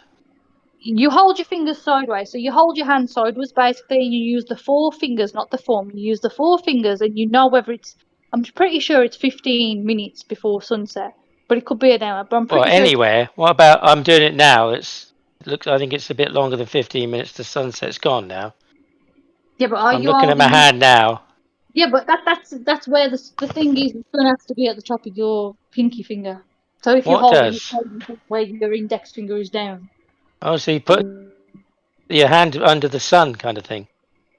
Yeah, so your index finger is down. Like if you're using your right hand, your index finger is down and your pinky is at the top, and then at where the sun is, you can normally time how long it's going to be. If you Google it, you'll actually find out, and then you can test Oh, Google. Yeah. No, well, yeah, but you know, hold on. Generally looking for something to tell my daughter, you know, because I know I could tell my daughter that a triangle has 180 degrees and 3 straight sides, right? But the spherical bit, I've heard this spherical stuff before, but nobody has been able to give me any of those, like Bev said. You give me, what's the definition? Not a ball. No, not that. Right, so a triangle has, the internal angles out to 180 degrees, has 3 straight sides, all right? So that doesn't require a ball or anything. That just is. Do you think a ball is planar geometry? No, I'm just asking for something, a simple type of definition. Solid geometry. Book 11. It's an extension of the same geometry. So this the surface of a ball is planar geometry. So the triangle on a ball, has that got fixed internal angles or? Again, if you actually used a ball and you drew a triangle from the top of the ball to the middle. There's nothing about that in geometry, Rachel. Yes, there is. It's non-Euclidean geometry. Well, ball. That's what we're looking for. The ball and the triangle that you're talking about, they are Euclidean. So where's the combination of these two that turns into non-Euclidean? Where's the evidence for that? Where you put these two things that are Euclidean together and you come up with something that's not Euclidean. Give us the evidence of that. Well, there's plenty of evidence. Just look online. Non-Euclidean geometry studies the curved rather than flat surfaces. But there are straight lines in reality, right? There's tangents and there's straight to a degree, but again, we live on a sphere, so it depends on how far you're measuring. The shortest distance between 2 points. Even Einstein that's a straight line in reality, right? Hold on. Again, like that other person said, get out of your backyard, because locally, yes, it can seem like Elder Bear. Yeah, well, like Elder Bear said, locally it can seem like it's Euclidean. Get out of your backyard and travel, and you'll see that it's not Euclidean, and it's actually non-Euclidean. Hence what you find. No, but he has though. Rachel, you know that perspective geometry is also Euclidean. Right, and perspective geometry does not work because it's not Euclidean. We live on a ball. No, it is Euclidean. No, it's not. Hence why things at eye level do not stay at eye level, because it's not Euclidean. No. Perspective and projective geometry is entirely Euclidean. Eye level. It's Euclidean in the fact that they use straight lines. Okay, according to perspective, on a planar surface, do things at eye level remain at eye level? That's got nothing to do Why with can't you answer it, geometry, Rachie. Right. You're talking about optics. I'm talking about perspective and geometry. So Yeah, well, on the perspective geometry. Have you ever studied any? Again, the geometry of a flat surface. Rachie, have you ever studied geometry? Yes, and again, Right, you've done perspective and projective geometry, have you? Why can't you answer it, Beth? I'm just asking you just to make sure, because I do have a book here on that geometry. Right, so if you have a planar geometry and you have something at eye level and the floor is projective horizontal, geometry is planar. The plane that you place the projection upon is Euclidean. Yes or no? Yeah, I'm not saying it's not Euclidean. Yes or no to my question. You did say it was not Euclidean. No, what I'm saying is yes, you did say it's not. You're contradicting yourself, Rachie. Yeah, you did say that. Oh, finish. I said the world is non-Euclidean. What in respect to what you're saying, it's Euclidean. What I'm trying to say is, if you have something at eye level and it was planar geometry, it was Euclidean, and you had something at eye level that remained the same height. You're saying that the globe is non-Euclidean? Eye level, yes or no? Is that what you're saying? Are you saying that the globe is non-Euclidean as a whole? The globe is non-Euclidean. Hold on. I'm trying to figure out. Hold on, Rachie. I'm trying to figure out why. If you're only talking about perspective, why are you even bothering giving us measurements if you're only talking about perspective? I'm not only talking about perspective, I'm also talking about Euclidean geometry. No, why do you keep changing? You keep shifting the goalpost every time. Anytime somebody tries to nail you down on something, you're like, "Oh, I'm doing this. I'm dancing over here now. No, I'm dancing over here." Man. Can I clarify, or you want to straw man? The globe's non-Euclidean. Yes, that's what I said, yeah. The globe is non-Euclidean, that's what I said. Now, can I clarify what I actually said as well? So it would be a non-Euclidean oblate sphere. The globe is non-Euclidean, right? Well, do we agree? Yes, let's say, yes, on that, the dogmatic globe, right? Not the real globe. The actual globe, let's say mainstream globe. Mainstream globe is non-Euclidean, yes or no? No, the real globe is Euclidean. The mainstream globe, non-Euclidean, yes or no? No, the real globe is Euclidean. Mainstream. Consensus. I don't know who you think that is. Like, how many people are you speaking for right now, Rachie? As a you, Rachie. The globe. You're speaking for the globe. The non-Euclidean globe? A sphere. Non-Euclidean or Euclidean? A sphere is Euclidean. Book 11. A sphere is Euclidean. Yes. Yeah, that word, it wouldn't exist without geometry. So, yeah. The definition of it is within Euclidean geometry. Defined within the foundations of mathematics, Rachie. Yes. Euclidean. So you think a sphere is Euclidean? I know a sphere is Euclidean. Yeah, we know. Yeah, we know it here. Cool. Yeah. So do me a favour. Google for me right now and bring up on your stream and just Google, is a sphere Euclidean for me? Rachie.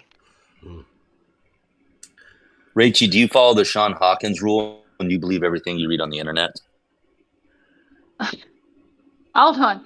Don't talk to me about what I believe, what I read and stuff when you're reading Euclidean. No, I asked you a question. I just asked you a question. You don't have to get offended. You don't have to get offended. You can just answer it yes or no.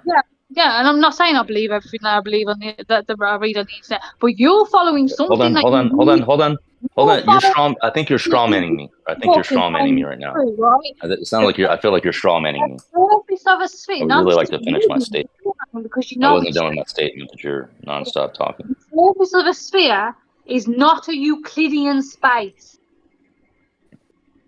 Are you telling that to yourself, or are you saying that to us? That's what it says online, because that's the truth. I'm sorry that you don't know that. I think you're the one that's unaware. I've got a T-shirt on at the minute, right, and it says on the back, space is just the distance between physical objects. Well, I've So, got Google in the sense of a sphere, and you're talking about space, which there is no mention of within geometry, but when you're talking about that, where's the physical objects that, the distance between? Rachie, don't be rude. Rachie, don't be rude. He was talking. Don't cut him off. Well, I'm trying to, demolish his argument. He's trying to say there's no space involved. Yeah, but he was talking, and you're talking. You were talking right over, and that's rude. All right, carry on, and then I'll destroy you. There you Destroy. go. It's the arena talk. Yeah.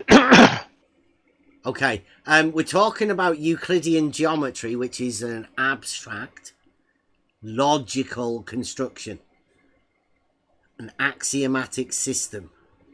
Yeah, go on. Okay. Well, for starters, you have to have space in order to have Euclidean. But second to that, what says your axiom's even true, bro? What's space?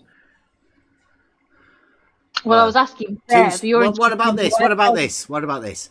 I didn't interrupt you. Pause. Two straight lines cannot enclose a space. I mean, who's to say that's true? You tell me, Beth. Well, it's an axiom of Euclidean geometry. Two straight lines cannot enclose a space. Now, you're questioning whether the axioms are true or not. Okay, so how did you prove that axiom was true, Bev? Because two straight lines cannot enclose a space. So you can try it. Prove it, Bev. Well, prove that two straight lines cannot enclose a space. Yeah, go ahead, prove it. There's lots of people online that says that. I don't care what online says, because apparently online. Yeah, but you did for the other references that you chose. No, you want to act like this. You want to say that it's about proving the point about an axiom. I think you're the one that's acting a certain way. Prove it. Could you not prove that to yourself? If you want to be pedantic about things, then I can be pedantic about things too. So prove it. Pedantic? Yeah, if you want to be pedantic about things, then you prove it. Go ahead. I don't want to be pedantic about anything. You asked me for an axiom. And no, I didn't ask for I gave you an axiom. You then said, prove it. I didn't ask you for an axiom, Bev. Oh, right. What? Did you say that? Who knows that might not be true? No, your friend here was on about reading things and how they might not be true or how they might be true. Right. So therefore, you brought No, I up was talking about the internet, specifically the internet. Axioms are self-evident truths. So if it's read in a book rather than an internet, it's true, right? Self-evident. Not read in a book. Not literary. It's self-evident truths. Right, and I'm asking your friend because apparently internet doesn't matter, right? So what is it? Is it read in a book that matters? Nobody said the internet didn't matter, Rachie. Let's try to not poison the well here, right? I said, do you believe everything you read on the internet, Rachie? Let's stick to the topic. No. Yeah, you can strawman me though. That's fine. You can continue. No, I said no. I don't believe everything. Oh, you're done strawman. Oh, you're done strawman. Oh, okay. No, I just said you asking me now if I believe everything I read on the internet. Well, obviously not. There you go. Thank you for getting it right. Third time's a charm. Right. So I don't believe everything I read on the internet. Do you believe everything that you read is true? On the internet? Anywhere? No. Do you think? Okay. So what makes you say that axioms are true that you read in, say, a book or on the internet or wherever you read it? What makes you do you think that two straight lines can enclose a space? Do I think that two straight lines can enclose space? Yes. You do think that? Yes. Oh. Okay. And I can prove that. You want me to prove that? Yeah, that'd be interesting. Okay. So let's say you have a horizontal line straight ahead of you, right? Oh boy. That's one line, right? Uh-huh. Okay.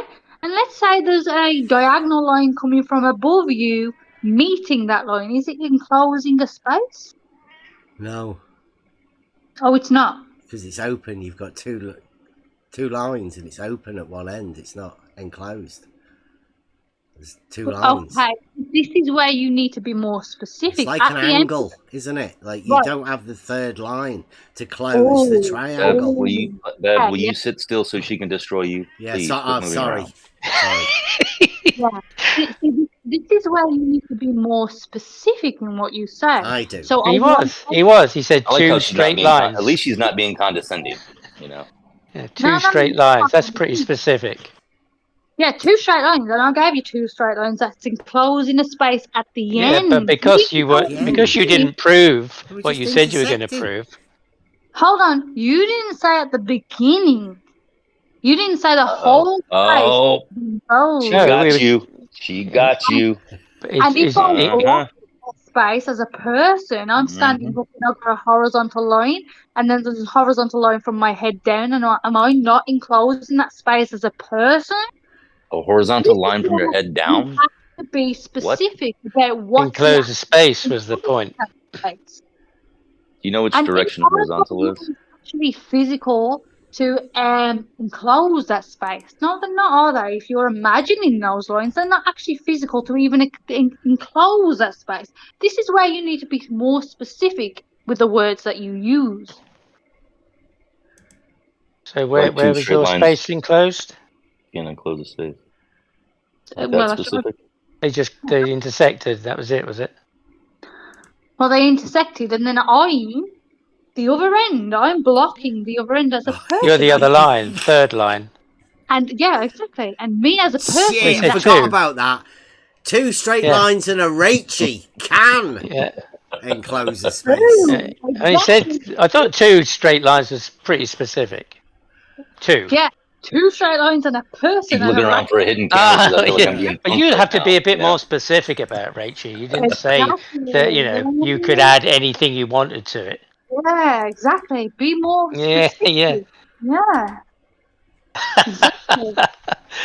Oh God, Ruhiv must have given you some strong drugs. Anything, bro.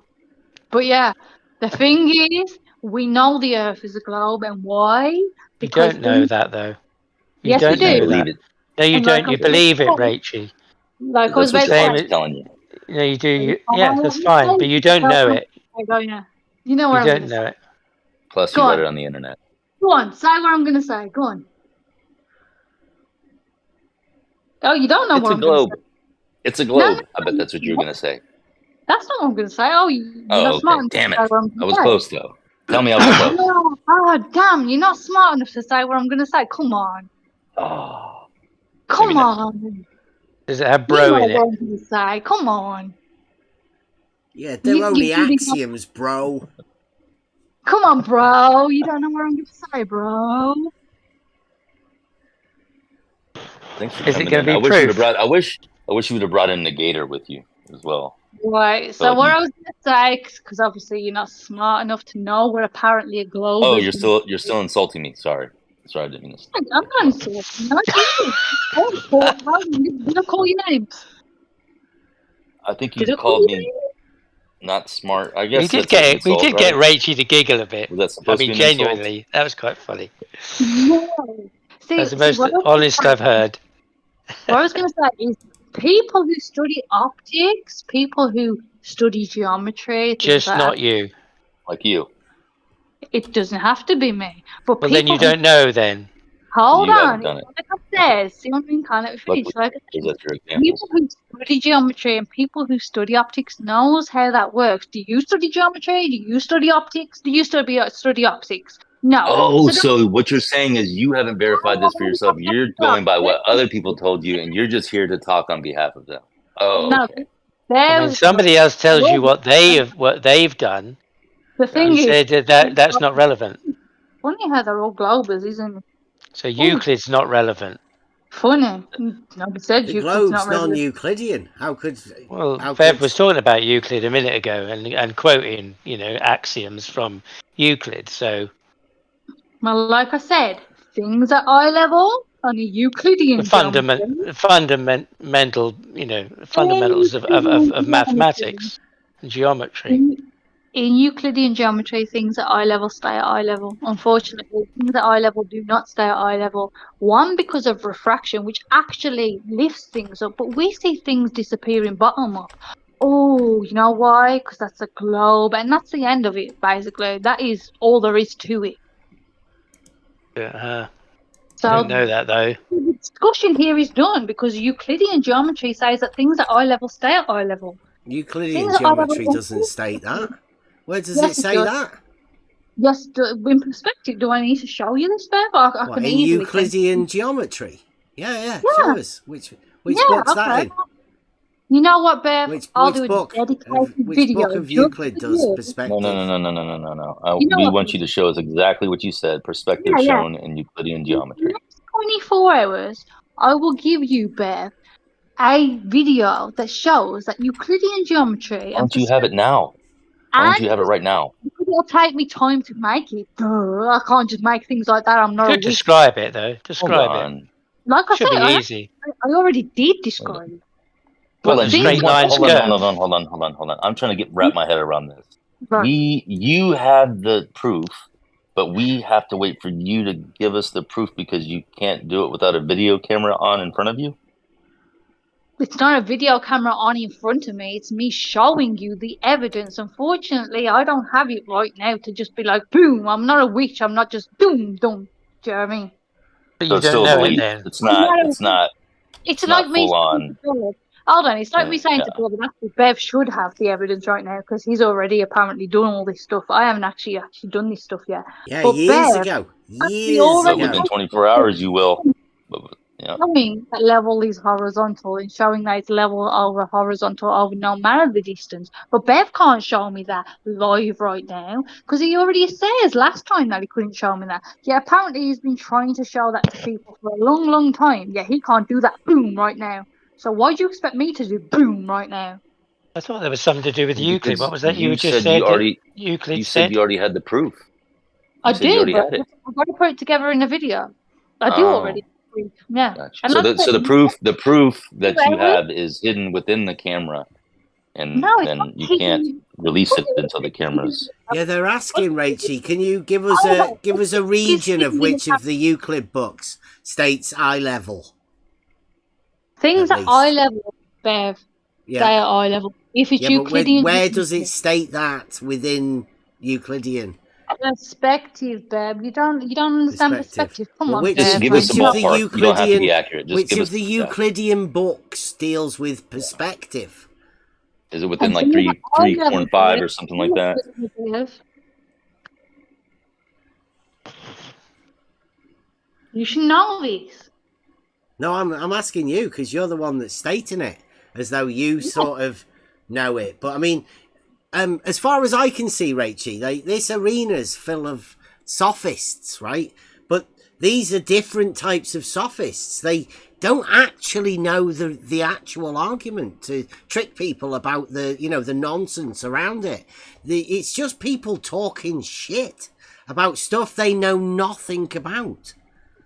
And you think that you'll be able to just talk confidently or whatever and, blab through it. But you're up against people that actually know about this stuff, have actually done it. Well, the thing is, And Bev, you're a like- novice. Let's You're a be honest. novice in all aspects of anything you're talking about, Rachie. Right, cool. But let's be honest, Bev. You like to strawman flat earthers. Now, I'm not for flat earthers, but you do strawman them. What, by saying the Earth's not flat? Yeah, you see, you know exactly. That's not a straw man. That's a truth statement, Rachie. No, no, Bev. You know you. It's not strawman- true. Hold on. Do you not think Are that you a flat flat earthers- earther, Rachie? Bev, do you not think that flat earthers think there's hills and mountains? Come on. No, Yeah, that's why it's flat not earthers flat. say the Earth's flat, and I say the Earth is not flat. But you know, flat earthers know that there's hills and So they're contradicting themselves. And I point out to them that they're contradicting themselves. I tell them that, Rachel. I've been telling them for years. I'm not for flat earth anymore, and I'm not for flat earthers. I would have told you when you were a flat earther, when you were talking to Sleeping Warrior at the beginning. I would have said, Rachel, it's not flat. I don't know what you're doing getting involved with these people. They're crazy. They'll end up nut-sacking you. And here you are. Not sacked. There is no flat earther out there who thinks that there is not elevation changes. No flat earther. Find me one flat earther. Flat earthers are saying now, Rachel, that they know the earth is not flat. Right, okay. Yeah, flat earthers know the earth ain't flat, Bev. You know that. Yeah, flat that's earthers what I know keep the saying. earth ain't flat. Keep saying. They know the earth's not flat, and I say the earth's not flat, then what's the problem, Rachel? We're no different from you, man. But we are different from FPD, though. We're different from them. And you try to say that flat earthers think it's just flat the whole way through. Like, they don't think that there's hills. Like, they don't think that there's valleys. Like, they don't think I just say to people the things in reality, Rachel.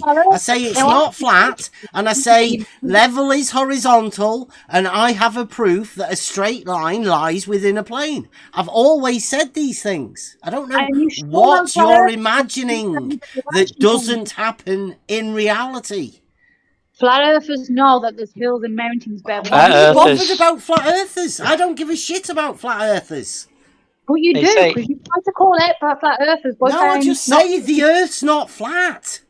Bev. Why is that a problem? It seems to be more of a problem for you than the flat earthers.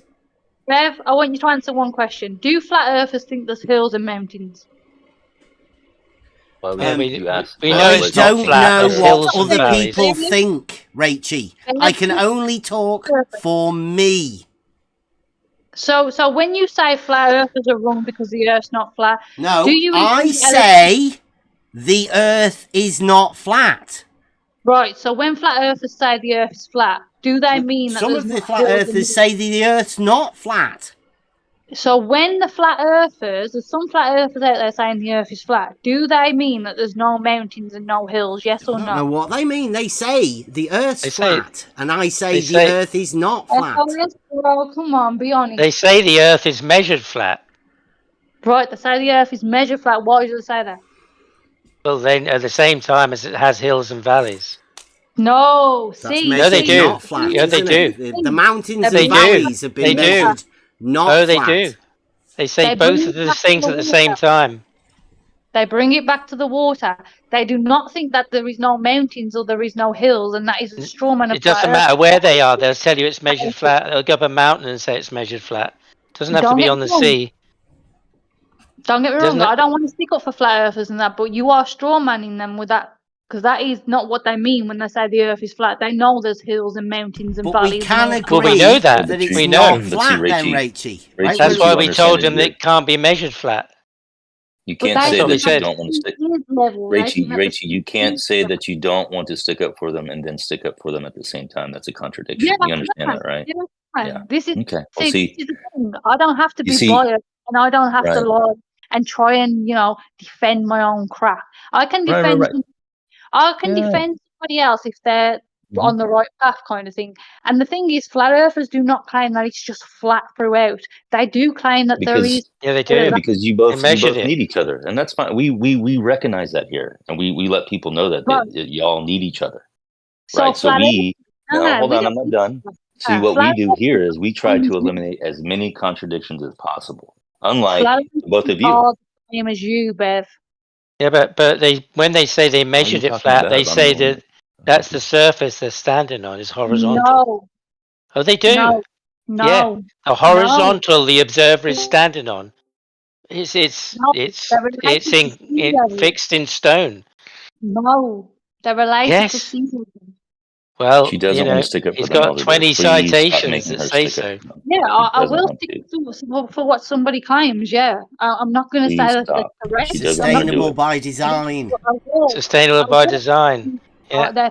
Yeah, I will argue their point because saying that there's hills the and imaginary line from the celestial to the observer, mountains, the horizontal the observer is standing on. No, that is BS, and you all know it. That is a Well, straw we know man. it's BS. That's why they banned us for telling them it was BS. Yeah. But they still say that the Earth is measured flat. Yes, there's No one- hills and valleys and there's Oh my- topography, but it's measured flat. It You're can't be. You're straw No, manning it's them. what they said. It's what they said. And when I said, "Hang on, you can't. It can't be flat.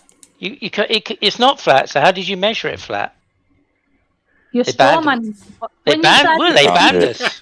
Elder Bear, stop it. They You're making banned her us. stop. Elder Bear, you're making her defend Flat Earth, and she doesn't want to do that. Can you please stop? Yeah, they'll be making videos about you, Rachie. Rachie's back on the flat Earth. No, it's a They globe. But the fact Tis is, you're straw manning. We're saying there's mountains. Rachie there's agrees with elevations, Bev. there's Tis high slopes. globe. You don't can't think straw they man nonsense, Rachel. You Oh, can't straw you man don't- nonsense. Not the mountains. You don't think they can see there's mountains? Come on. And yeah, but they can't say you measured it flat then. Yeah, you can because they're on about the ground beneath that. They're on about the Where? sea level. Okay, great. You know, Yeah. Rachie, so all your time in flat Earth, did you ever find this flat bit? No, Where is it? because it's Where not is it? flat. It isn't Is flat. You just said that there was Also- a baseline. You just also said that when- No, they measure they're this only bit saying flat that bit it's under flat. it. This is the thing. Flat earthers are you people. You actually agree with I'm them. not flat No, earthers. I'm not flat. No. Whether you like it or not, Just you waving are. fingers and accusing no, people of no. being the thing that we've been No. saying. It's definitely No, not flat. we're not. Rachie, right? We're definitely not, No, Rachel. you Because are- if you we were, you would be defending us right now. Yeah. Yeah, are thanks. all- Yes. You're on the same boat as them. You But are. you're whether not. you like it or not. You're Yes, you actually are. disagreeing with us, and we're supposed to be flat earthers. Yeah. You're Yeah, just yeah, on the other defending hand, flat earthers and disagreeing with us and saying that Ah. we're the flat earthers that you're trying to fucking defend. There's something weird going on here, Rachie. You've got to see that. Come on. I wonder why they get kicked out of servers. Like, Well, it can't be measured flat. It's just so bloody stupid. It's ridiculous. shit, And then they say should there's have hills it. and valleys and terrain and I agree with everything topography. you say, bro. I agree with everything you say, but they're still going to call me a fucking flat earther. So I just dealt with it. Our stance are different. Because you can establish a Don't horizontal. hold on, Brian. Don't let Rachie bully you into something that you don't want to be. Hold on, Brian can't be bullied Just into because anything. he wants to All get I want- defended by Rachie, that's what it is. Yeah, hold on a second. Nobody Brian- needs to be on the bad side of her. Look at her when she gets upset. Look at her. See what I Everyone mean? wants to be on the other side of this. Trying to act like it's something that it ain't. Straw man Rachie, again. you got to admit, Rachie, you're having a good time. Huh? You got to admit you're having a good time, aren't you? I have heard a bit of humour and a bit of giggles in you. It's probably the most human I've heard you today. That's been good. Talking to you lot is a lot better than chatting to some other people. Yeah, but you came in, hot on fire in the arena attacking mode, and No. Yeah. See, people don't understand. I'm not attacking or anything. I'm in a discussion. When I might sound passionate or angry or whatever you want to call it, it's not that for me. It's a discussion. Like you might take it the same way people do, even family members when I speak to them. It's not like that at all. Like you people start might take- chucking pies and things at each other at family gatherings and stuff. but people can take it the wrong way. Like you're attacking them or something. Honestly, I'm not attacking any of you or even the flat earth. Like, it's not an attack. It might sound like that, but it Well, you honestly. did say you were gonna destroy Bev earlier, so. Yeah, but in a jokey way, you know what I mean? It's not like an Oh, okay. attack. Yeah, Yeah. it's not like an attack. Honestly, I wish the best for everyone. It's not like that at all. But some people can misunderstand. Not the flat earther, so surely. Yeah, Defend the people can flat misunderstand earthers against the but Bev earthers, right? Yeah, the Bev earthers. the Bev earthers are earthers, whether you like it or not. There You is are. it, yeah. I heard the category today brought out against somebody who'd probably never heard of Bev, but he was called a Bev earther. Hey, Rachie, if you get a chance to talk to Sean Hawkins, can you let him know to unban me from the server, and maybe we'll have that debate he wanted to have. You ever Who's that? talk to him? Sean Who's Hawkins, speaking? the Hawk. Yeah, no, Sean Hawkins is who's speaking now. Me. Yeah, No who's rat. me? Oh, Who's me? Kevlar. So I can Kevlar. know. He'll know you as Kevlar. Kevlar, right? Yeah, either no, Kevlar Rod. or All right, yeah. Okay, so I'll ask Sean Hawkins to unban Kevlar, right? So you want to chat, yeah? Okay, so yeah, I'll If be you back. do that, if you can do that, you're all right with me, Rachie. No, I'll ask him. I'll ask him to unban you and have a chat with you. All right, thanks. So, Oh, it's been funny. nice chatting Come, to you again. try and find a few proofs, Rachie. That's what you need for yourself. I'll Of got your my own, that you can really stand and put your heart and I'll got soul my into, proofs. and you don't have to wait 24 hours to make a video about. I've got more proofs. I know it's a globe. It's easy to prove with Euclidean geometry and perspective. It's easy to prove it's a globe, man. It's a sphere. It's an oblate sphere. It's easy to prove. There you go again. Oblate sphere. It is, man. It can't be both of them at the same time. It can. So imagine having a sphere, but you spin it, right? It Well, becomes oblate. that's how you have a curved straight line, isn't it? Well, it depends what you definition. The thing is, there's many definitions of straight. So if I asked you in a car right now, you go in your car, and I says to you, drive straight over the roundabout and just go straight to the destination. It doesn't mean that you're not going downhill or uphill. I'm just asking you to follow straight.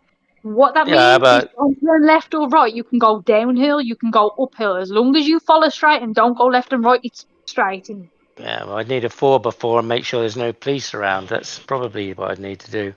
just don't speed and you'll be good. And Yeah, but go straight over the roundabout. You said. The police, straight over the roundabout. The police ain't gonna going straight over the roundabout. Oh, you're on about actually straight over that. Well, that's what you said. Straight. I was trying to be specific. Nah, you know what straight over means. You don't Yeah, I know mean what straight is. I know what straight is. Yeah. Come on, bro. You know straight over the roundabout. But going round is round. That's going round. Yeah, you know what I mean? Yeah, you need to be specific. Same as like the two lines in two straight lines enclosing a space. You know. Hold on a sec. So if you was doing your driving license, if you was doing your driving test and somebody said the driving, now you've added extra bits now. If the driving instructor said to you, go straight over the roundabout, don't do a left, don't do a right, just go straight over. What would you do? You go around the roundabout. Are you sure? Pull back. You know what's wrong. Come on, sure? Bro. We're only in a micro, you know. I'm sure. There's not much ground clearance. There's a couple of, do I hit the trees or do I swerve? You know. Come on, you know what straight over the roundabout means. You know. Well, even I know, and I don't even drive. Come on. Yeah, but you were after something else, weren't you? You were after a different kind of end meaning of straight, weren't you? Nah, it's just. You were trying to turn the straight into a curve. Nah, it just depends on your. So you know, we'd have to be specific. Euclidean is. Yeah. Like Euclidean straight is straight, Rachie. Yeah. The moment you say not that, you're saying not straight.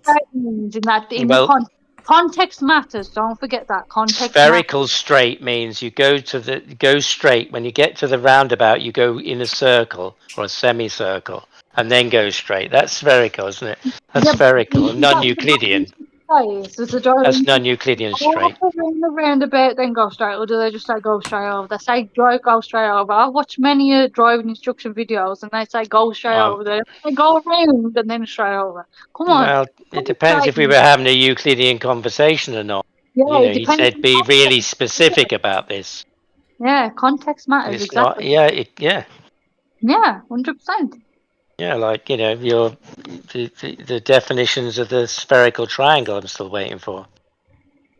Which you've got specifically. No, you just said a ball and draw some lines on a ball. You know, I couldn't tell my daughter this is how you do it.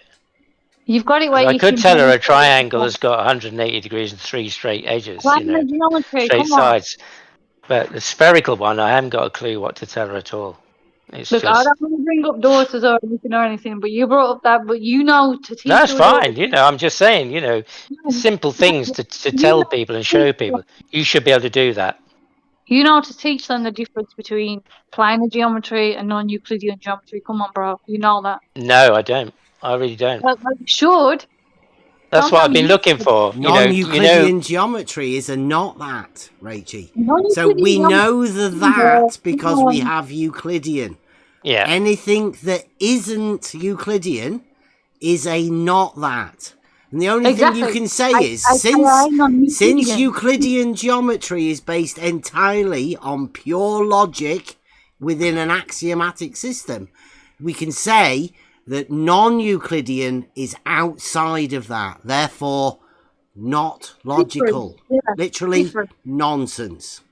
No, that's just your interpretation. That's why you struggle with the rhetoric. No, that's just your interpretation, Bev.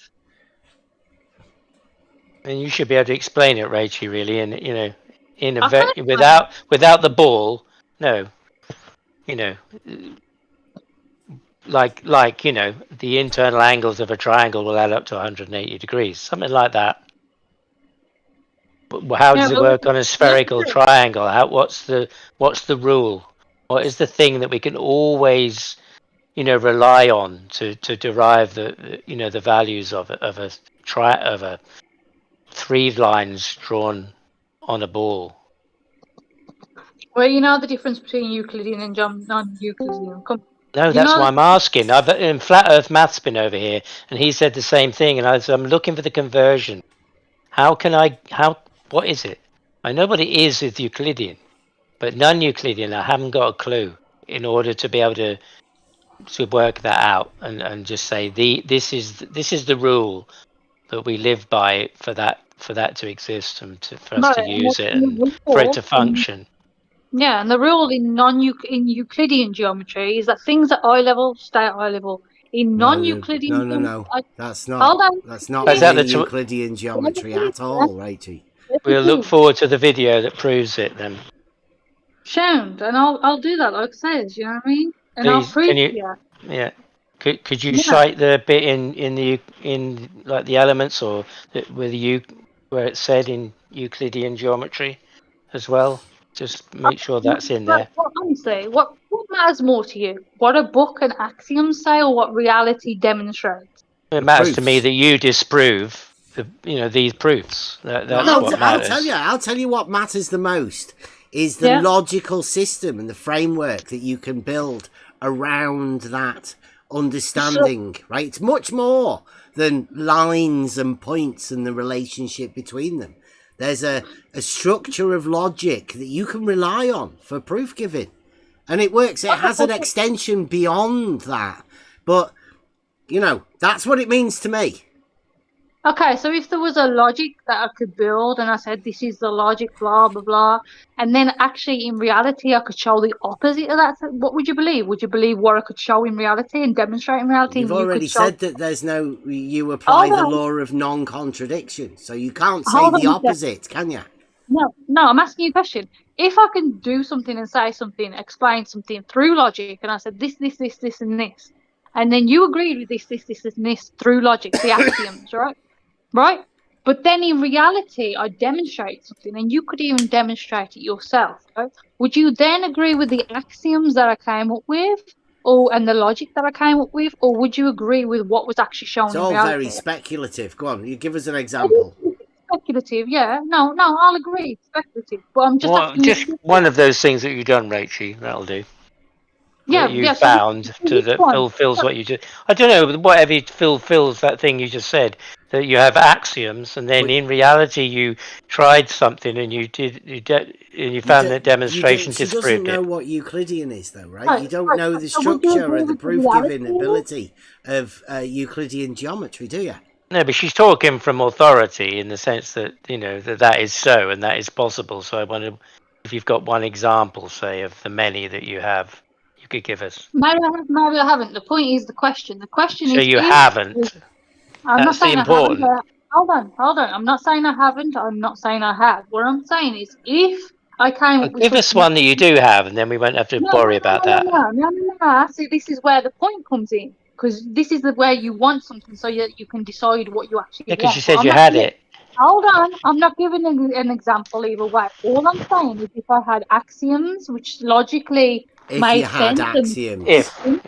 If they don't logically make sense, they're self-evident truths. Right, so if I had axioms that are self-evident truths, but then demonstrable reality showed the opposite, then what would you agree with?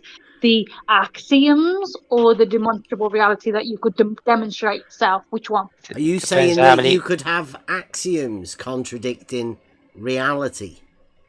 Absolutely. So which one would you disagree How could it with? be a self-evident truth if you could Because you're- contradict it in reality? Trust me, I'll say. But which one do you agree with? The axioms? No Or the contradictions. self-evident? The law of non-contradiction is a Right. fundamental basics of logic. Right. It's like you don't understand theoretical physics. But let's go with the axioms that I come up with that are logically consistent and then a demonstrable reality. Do you Which one understand theoretical physics, Rachel? Yeah. Did you just ask if somebody didn't understand theoretics? This is the thing. It logically, theoretically, logically, and the axioms make sense, right? But demonstrable reality. You've got to might give take- us an example Isn't that now, the point of Rachel. theory, Come on. right? I'm going to give you an example. I've just got to say which one you'd agree. It's funny how you can't say which one you'd actually agree with. Most people would You're say just demonstrable claiming reality. theoretical physics knowledge, so you've got to have an Right, example. but most Come on, give us people an would example. say, right, but most people would say theoretical, the demonstrable reality is what they agree with. Not most people. You, Axioms, right? just one You example understand that what you axioms are? have demonstrated to yourself and proven to yourself that you can share with us. Just one. No, this is why the question is important, because if I gave you No, one, the then demonstration of the answer is important. no, because if I give you one, then you might be like, oh, yeah, well, that's demonstrable in reality, and the axioms don't match. Therefore, Doesn't I agree. matter. Rachel, it doesn't matter if you believe it and it's truthful in your heart, then you've discovered it. We might do that, but let's see. Go on. No, Give this is us the point. one. Trust yourself. Be confident. Be on the front foot like Nathan. He's confident on the front foot. This is the. I ain't Nathan. No, I know, but I'm just. It's it's inspirational at least. Go on, just one. Nah, like I said, axiom or reality. Which one? Oh, I don't know. I just don't know which one your example. I'd like to hear it.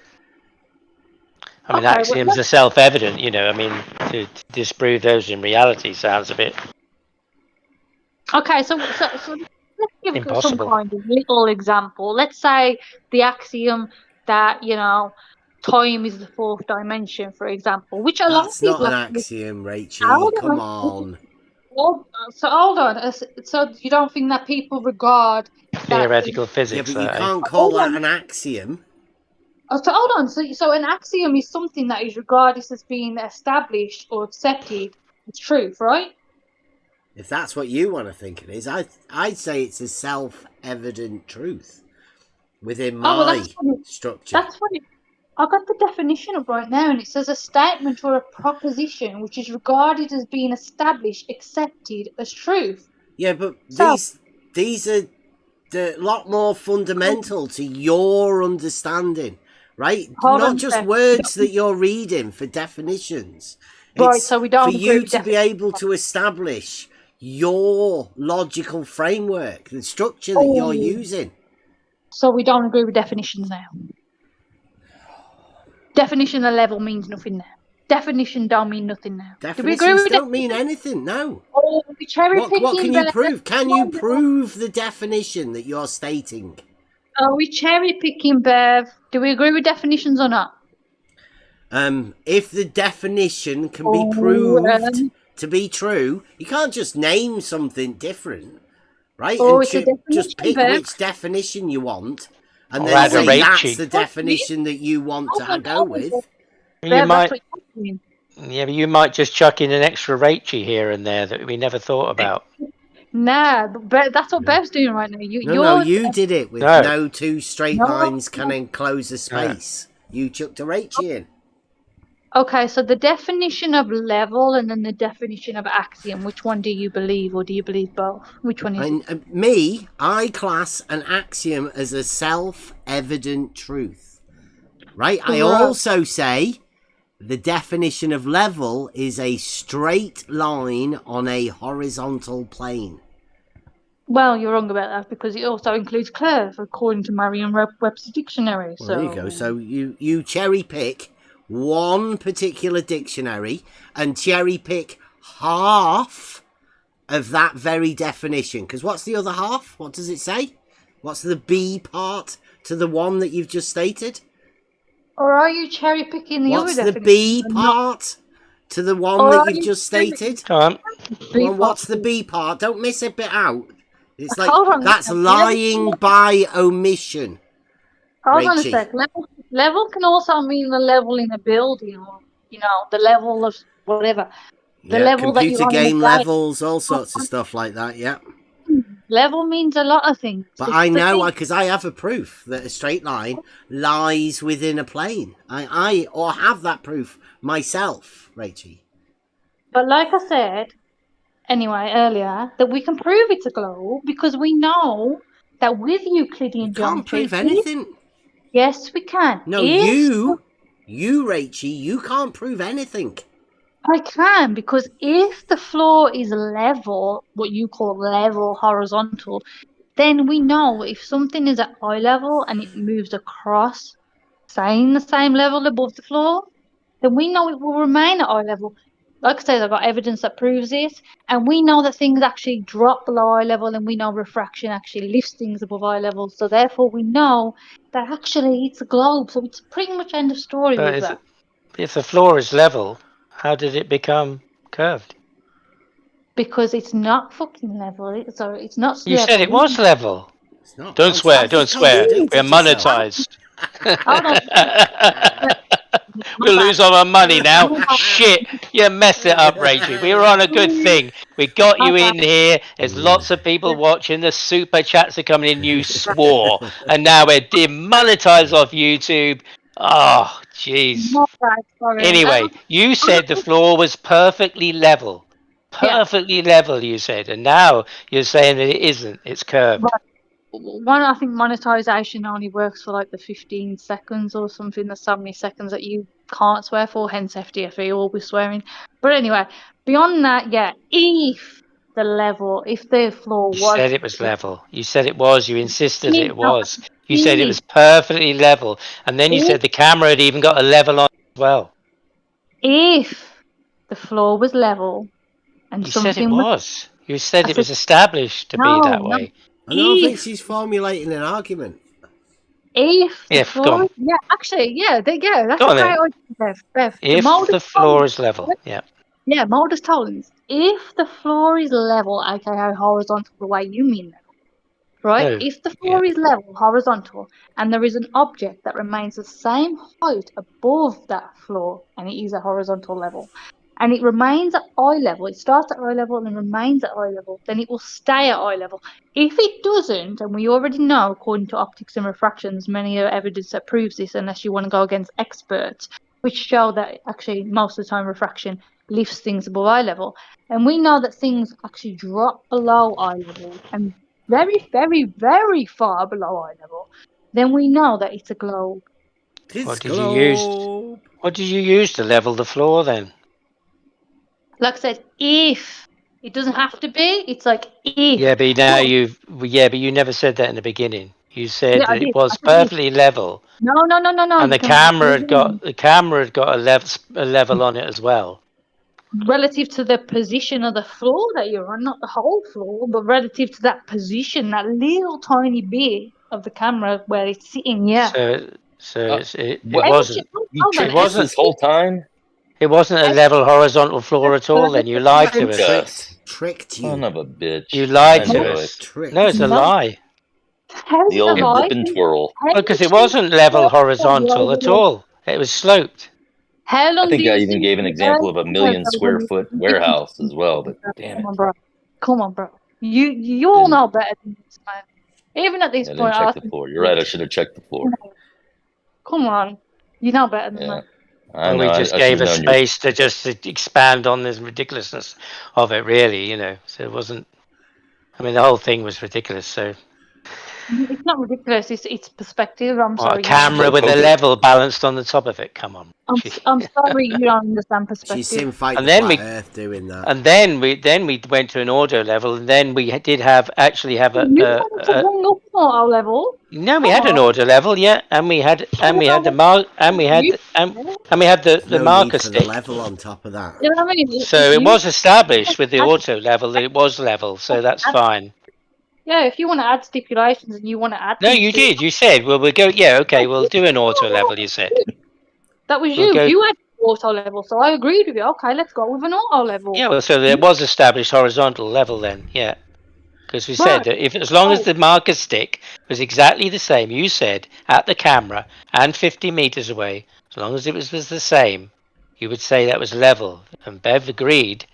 Right. You know, that if the baseline, the ground was level, then that would be so. You wouldn't have agreed to that if it wasn't. If you said that the floor was sloping, there was no way that could be level in the auto level on the mark and on the rod. Hold on It a second. couldn't I be. agreed with Bev that at that point it's level, but how much do you think the Earth curves over? What was it, 50 meters? Well, it would have Come shown on. up on the rod. It would have shown up on the rod with the Come on. auto level. That was the point. It would be Oh, measured, no. right? You would be able would to be measure measured. the curve. Yeah, If there was, he would have said. Yeah. put it I on don't a know. contour I don't line, know. like. Do you think the Earth curves that much in 50 No, meters? it would have shown on the auto Richie, level I at am- that point. Auto level, come on. I am interested in how much you think Anyway, the Earth all curves you over need to look 50 at meters. really, because my battery's about to die anyway, all you need to really look at is tow tanks and LIGO and things like that. You know, they LIGO. show the water. And as well looking into perspective, because things at eye level. How did you get so deep after, I mean, supposedly you were a flat earther and then you did this little swerve and went, I don't know whether you went back to the globe or went to the globe, but geez, you've got in really deep, haven't you, in a short time? You've taken it all on. You've taken it all on, everything. Well, you know what You I say, I seem- did research. Right? LIGO. I had help, Jeez. I had people helping me, and I understood the truth. I got over my bias and my cognitive dissonance. I ain't afraid to admit that I'm wrong when I'm wrong, unfortunately. Was that was that at the Globe Earth Ivy Centre? Globe Earth Ivy Centre, I don't know what that is. You know, where you go for, rehab. Globe Rehab. Don't know what that is. Maybe you got to. Well, all these people helped you and convinced you of all this stuff that you're talking about that you actually don't know anything about. You don't know any of it. Sorry, never been to rehab. Not my thing, so don't know. Well, you've been convinced of a lot of stuff, and you're talking about a lot of stuff very deeply, but you don't know any. You don't know any of it, and that's a strange thing. And when I first came into this, that was the whole thing that really stuck with me. What do you believe, and what do you know? No. And then when I got to the point of then trying to apply that to the flat earthers as well, and ask them about what they believed and what they knew, then I reached what I now am beginning to call the flat earthers 60 degree parallel, where they have this border where you can't go beyond. And any questions that reach that point, they'll get pushed back and turned back. And entry will be refused. And so, yeah. So it sounds to me like you believe a lot of stuff and don't know anything. No, like I just said, it used to be what I believe, hence being a flat earther. I didn't know a lot of shit. Now I know shit. And the thing is, if you do your own research, like Flat Earth claims to do, then you will eventually discover actually it's a globe. And the amount of people that have to be lying to you, and geodesic surveyors, and You still have to know, though. You would have to know. Well, I would have to know. I would have to know. Our trials, and then the fact that the flat Earth. I'd have to know. You don't know any of that. You shouldn't even talk about it. I mean, let's face it. The globe has the evidence. Flat Earth / level Earth, or whatever you want to call it, does not have any evidence. Doesn't have proof. We've got proof of the real globe here. No, you have. This mass boss. Yes, of course we have. No, you haven't. Yeah. And I hope one day, many different proofs, however you want. We've got Globjic, we've got the false dichotomy, or we've got the actual logical proof. Bev, I really hope one day whichever way you want. We'll do that Bedford thing, you know. Yeah, I really hope one day. Pretty soon, I hope that happens. You know what I mean? And we can meet up in Bedford at some point, and you'll see that actually, it is a globe, and that it is globe. You'll see. Are you going for the hump at Bedford then, or which bit? Hump or the drop? What are you? Oh, What are yeah. you, Rachel? You're gonna have to decide. Hump or drop? Hump or drop? What Yeah. do you mean? The water. You do know drop is different to curve, right? Oh yeah, but Wallace went for the hump and ran. Most of the people like Rumpus.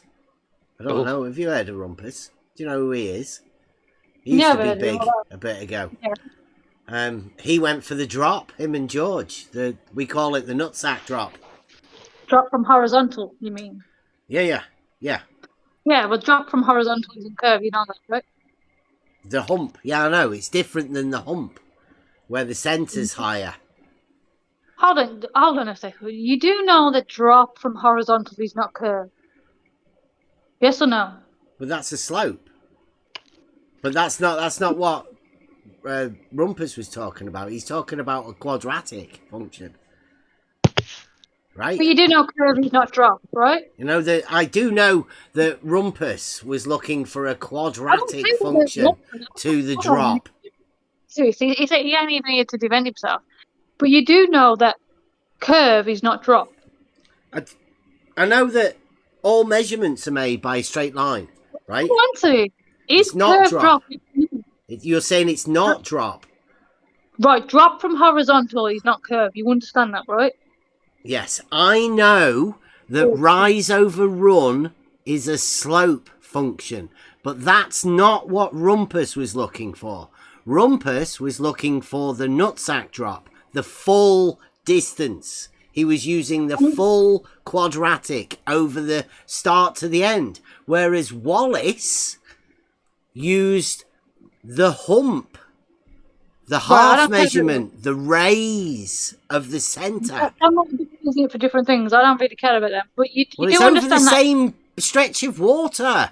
Bedford, the same 6 foot stretch of water. That's why we said to you, Rachie, do you go for the hump or the drop? Depends on what you want. The drop is from horizontal, from tangent, but it's also from eye level. So if you're using 8 per mile squared, it's from the tangent of the floor or from your eye level. But then you have to also include eye level. It becomes a bit convoluted when you include eye level above the surface of the earth. Okay, so drop. You're going for the drop then. Double nutsack drop. The double nutsack drop. Yes. No. Yeah, it's a reciprocal, right? So if you go to the other end, then the end that you were at is the one that drops. It drops in all directions. It's like you think there's different ends. Everybody's on top of the wall. You know that, right? Okay. No. Great. Anyway, I gotta go because my battery's about to die. But yeah, hopefully one day we'll meet up at bed. Have you not got a charger? I have, but I'm outside at the minute, so. Okay. Wait, hold on 1 second, Rachie. You got 1 second? Well, I'm on. Make it quick. Make it quick. We got a battery that's about to die here, Brian. So let's say every slab I've ever done in my entire life, let's say every slab that's a couple hundred meters. If I measure it from the center, you're saying it's the same. If I measure it from the center, and I measure like 110 meters one way, and then 110 meters the other way, then if done properly, then every slab I've ever poured is going to have like a 2 millimeter bird bath in the center, protruding out to the edge. Or if I did it from one end, then every slab I've ever poured is going to be dropping a few millimeters like to the other side. So for you to say that they're the same, I don't think you thought that one through. But you think we've just been accidentally doing horizontal wrong all these years and everywhere in the world in reality? I mean, what's your thoughts on that? Everybody, no matter where you are technically on top of the globe. So you can say you're on top of the ball no matter where you are, and then you go down from that kind of thing, curve from that. So everything is there. PhD Tony actually did a great demonstration on this. But basically, but basically, everybody's on top of the ball. Now, whether it's 2 millimeters, no contradiction, right? Let me answer, Brian, please. But whether it's 2 millimeters or whatever it is, I don't know. I'd have to do the distances, do the calculations, different things. But yeah, basically, depending on where you are, like you're always on top of the ball, so everything curves away from you in all directions. no matter where you are. So you're all basically It does that on the flat Earth as well, though. The flat Earth Anyway, doesn't care. hey, think about that though, Rach. Well, you know, reality. It's been a pleasure, Rach, talking to you and everything. Think about that for maybe our next conversation. It's been a pleasure talking to you and listening to you, Rach. Yeah, you too, Brian. Message me sometime and we'll try and, arrange something. Anyway, take good care all. Anyway. Keep it professional, Brian. Keep it professional. Yeah, his avatar.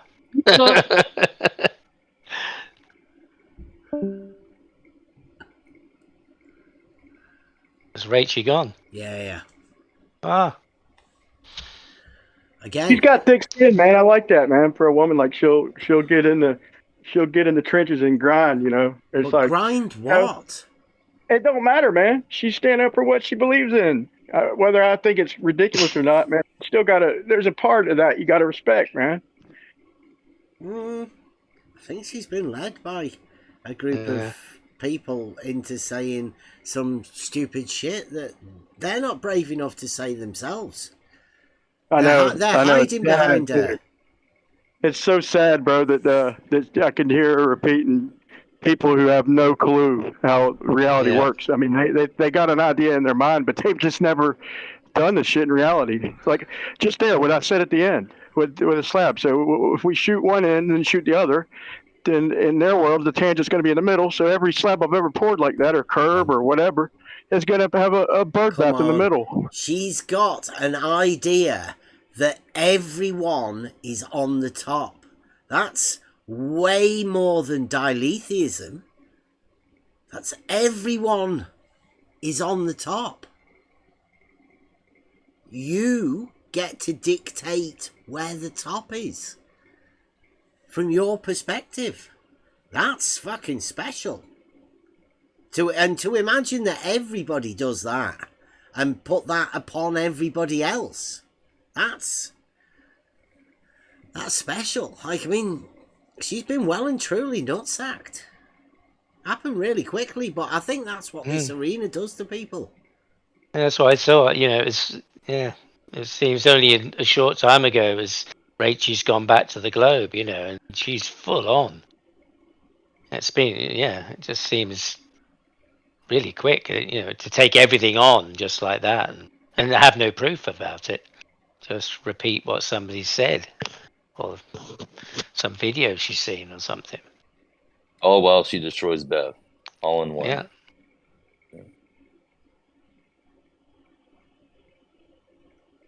Wow. But that was, probably was the lightest I'd heard of her, really. She did have felt like she knew that it was a bit of a joke and was having a little giggle there, but yeah, she did come in arena mode.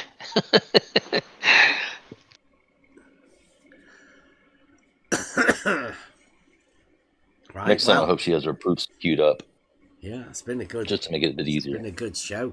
She been hasn't great. got any proofs. She doesn't understand what proofs are. Yeah, you had 24 hours. It's coming. Most people don't understand. Yeah, I know. She's going to be standing tarot cards up in a kitchen.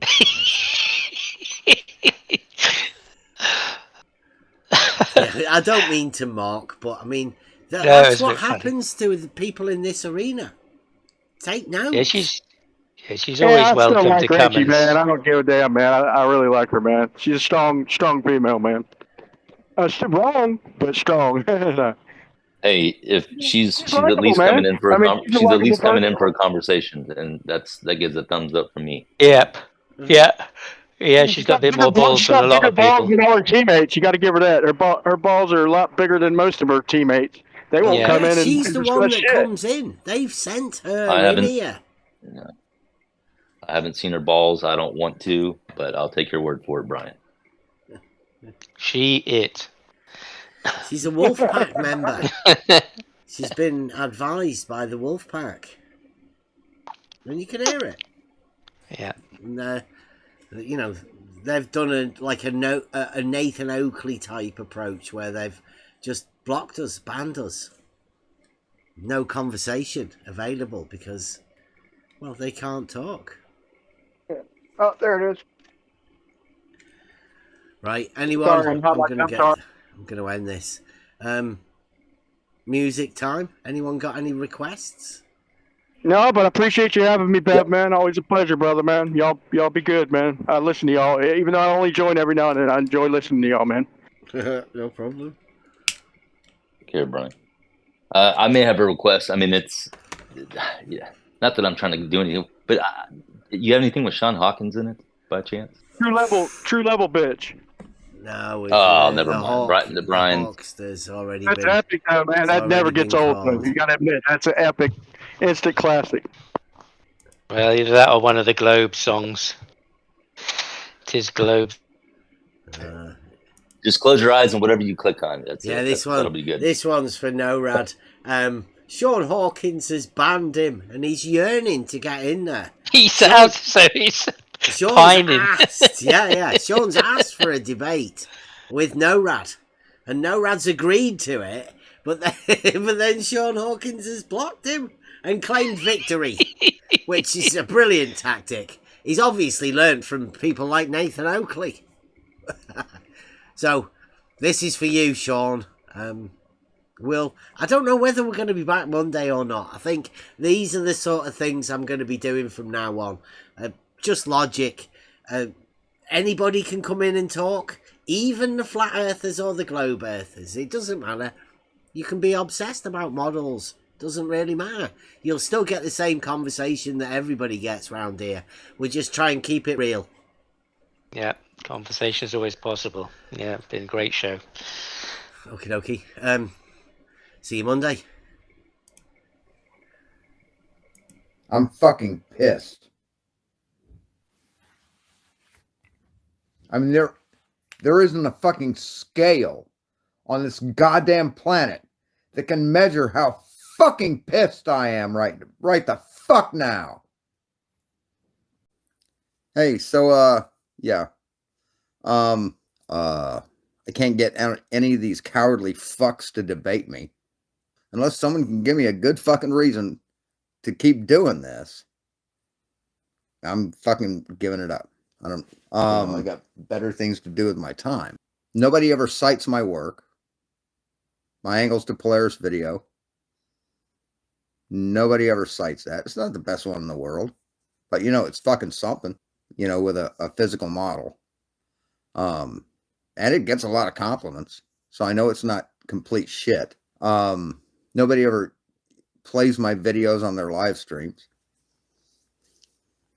Or even little bits of it. When was the last time anybody shared any of my videos? My most popular video is the Angles to Polaris video. And it has less than 1,000 fucking views and it's 2 years old. And I've got a shit community. Fucking not doing anything to fucking keep me doing it. Like I said, unless someone can give me a good fucking reason why I should keep streaming,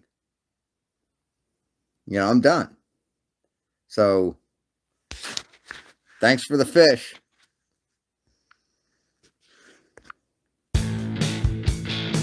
I'm so pissed off right now. I've got a shit community. Made me look like a fucking asshole. Motherfucker!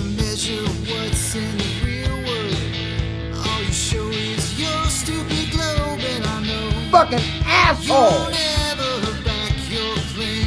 Motherfucker! I'm so pissed off right now. Your world is full of illusions, contradiction between fact and fiction. Fucking talking shit! You never back your claims. Like a little cowardly bitch. Fucking talking shit! Driving the wrong way down a one-way street. Motherfucker! Unstoppable force on a movable feet. You don't know how fucking pissed I am! Straight lines converge in the distance. Fucking asshole! Why do I get so much resistance? I know. Fucking talking you shit! Never prove me wrong. Right the fuck now! God damn it, fucker! Now we get our physics deniers, pathologic compulsive liars. I know you never prove me wrong. You don't know how fucking pissed I am! Driving the wrong way down a one-way street. I get fucking emasculated by Jose J.G. Gonzalez. You swear knowledge and ignorance meet. Fucking asshole! Motherfucker! Paradoxes and confusion. Your mind is in delusion. Fucking talking shit! We all know you're insane. God damn it! I can't get one of these pussies after fucking talking shit to this motherfucker. I fucking still like him, but he fucking pissed me off. Motherfucker! God damn, he owes me a fucking apology. Talk about your 2D surface. We all know you ain't got no purpose in life. We think that you live on board. I get fucking emasculated. Driving the wrong way down a one-way street. I get fucking emasculated by Jose J.G. Gonzalez. You swear knowledge and ignorance meet. Fucking talking shit! Motherfucker! Paradoxes and confusion. Your mind is in delusion. Fucking talking shit! We all know you're insane. We all know you're insane. I get fucking emasculated by Jose J.G. Gonzalez, and I'm pretty fucking pissed off. That's all I've got to say about it. Motherfucker! Made me look